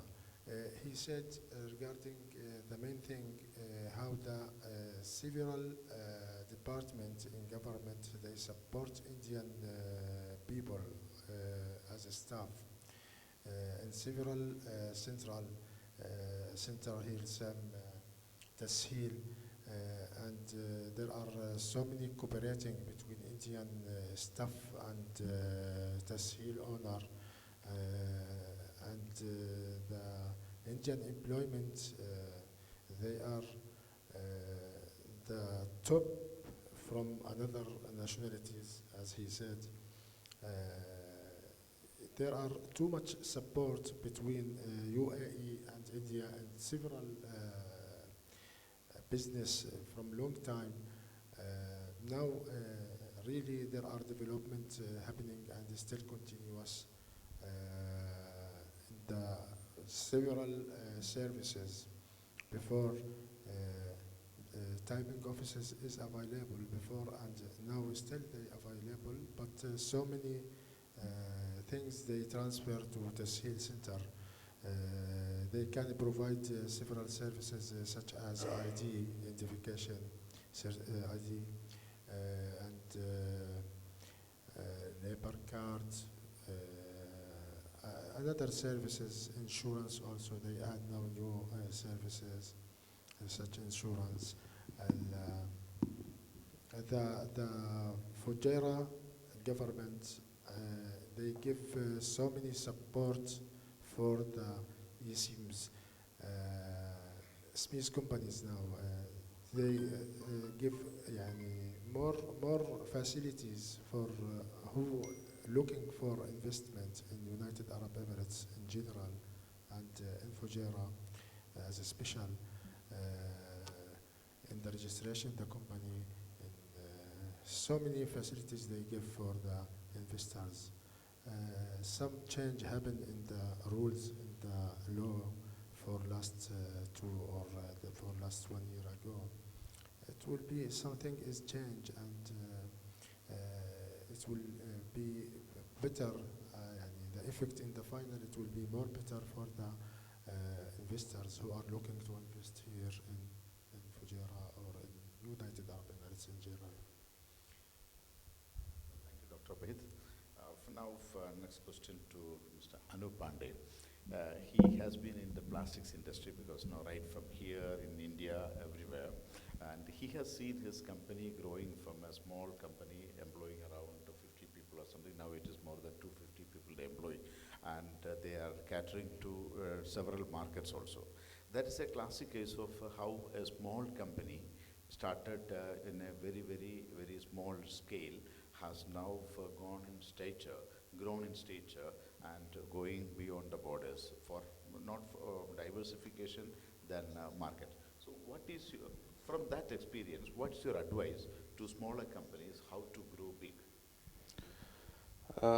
In my advice regarding to grow for a small level to big level, first you should have a big vision. Without thinking big, you can never be achieve big. So first you have to think big. You have to set a goal. What is our motto? Where we want to reach?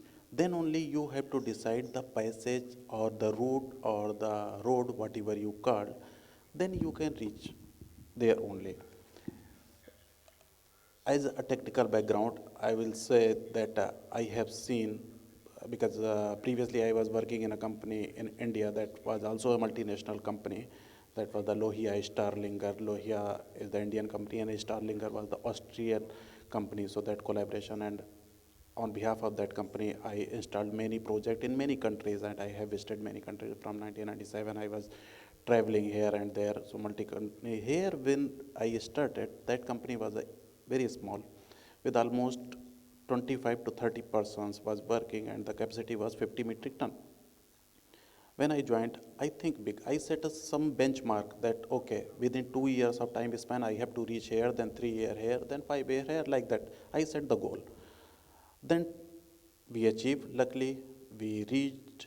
Then we thought, okay, now this is one thing, what we are going, and if going by the similar way, after 10 years, we will reach on this benchmark.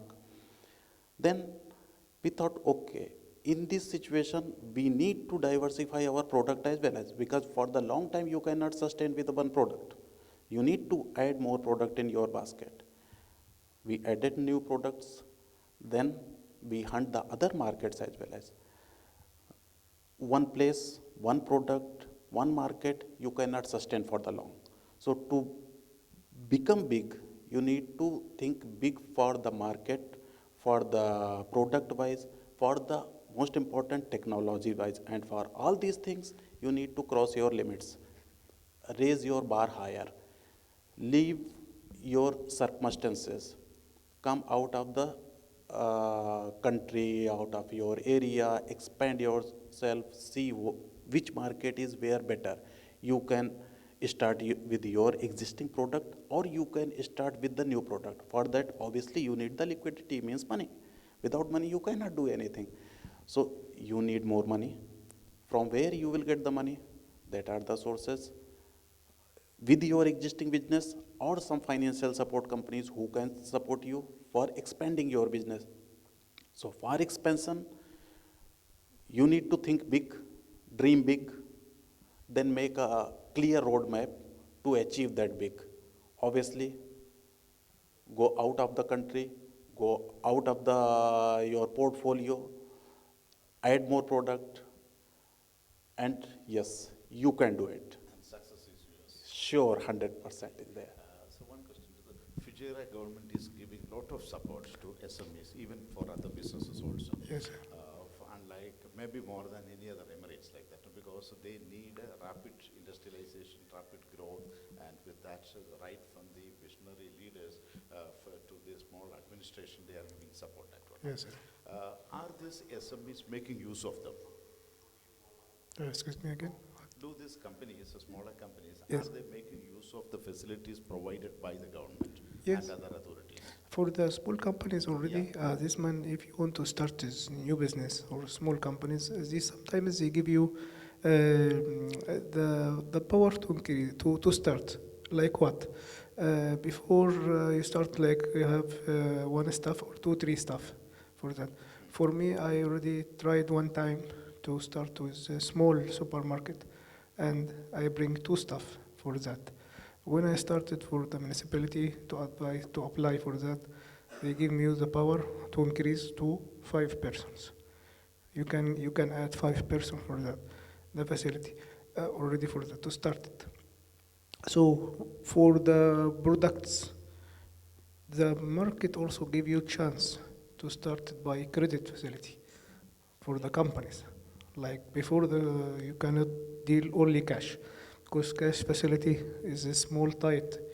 Not everybody have cash for every time.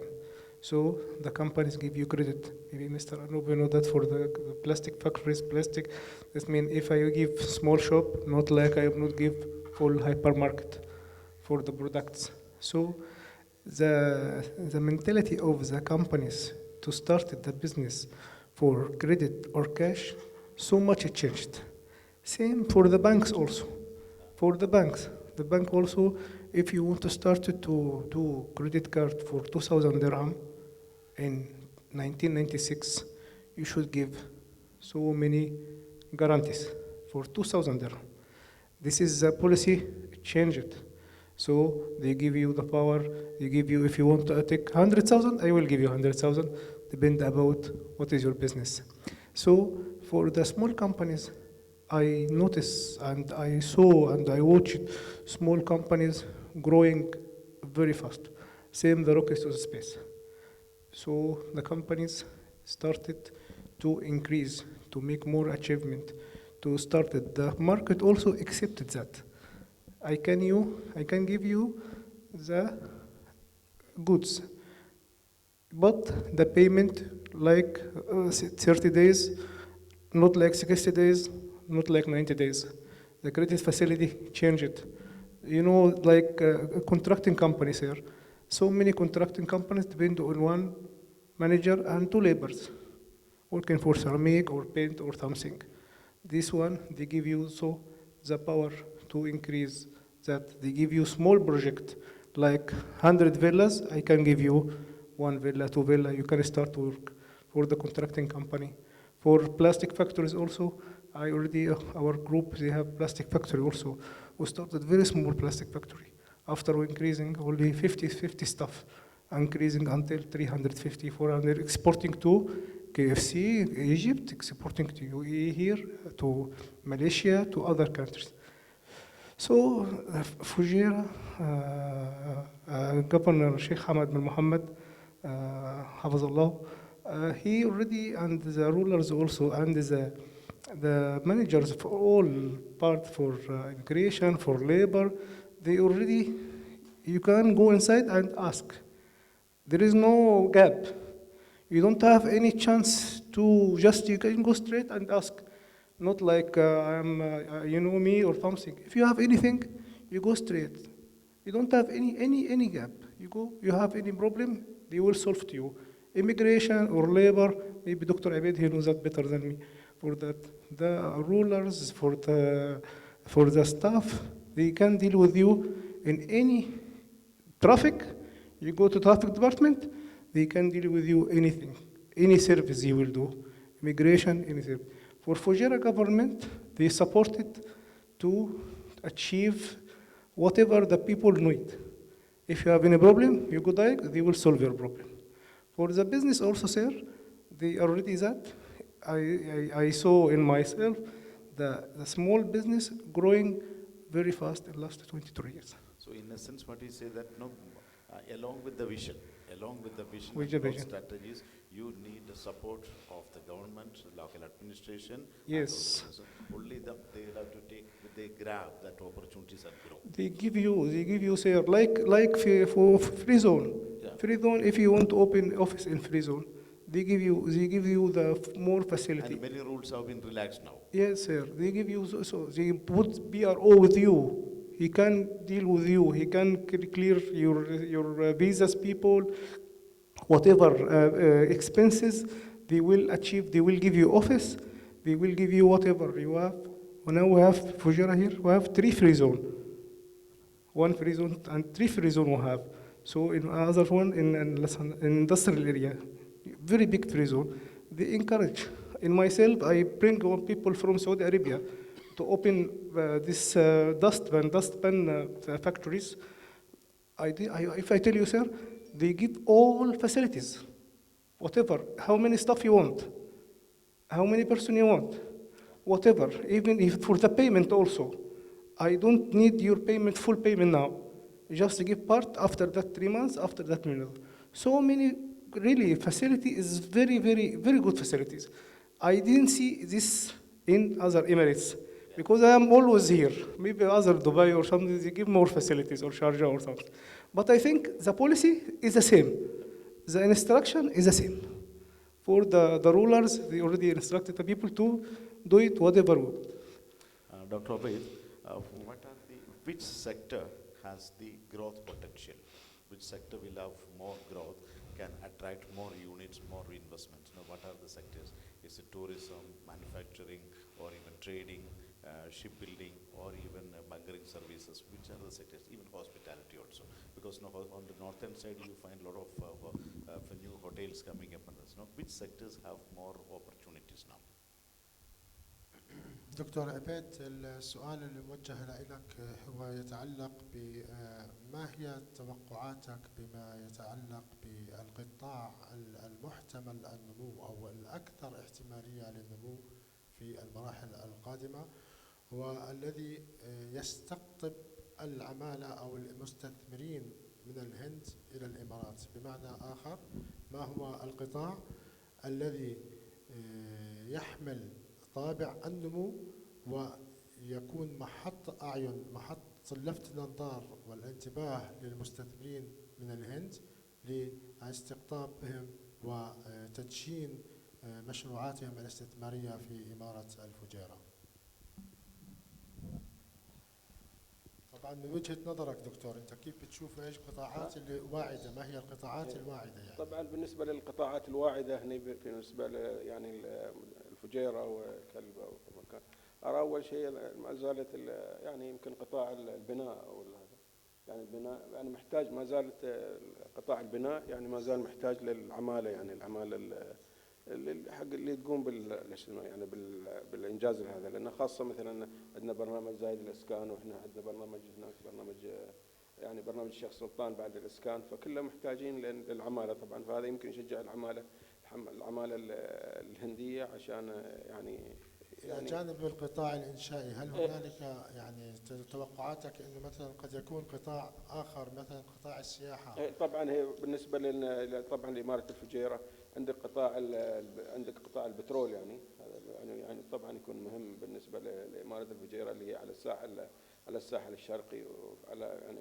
مضيق هرمز، فهذه يعني الإنشاءات البترولية طبعا لازم محتاجة لأيدي وعمالة يعني ماهرة.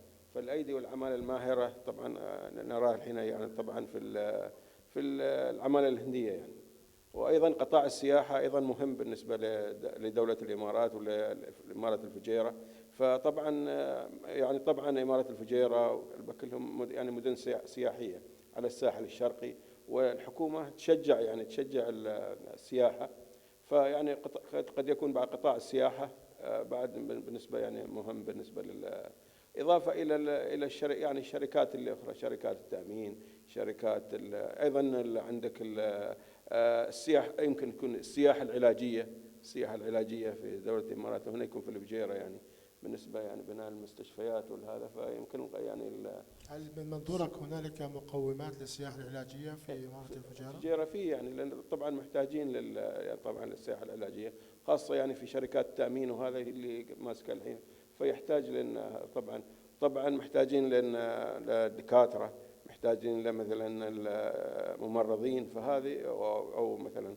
صيادلة، هذا فكلهم يعني موجودين يعني بتنصح الأخوة المستثمرين من الهند إنشاء مستشفيات مثلا في إمارة الفجيرة؟ والله نعم فيها، لأن في محتاجين يعني شو اسمه يعني لهذا خاصة السياحة العلاجية، ويجوك من كل مكان. احنا عندنا قريبة منا سلطنة عمان، فأكثرهم يجوا هنا لأن قريبين مننا احنا من كلبة ومن الفجيرة، فيجوا هنا يعني، فممكن بعد يعني الواحد يستغل هذه يعني يهتم بالسياحة العلاجية يعني.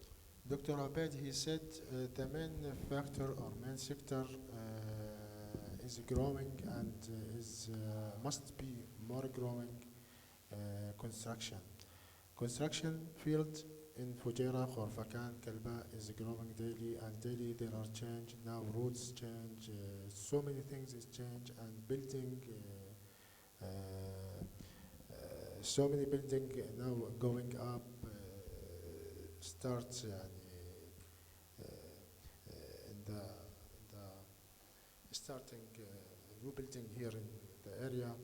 This is main thing, he said, and he said regarding the hospitality also sectors and hotels and hospital, medical field, medical sectors is very important. Fujairah, Kalba, Khorfakan need professional doctors. Population in this area now increase yearly, more increase. This is all people looking for services, medical services. And he said regarding tourism also, tourism very important. There are السياحة الطبية دكتور، السياحة العلاجية treatment tourism projects must be launched in Fujairah and in this beach and in this area because it is very important for the population here. Demand will be more increase. وين يصير يتعالجوا؟ عندنا احنا مثلا نشوف مثلا يعني من الامارات كلهم، خاصه مثلا من كلبه والفجيره، ويصير العلاج كله وين؟ يحبوا العلاج وين؟ في الهند. Yes, he said now all most of local when they going to treatment for tourism treatment, they going to India direct. Okay, why not some investors coming from India and give the service here? Yes, health tourism, right? Health tourism. In his idea, okay, some investor from India coming and invest in this field because too much people, so many people daily maybe going to India for health tourism treatment. Yes, why we not? Yes. This is an opportunity also because demand is more for these things. There's also a lot of people going for island particularly, they have huge hospitals there, and it is actually family tourism. For example, if the head of the family has some long treatment, or either some cardiac or that, the rest of the family can also go there. They stay there for even 1 or 2 months, and once the head of the family gets well, then they will come back very happy. So those facilities are offered there in Thailand. So this same thing can be offered here also, because you can attract the best of doctors here. You have the best of facilities here, best of climate here most of the year, except maybe few months like that. So then you can have the potential there. There also, how small companies can actually make use of it.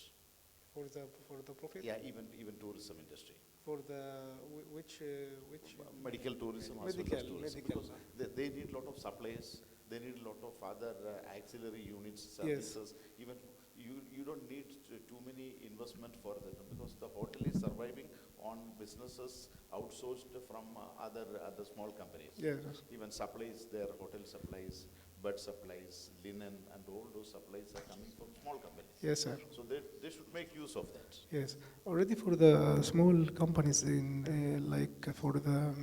especially for the medicals section, or for the they started. I saw companies started very small, like AlphaMed, like New Medical Care, and even here the biggest hospital in Fujairah here is GMC. GMC already they have branches in Ajman, and they open new one also in MC also in Dubai.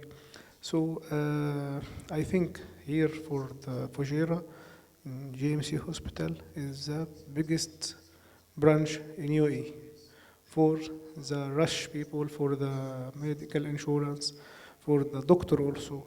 The doctor, they bring doctor very experienced.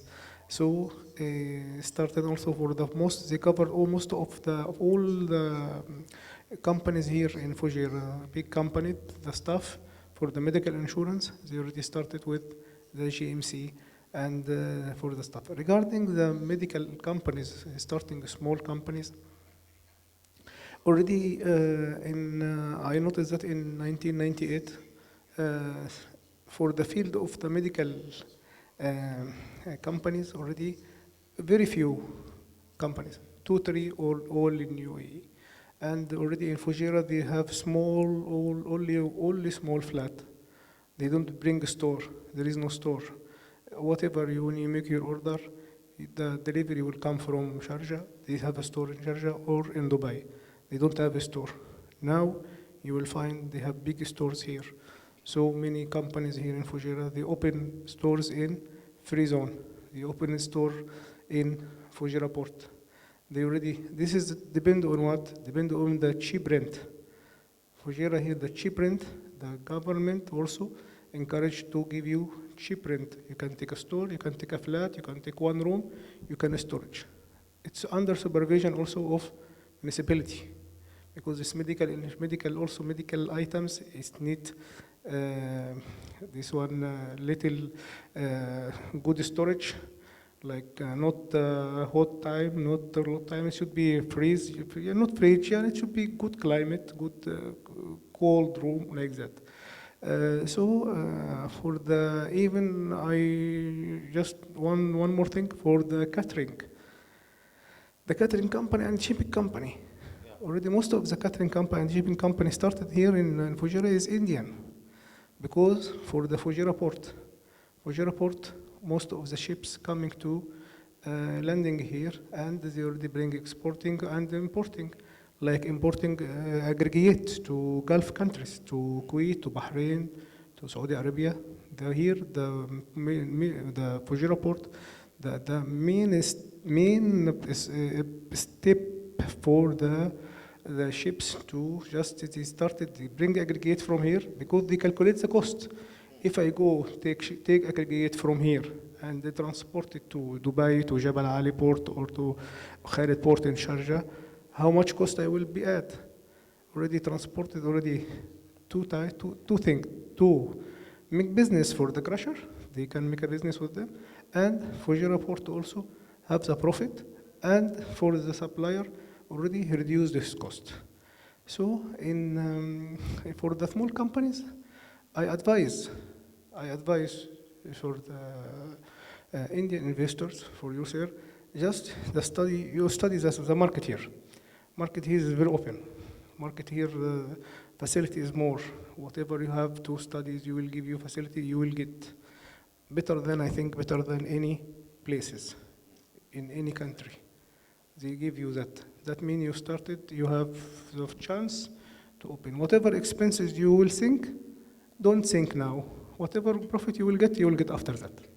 For the next step. They should also think about the future project. For example, the cement companies are there. Yes, sir. What is called the cracker and all those things. Yes, sir. Even all those things. No, they should be thinking about value addition. Yes. Because from the cement company, they can actually make cement products. Like for example, Ras Al Khaimah. Yeah. Ras Al Khaimah, they have this rack ceramic. Rack ceramic. Rack ceramic is the world's largest ceramic company, and they have I think 1 or 2 manufacturing units in India also. Yes, sir. So vice versa, what the smaller companies should come and make use of the facilities available here, the raw material supplies, which can be their future products, for value-added product. Like in the case of the plastic. For the plastic, for example, yes. Mr. Pandey, how they should be actually thinking for more than this, how they should adopt professional services as well as technology to grow with. Yes, it's very important. If you see, just take the example for the IT company. IT business can be done from one laptop, from one room. But if you see why Indian IT companies are keeping the branch in USA and Switzerland and sending their representative there, although they can do the work from their hometown, either from Chennai or Delhi, but they are sending there. The reason that it's very important to facilitate the service at the site. That's why it's important to be the representative to be there. Similarly, if you come in my field like plastic, okay, plastic, for example, flex packaging. Flex packaging was making the product in Dubai and supplying to Uzbekistan. This year, what they decided, why not to put one plant there itself in Uzbekistan, instead of making product here and then delivering there. So first they develop the market. Once the 50% of the product, whatever is the capacity they thought, market develop, then they start the facility there. Like we was regularly supplying the bags from last 7-8 years to Ethiopia. This year we decided, why not the small unit we have to reopen there also. So this year we sent some machinery. Next month it is starting. This one of our unit will start there in Ethiopia, as well as some part we will make there, balance we will finish the product there. So it's any industry, if you can expand beyond the limits, beyond the borders, always there are the more chances to grow faster than if you were shrink yourself in the limitations. The sky is the limit for them. Sky is the limit. I think the most potential thing which we notice among all the industry is the plastic industry. Why? Because from the petrochemical industry, right from petroleum till for the diversification of petrochemical products, right from very small products to even health products, and everything can be made from petroleum products. Very true. So the diversification chance for any industry is more in petrochemical industry. Very true. Right from any product, right from a small toy till the bags which you manufacture, as well as now that the things are now changing. Technology everywhere, the use of plastic is going to be banned somewhere. But still, as you said, the thickness of that one, that depends on what is the I don't know what do you call that technically. Yeah, in the plastic, what was happening? There are several type of plastics is in the market, because now if you see everything, almost whatever was the previously available in the metal, now it is in the plastic. So plastic has covered the whole world. So now, because it was spoiling the environment as well as the sea, millions of tons plastic is dumped in the sea. So now the people start to think that why not we have to control it. So what is the way to control? They come on the point, okay, first we have to control that disposable, means the people use one time then throw. like disposable plate, disposable teacup, and a straw, this type of thing.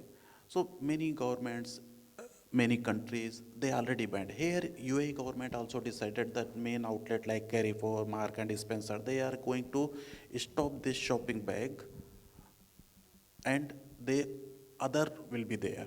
What will be the other? That is the big question. Other is also a plastic, but that plastic is not same like the plastic what we are using. That is also a form of petrochemical. That is also came by the petroleum byproduct.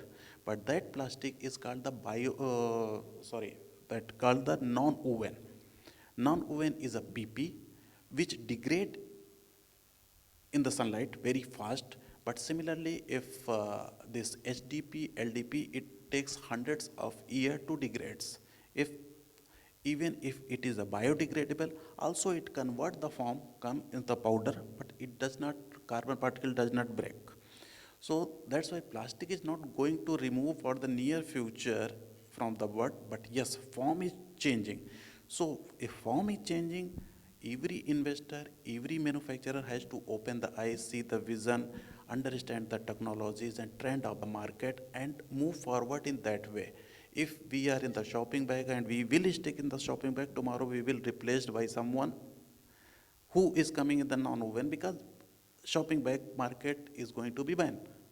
So it's very important to adopt the new technologies. You rightly said moving forward. Yeah. There itself comes the question of forward integration as well as backward integration. We can see that how in Indian experiment, Reliance industry, for example, now right from oil excavation till now they have all day a product like a diversified into forward integration into petrochemical products, like engineering plastics, everything is done, even manufacturing products for the automobile industry and all those things, the forward integration. So we should actually advise them to make use of technology for forward integration as well as backward integration and grow big. That's what you mean to say. Yes. It's very important because all the innovative peoples who are and the companies who are investing and they have the R&D sector and they are investing with the high qualified teams and they are day to day, they are doing the research that what next. So what next is very important, and the end user as well as the industrialist has to keep the eye and mind open to understand what next is going to be happen in the market. So accordingly, we need to change by every way, either in the terms of technology, either the terms of updation, to be more acceptable in the market. Yeah, okay, thank you. Dr. Obaid, we said now one question is about the Expo 2020 is now coming, and it's going to change the game of doing business as well as to attract more investments, more travelers. What is the scope of Expo 2020 for SMEs, according to him? دكتور عبيد 2020 على الأبواب، عام 2020 على الأبواب وانتظرناه طويلا. إكسبو سيكون إن شاء الله هو في عام 2020 بطلع يعني العام القادم إن شاء الله رب العالمين. فكيف تنظر أو كيف ترى، ما هي رؤيتك الإكسبو، متى تأثيره على النمو الاقتصادي، متى تأثيره على استقطاب العمالة أو استقطاب المستثمرين من شتى دول العالم، كيف سيكون له الأثر على تنوع القطاعات، على توزيع وتنوع الأنشطة في شتى المجالات على مستوى الفجيرة كالباخور فكان أو على مستوى دولة الإمارات بشكل عام. طبعا بالنسبة لإكسبو 2020 طبعا من أهم الأحداث الاقتصادية سواء على مستوى العالم أو على مستوى دولة الإمارات العربية المتحدة. فهذه يعني يعتبر من أهم الأحداث الاقتصادية في 2020. طبعا لتأثير الإكسبو 2020 فله تأثيرات كبيرة سواء على مستوى دولة الإمارات العربية المتحدة أو حتى على مستوى دول مجلس التعاون. فطبعا حتى كل الدول يعني مهتمة بهذا الحدث الاقتصادي الكبير. فالدول فكثير من الدول خاصة أمس آخر شيء المملكة العربية السعودية، يعني الجناح مالهم اللي مسوينه يمكن يعني طبعا من أكبر يعني الأجنحة في المعرض، إضافة إلى الدول الثانية أيضا، حتى يمكن الجمهورية الهندية طبعا لها مشاركة كبيرة بتكون في إكسبو 2020. طبعا بيكون التأثيرات طبعا على مستوى دولة الإمارات ككل، يعني على مستوى دولة الإمارات، وكل الإمارات طبعا بتستفيد من هذا طبعا من هذا المعرض أو هذا يعني الإكسبو 2020.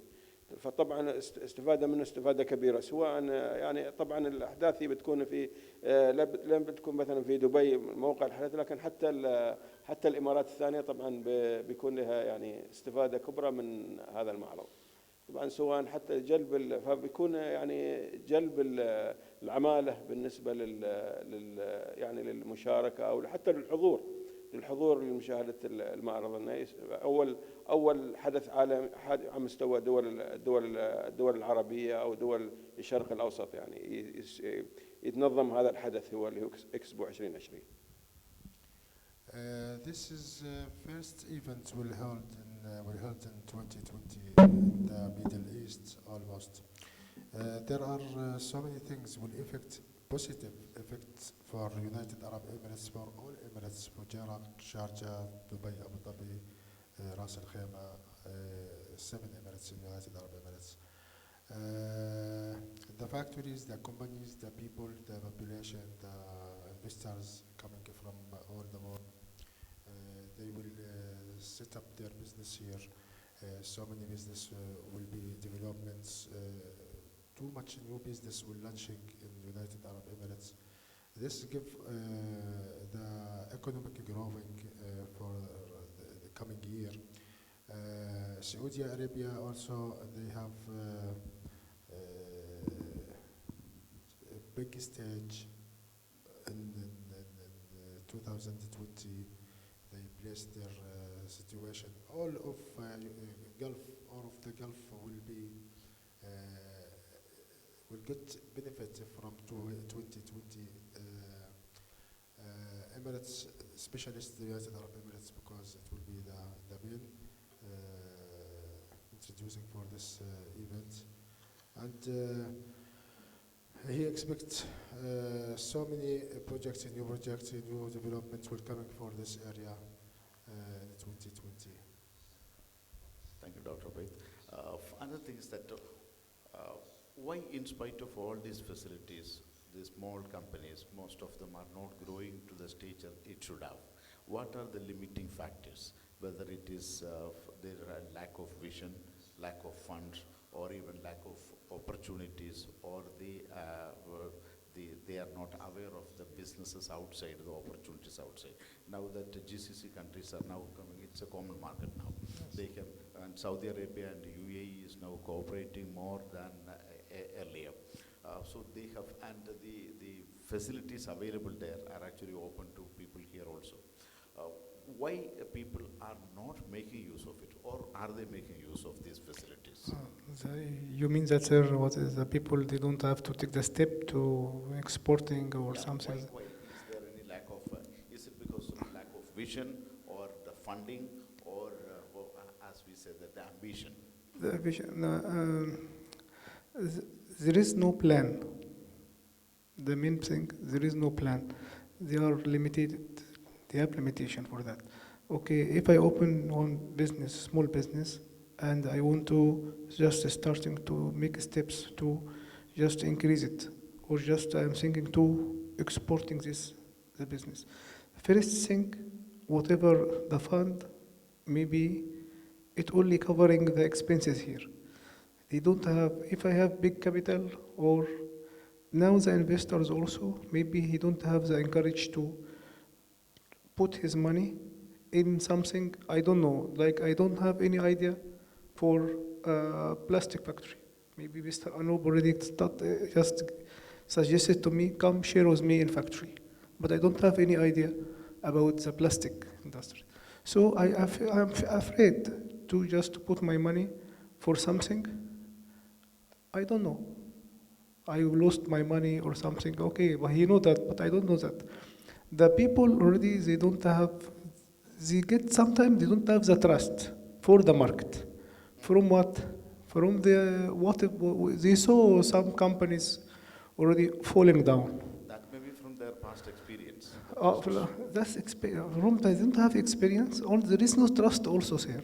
They don't have trust. Okay, if you tell me now, Muhammad, give me now 200,000 to, you make a share in like small companies for contracting company. I don't know contracting company, but you know that. You know how to run the business. You know how to bring the contracts. You know how to deal with the subcontracts. You know how to deal with the suppliers. You can do you know that how to bring labor. You know that, but I don't know that. So many accidents happened. The people afraid to you have to start the business for the market. They don't have the power. They don't have the trust for the people. So whatever I have business, only I just close it. I don't like to creating more the big company for that. I don't like to create another field. Like so they don't have, but there is people, they have the encourage, they have the, okay, I will share with you, but you will share with me in every step. How you make, what you step, what is the market. If I have the main problem here also, some people they don't know the study the market very well. You know that market very open. Fund, you depend for the bank. The main source. You don't have any chance to be, before banks give you more facility. Now bank also, I think, limitation for that. If you have business, you should give whatever your profit, whatever you submitted, so many documents, so many guarantees, before you can open LC in anything, anytime. You will get any business, you will open LC, they give you. But from few people doing some mistakes in the market here, so it is affected after that.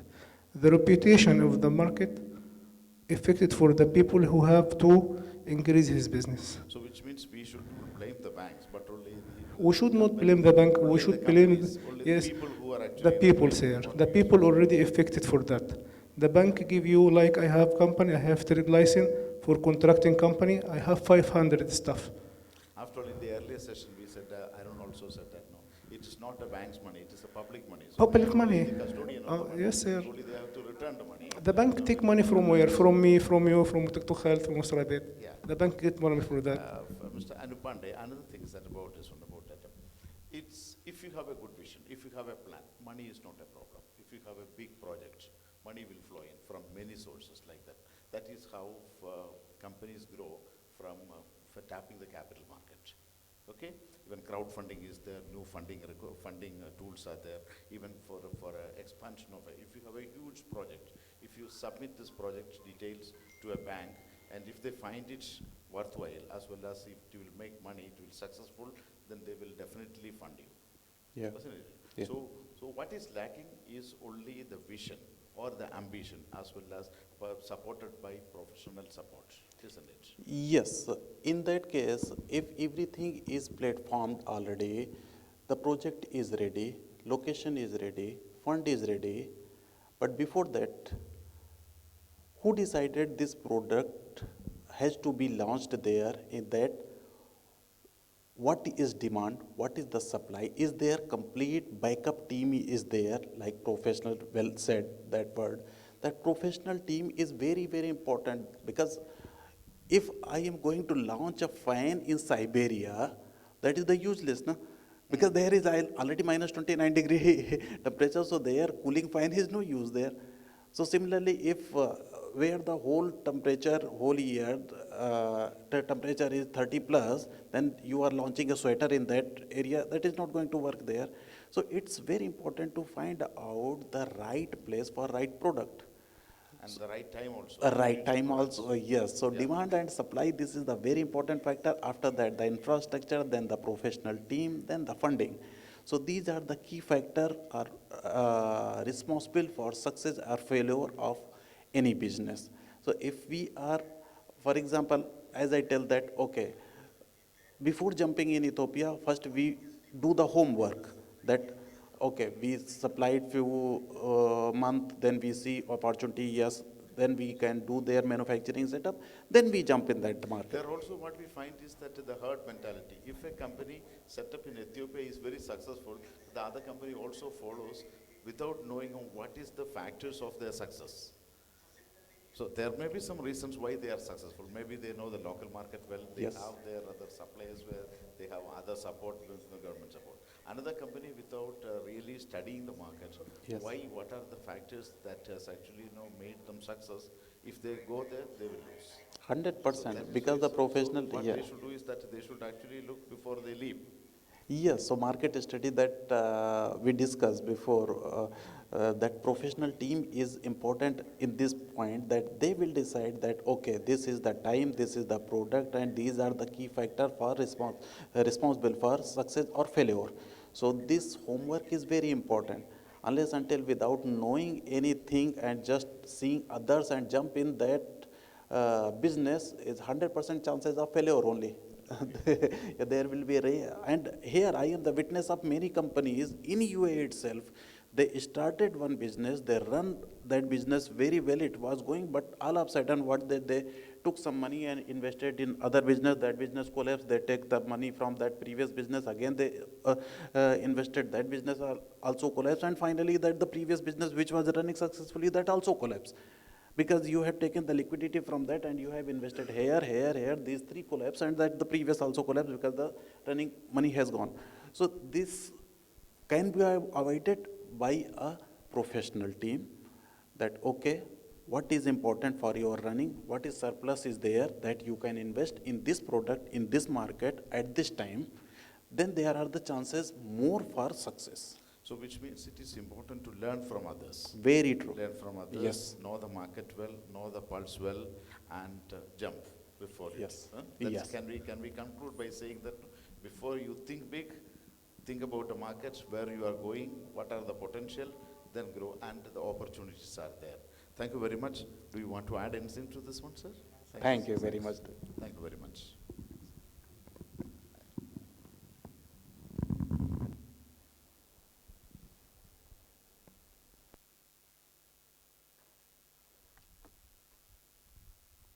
Thank you very much for this panel discussion, and we really welcome each one of you. And we at this time want to inaugurate the SME platform, IBMC SME platform, and would like to welcome Mr. Sajid Kumar and Mr. Obed to inaugurate the SME platform. Can we all stand together, please? SME platform specifically for Fujairah.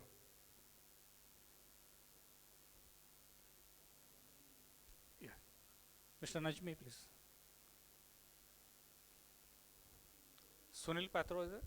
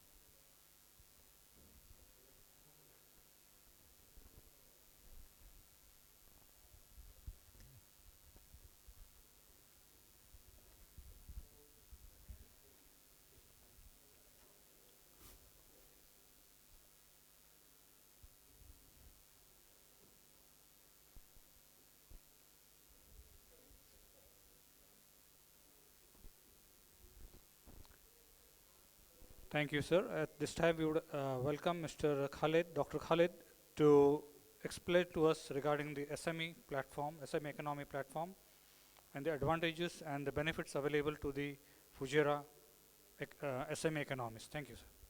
Thank you very much.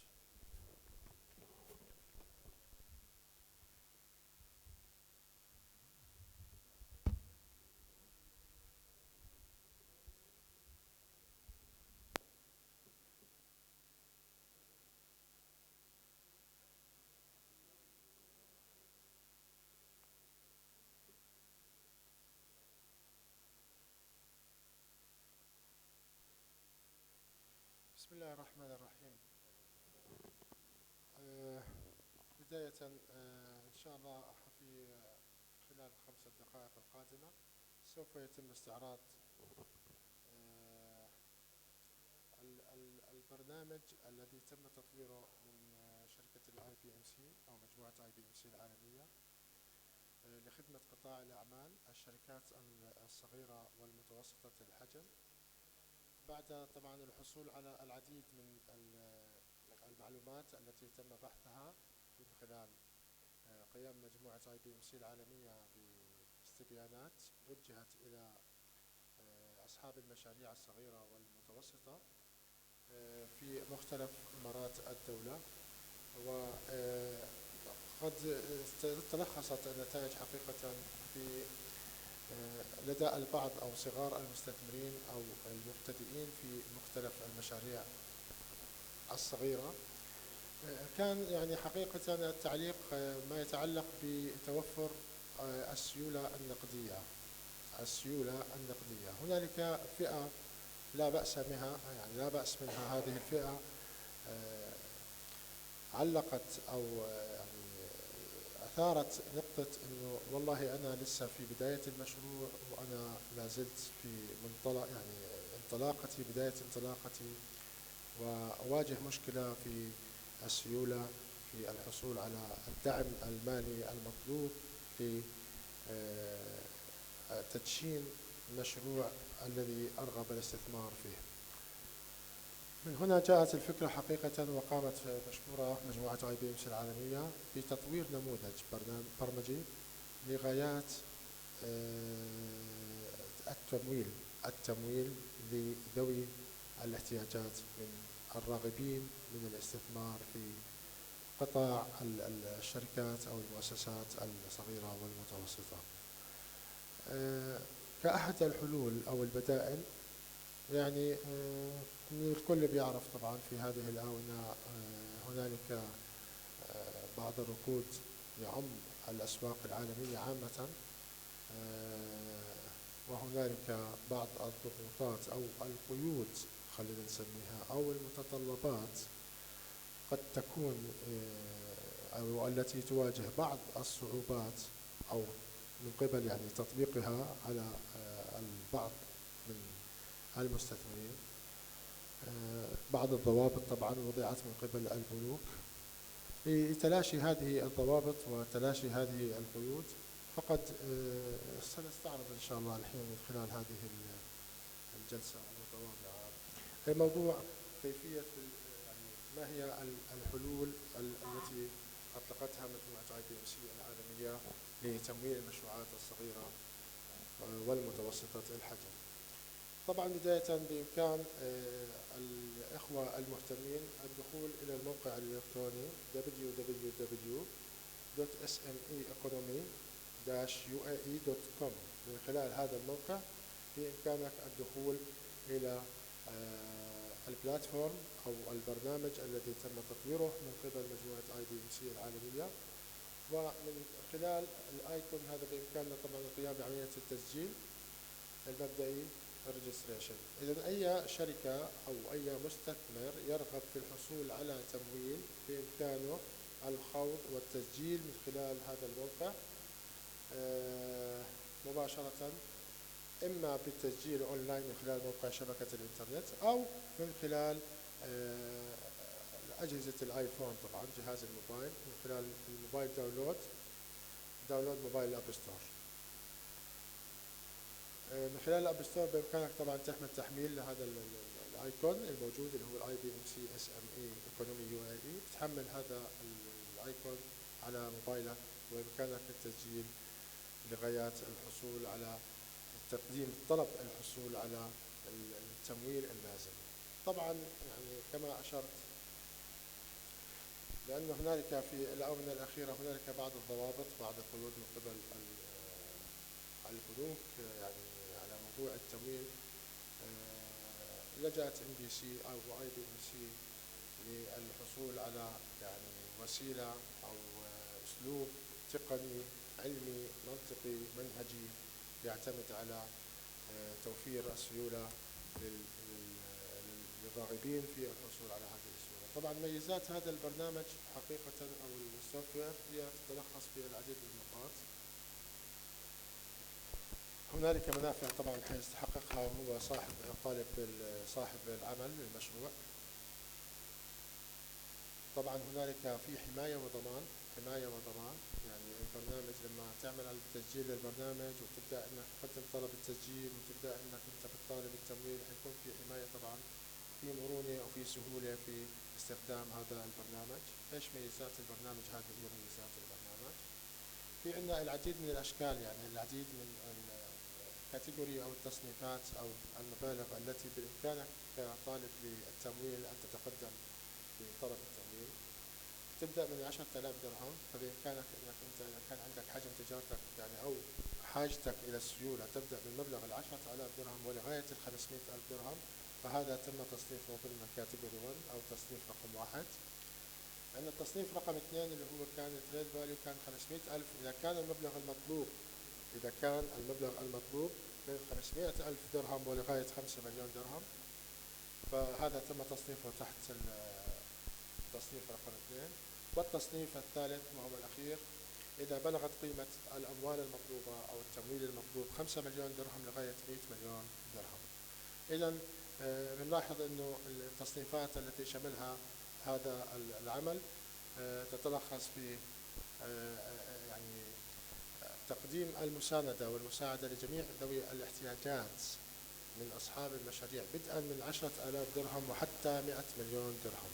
إذا شملت جميع الشركات أو المؤسسات الصغيرة والمتوسطة الحجم بدءا من مبلغ 10,000 أكرر وحتى مبلغ 100 مليون درهم، فجميع الخيارات موجودة ومتاحة وبإمكان المستخدمين أو المستهدفين أو المهتمين الاستعانة بهذه الخدمة.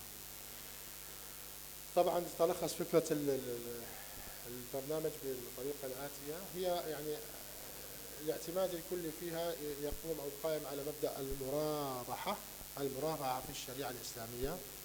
فهذا المنتج هو عبارة عن منتج متوافق مع الشريعة الإسلامية. طبعا إذا تطرقنا إلى مبدأ المرابحة، ما هي المرابحة في الإسلام؟ أستاذ محمد ممكن تشارك معي يعني عشان يكون في يعني تفاعل، نوع من التفاعل. ايش هي المرابحة في الإسلام؟ تفضل شاركني هاي المايك، شاركني، خلينا نعمل شوي هيك بنفس الوقت، يعني إذا كان في معلومة غايبة أو نضيف معلومة يكون شيء طيب. هذا المايك تفضل. هلا هذا أنا بتكلم عن المنتج، والمنتج احنا بنحكي بأنه هنالك يعتمد في أساسياته على الشريعة الإسلامية ويعتمد ويتوافق مع متطلبات الشريعة الإسلامية عملا بمعايير المرابحة. يعني بس بباب المناقشة أو عملية عمل المرابحة.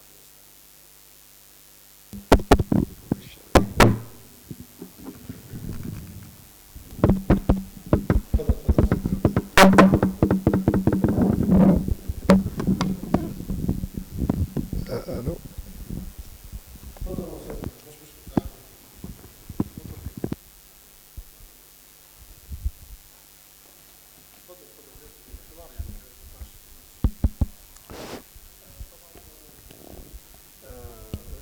نظام المرابحة في الإسلام، طبعا أول نظام مرابحة طلع في النظام المالي كنظام مالي. طبعا أنا فاكر إن هو كان أول بنك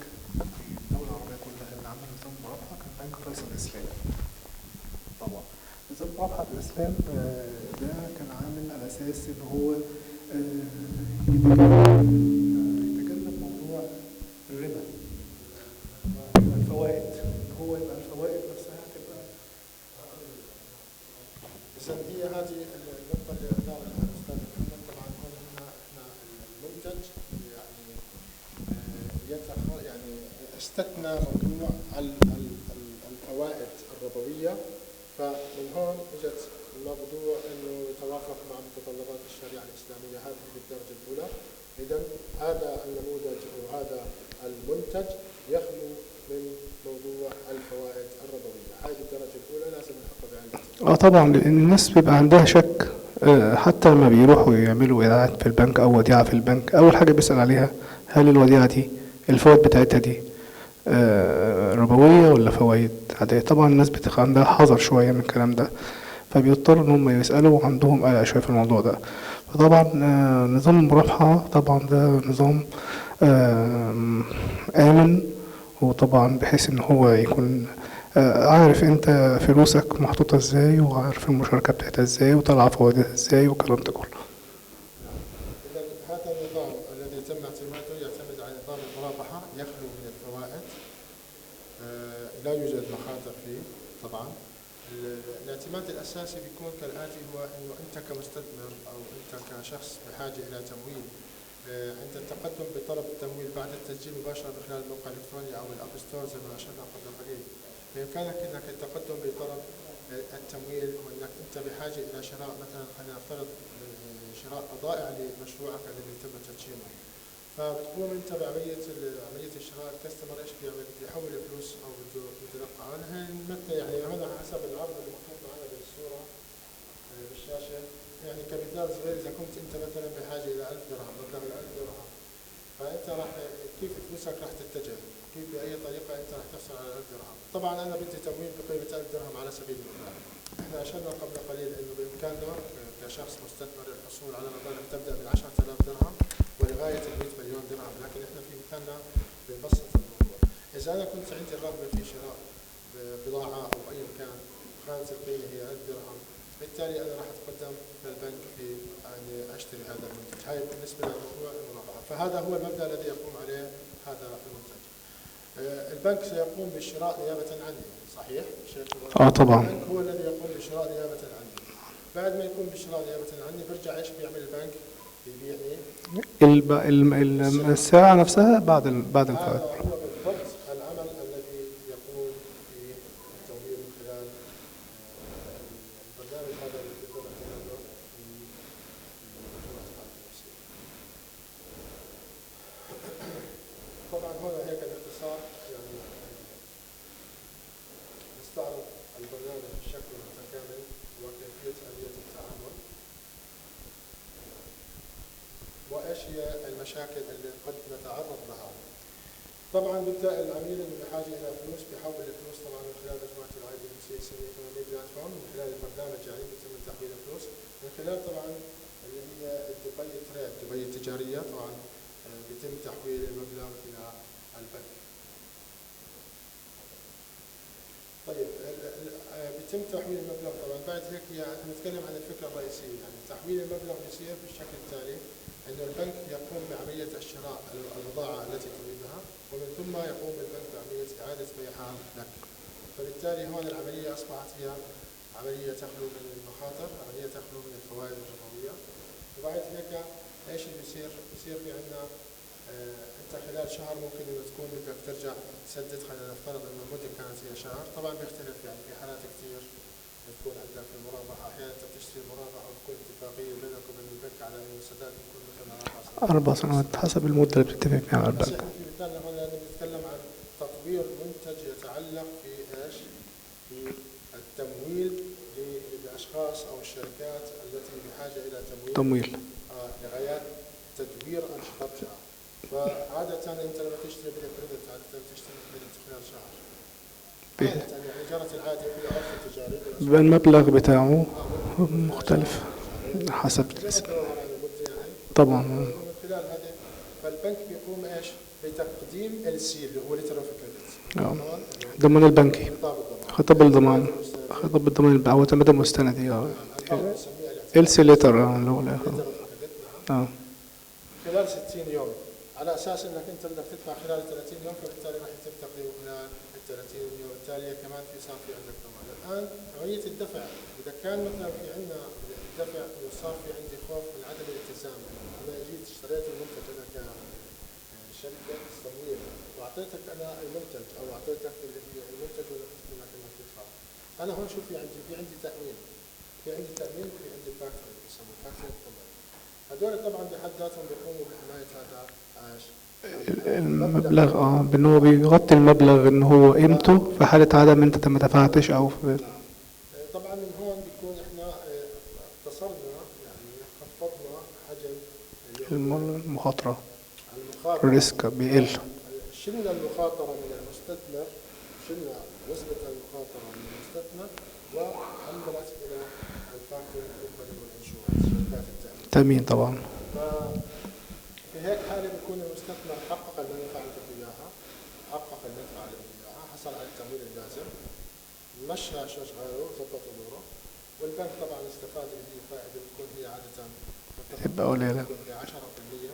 يعني لو كنت أنت بدك كما اتفقنا إلى مثلنا السابق لو حكينا بمبلغ ال 900 درهم أو ال 1000 درهم، تكون 10% هي عبارة عن 100 درهم. 100 درهم اللي بيتم استقطاعها وتوزيعها، يعني بتكون هي عبارة عن المبالغ أو الأرباح اللي نسميها عشان نبقى محافظين على مبدأ المرابحة طبعا التي يحققها البنك والشركة التمويل. فأنت هنا كمان كمستثمر بتكون استمتعت أو استفدت من حيث أنك أنت ما غامرت في أموالك، بالعكس أنت لجأت إلى تمويل من الآخرين وشغلت فلوس، يعني شغلت مال الآخرين، مال الشركة التمويل في تنمية نشاطك وفي تحقيق الأرباح التي حققتها، وبالتالي أنت حققت ربحك من غير ما تخاطر في أموالك الخاصة.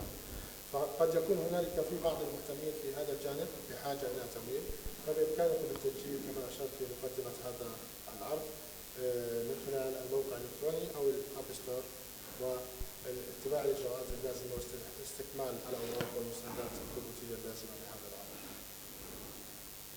طبعا في بعض الموافقات وبعض الأمور طبعا تبقى إجراءات داخلية طبعا، موافقات لازم تتم طبعا بتاخد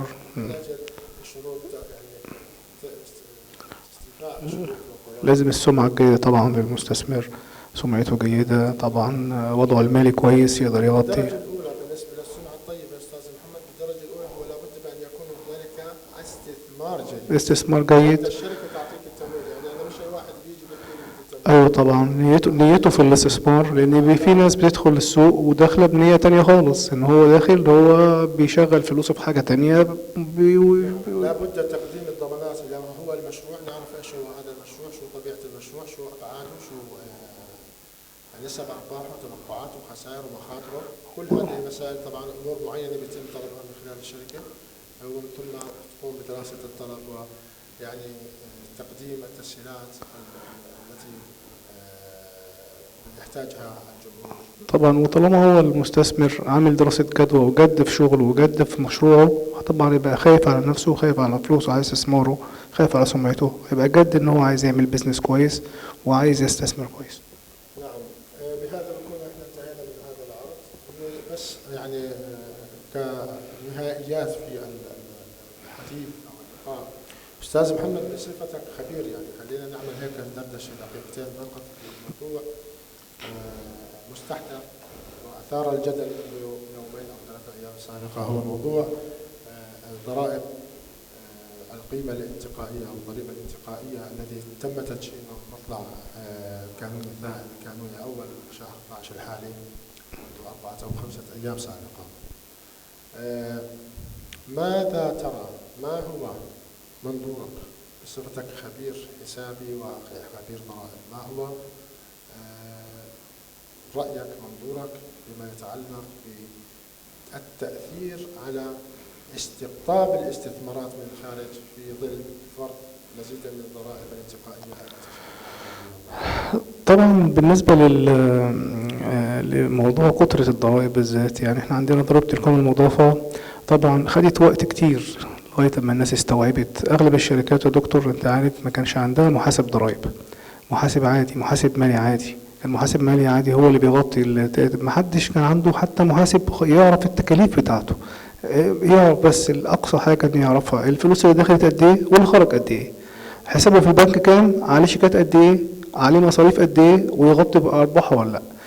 موضوع ضريبة القيمة المضافة لما دخل في دولة الإمارات العربية المتحدة طبعا خد جدل كتير شوية، والناس عبارة ما استوعبت إن هو الضريبة إزاي تتعمل والضريبة تدفع على إيه وال5% دي تتحسب إزاي، مصاريف أو مبيعات أو إيرادات أو، فعمل لخبطة وعمل جدل. فيمكن حجم الناس شوية أو الاستثمار شوية حجم الناس إن هم يفكروا يعملوا بيزنس شوية هنا.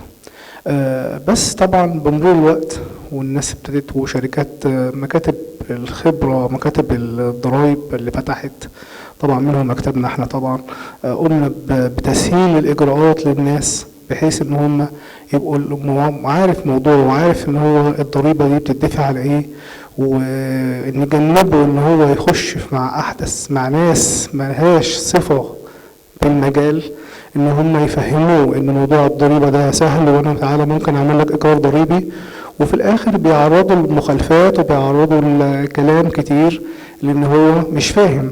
لكن لما الناس ابتدت تستوعب والناس زينا مثلا في المكتب عندنا ابتدى يشرح للناس الضريبه دي ايه، هدفها ايه، بتتاخد من مكتب الخبير. مكتب صح طبعا هي مش دعايه طبعا فطبعا الموضوع الضريبه الانتقائيه الجديده برضو انا حاسس ان هو طبعا يعني لما خدوا الاكشن او خدوا اللي هم يتطبق برضو الناس هيبقى عندها خوف شويه. ليه؟ ايه السلع اللي تتحط على الضريبه الانتقائيه الجديده؟ هل السلع مثلا السجاير، الخمور، المشروبات الغازيه؟ السلع انتقائيه يعني منتجات الطبخ، المنتجات الروحيه، المشروبات الروحيه. ايوه طبعا. هنالك بعض المنتجات مثل التي تحمل يعني السكر يعني انا مثلا تركيبتها السكر طبعا هاي تم تطبيق عليها الضرائب. السؤال اللي طرحته كمان انا مره ثانيه اعيده بشكل اخر استاذ محمد، هل فرض الضريبه على هذه السلع الانتقائيه من شأنه التأثير سلبيا على استقطاب المستثمرين الى دولة اكيد اكيد لانه هيفكر قبل مليون مره يفكر ان هو قبل ما يدخل السوق. لان حضرتك من كام سنه مثلا السجاير مثلا زمانها مثلا يعني هيحجم حجم الاستثمارات مش على طول، مش على طول لا هو هياخد وقت شويه لغايه ما الناس تفهم والناس هتكمل استثمار.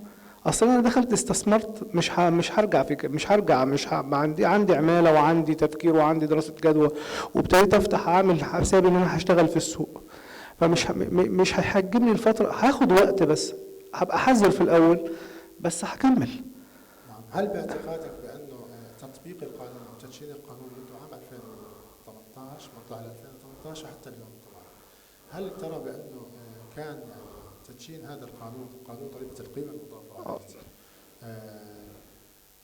ساهم في تنمية مثلا خلينا نحكي النظام المالي في دولة الإمارات العربية المتحدة؟ أكيد الدخل مثلا أعطينا هيك بس فكرة يعني إيش المساهمة التي قدمها هذا القانون؟ يعني أكيد الدولة لما قررت تعمل ضريبة القيمة المضافة أكيد كان عندها دراسة للمشروع ده كانت ودراسة للقانون بسوالبه بإيجابياته وسلبياته. إن هو من خلال القانون هل هنالك فرضت قانون ضريبة القيمة المضافة أو قانون ضرائب في دولة الإمارات هل فرضت على المستثمرين أو على الشركات الاحتفاظ بسجلات محاسبية أصولية لم تكن مستغلة من قبل؟ أيوة طبعا.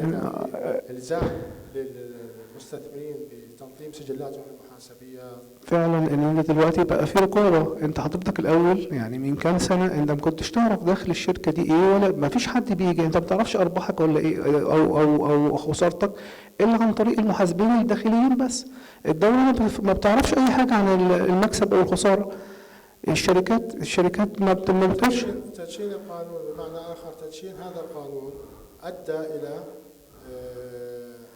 بت او يعني توزيع النظام اكثر، صار في نظام اكثر فعلا دكتور دلوقتي ما عادت يعني كانت من الاول الناس تستثني او تستبعد موضوع الحسابات تنظيم الحسابات اصوليا. الان نرى بان هنالك العديد من المستثمرين بداوا الانتباه والتركيز على الجوانب المالية وتنظيم سجلاتهم المحاسبية وتدقيق حساباتهم، وباتت يعني العملية صارت تتخذ شكل أكثر تنظيميا. وهناك إلزام أيضا من هيئة الضرائب بما يتعلق بالمشروعات الخاضعة للضريبة والمسجلة بأن تحمل أو تحتفظ بسجلاتها المحاسبية عن فترة حسب بنود القانون لا تقل عن 5 سنوات. ما تعليقك على ذلك؟ طبعا يا دكتور، طبعا الزمت الشركات ان هي تعمل لها سجلات محاسبيه، دفاتر محاسبيه، تبقى عارفه المصاريف اللي انت في عرضه من اي وقت مفتش من الهيئه يخش عليك يشوف مصاريفك ايه وارباحك ايه. طبعا وارباحك ايه. انت دلوقتي لو انت مخالف ولا لا. انت لو دخلت مثلا نقول مثلا مطعم، حضرتك لقيته الاسعار اللي عنده غير شامله للضريبه. الاول قبل قانون الضريبه او بعد قانون الضريبه؟ قبل قانون الضريبه انت ما تقدرش تقول حاجه، لكن بعد قانون الضريبه دلوقتي انت مش شامل الضريبه، مش شامل قيمه الضريبه المضافه في منتجاتك. انا اعرف النهارده بتديني بسعر وبعد يومين بتديني بسعر، الكيلو النهارده بسعر والكيلو بعد يومين بسعر.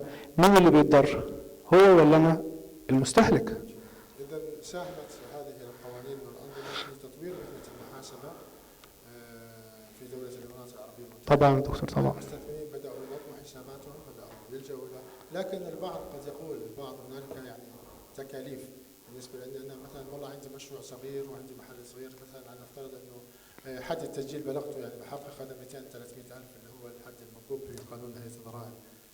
لكن انا لما اجي اعين موظف حيكون عندي محاسب، راح يكون في تكلفه. فما هي الرساله اللي بنقدمها احنا للاخوه المستثمرين صغار المستثمرين اللي لو انت لازم تجيب محاسب يبقى يدور. انت مهما اهتميت بالبيزنس بتاعك مش هتبقى عندك وقت اللي انت تدور وتقعد وقت فراغك كله لحساباتك. تجيب محاسب حتى يعني لو دفتر تعمله اللي داخل لك واللي خارج لك، مصاريفك قد ايه، تكاليفك قد ايه، ارباحك قد ايه. تجيب محاسب ما فيش مشكله، ده لمصلحتك انت. يعني قصدك انت مثلا محاسب بارت تايم ممكن يجيب محاسب ساعتين في اليوم بارت تايم. انت مش لازم تجيب واحد دوام كامل، انت مش لازم تحط. هل يوجد داخل فجيرة مثلا شركات محاسبه متخصصه بتنظيم السجلات المحاسبيه بالعمل بارت تايم؟ بارت تايم ما فيش طبعا، بارت تايم ما فيش، بس ما فيش. لا في شركات بارت تايم. انا قصدي ان هو صاحب المشروع او صاحب البيزنس ما بيبقاش عايز يحمل نفسه راتب كامل، راتب شهري كامل للموظف. بالضبط، هذا القصد، انه احنا هلا بننصح الشركات اللجوء الى شركات المحاسبه بغض النظر. طبعا تعالى لي يا محمد، انا دلوقتي عايزك تمسك لي حساباتي 4 مرات في الشهر، هتاخد مني كام؟ انا ماليش دعوه بالحسابات، انا هديك الحسابات للمكتب عندك 4 مرات في الشهر، هتشرج عليها كام؟ تنظيم السجلات المحاسبيه باتت في غايه الاهميه، وهي جزء لا يتجزا من النظام. هذه بحد ذاتها تتيح فرصه عمل للقطاع المحاسبي والمالي في الدوله، مما يتطلب ان يكون هنالك فرصه استثماريه في هذا المجال، لأن العديد من الشركات الآن تبحث عن تخفيض التكاليف الاستثمارية أو التكاليف التشغيلية.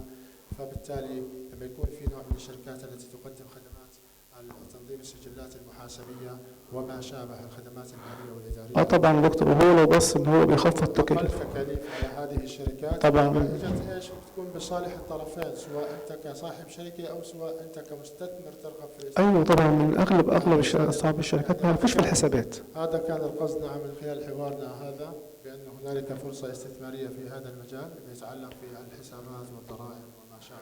بيجيبوا وما فيش اكتر دلوقتي دكتور من السيستم المحاسبات موجود متوفر. لو ب1000 درهم بتجيب سيستم، لو ب10,000 بتجيب سيستم.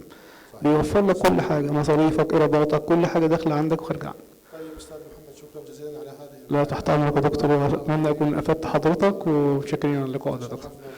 شكرا دكتور، الشرف لي يا دكتور. شكرا مجموعه IBMC على هذا الجهد والعمل المتواضع، مع جزيل الشكر والتقدير معكم من الفجيرة الدكتور خالد محمد ابو زاهر. السلام عليكم ورحمه الله.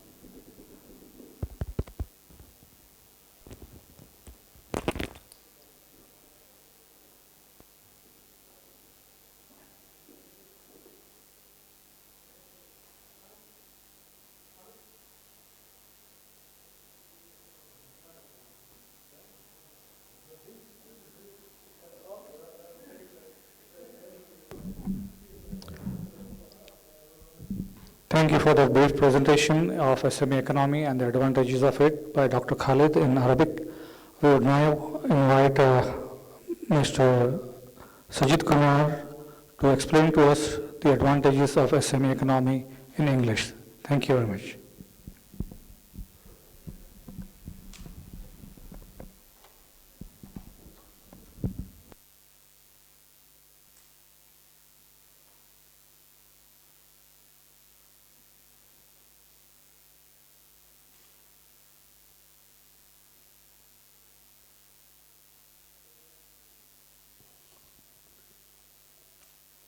Very good evening to all of you, and we are very much happy to introduce SME Economy Project and launch the same at Fujairah Emirate. Dr. Khalid already explained about SME Economy Project and how it will work in Arabic version. I would like to take SME Economy Project in English version. So SME Economy you can access through mobile and website. So if you are a company can register complimentary basis www.smeeconomy-uae.com, and you can also download the application SME Economy to see the project. I would like to showcase that www.smeeconomy.com. That's a website.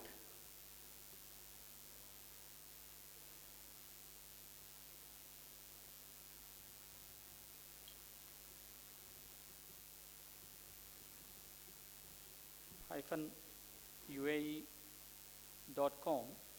You can visit this website.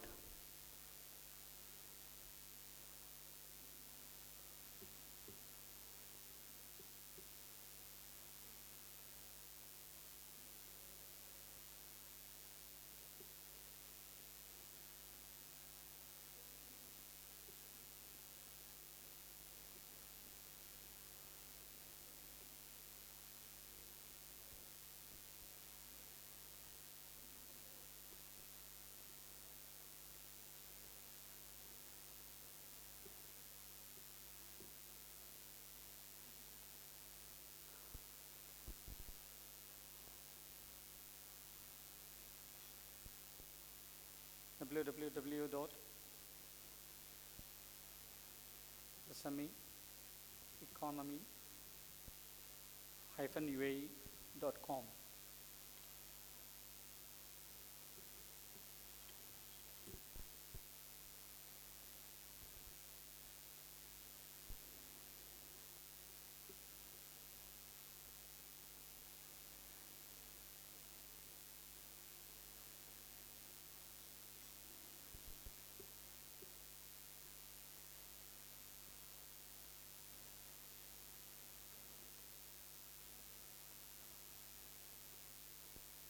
You can also download SME Economy in the mobile, and you can start using.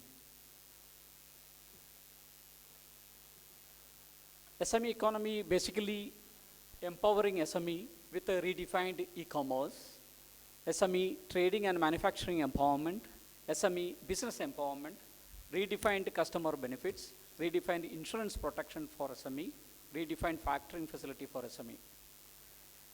So all these facilities are already provided in the SME Economy platform, and we have categorized into three, that is based on the trade volume.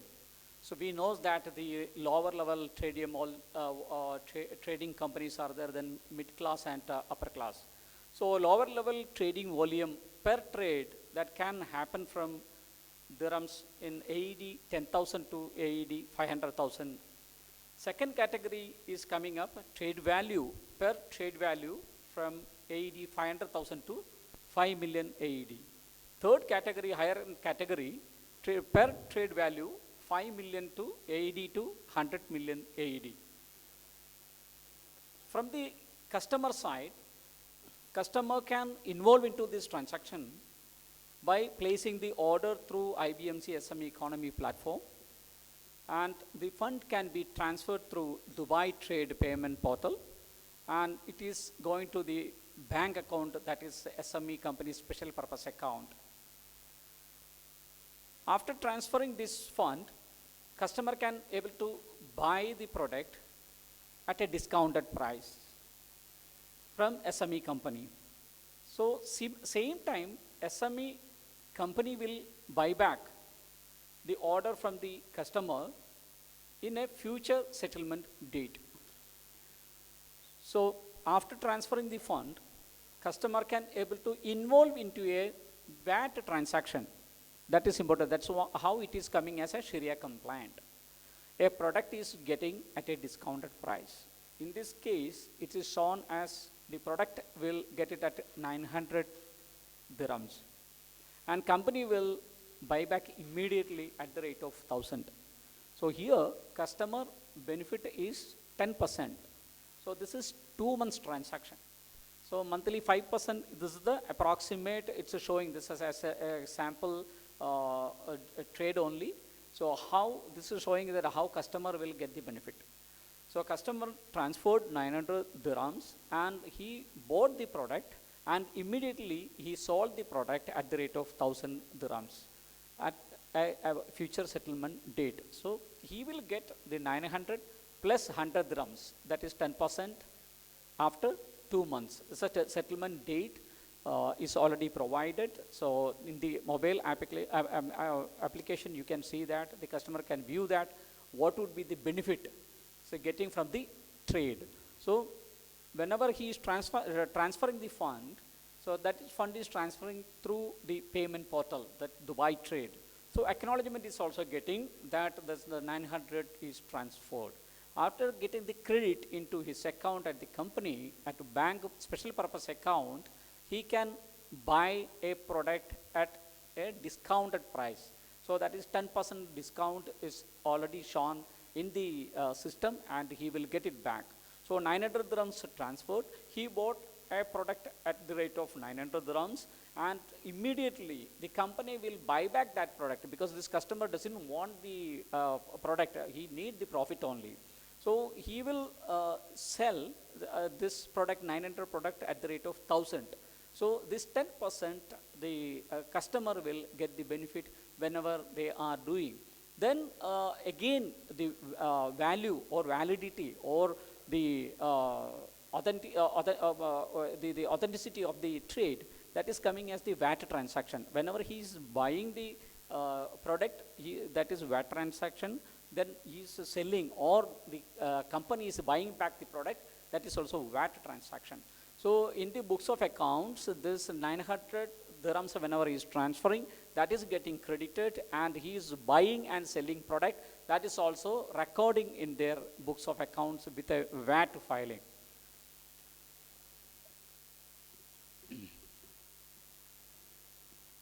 After getting the confirmation from the SME economy, this bank will provide the LC, letter of credit, to the distribution company.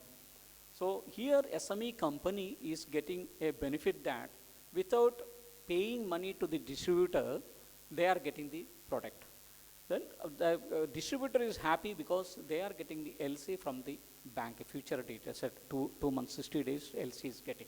Then after getting that LC, the distributor is providing the product to the SME company. SME company then subsequently transferring the product to their client. This is coming as showing us the hotel.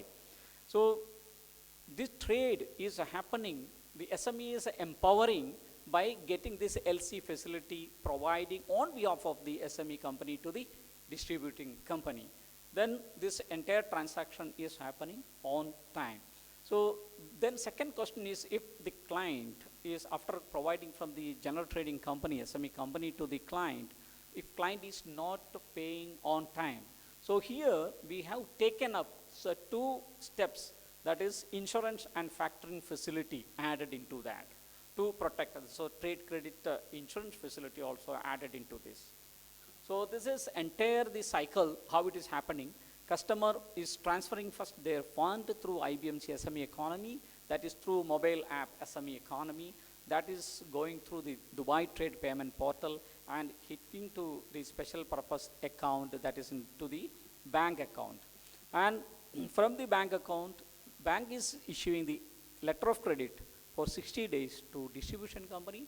Distribution company is giving the product to the general trading company, that SME company, and SME company is giving the product to their clients for 1 month credit. So after 1 month, this fund is also transferring to the special purpose account of the SME company. So here question is coming, if the client is not paying on time, so what are our protection we have taken? We have added into the system, if payment fails on time, so factoring facility is also added into that. Factoring facility that will support the client, the distributor or the SME economic client, the general trading company is saying that the hotel or the client is very much valuable, so we need to extend 1 more month. So factoring facility is extending 1 more month. So on behalf of their client, this factoring company will pay to the special purpose account to close the deal, or the insurance company is coming into that. So here general trading company, SME economic company is also paying a nominal value of premium for getting this insurance facility and factoring facility.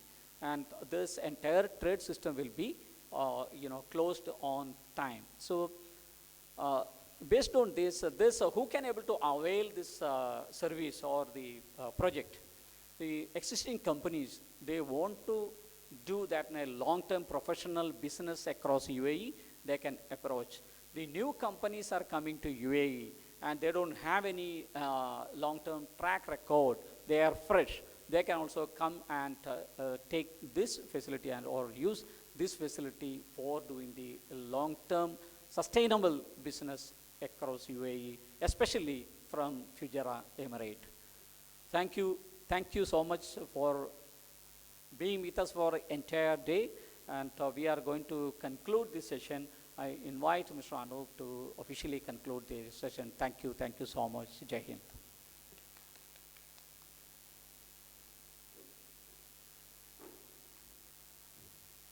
Ladies and gentlemen, thank you very much for being with us today, and this is the session of IBMC UAE-India Business Fest 2019, Fujairah Emirate. Officially, we are concluding today. We look forward to meet you at Ras Al Khaimah for our next event, followed by concluding event in Abu Dhabi. Thank you very much once again for joining us. Thank you.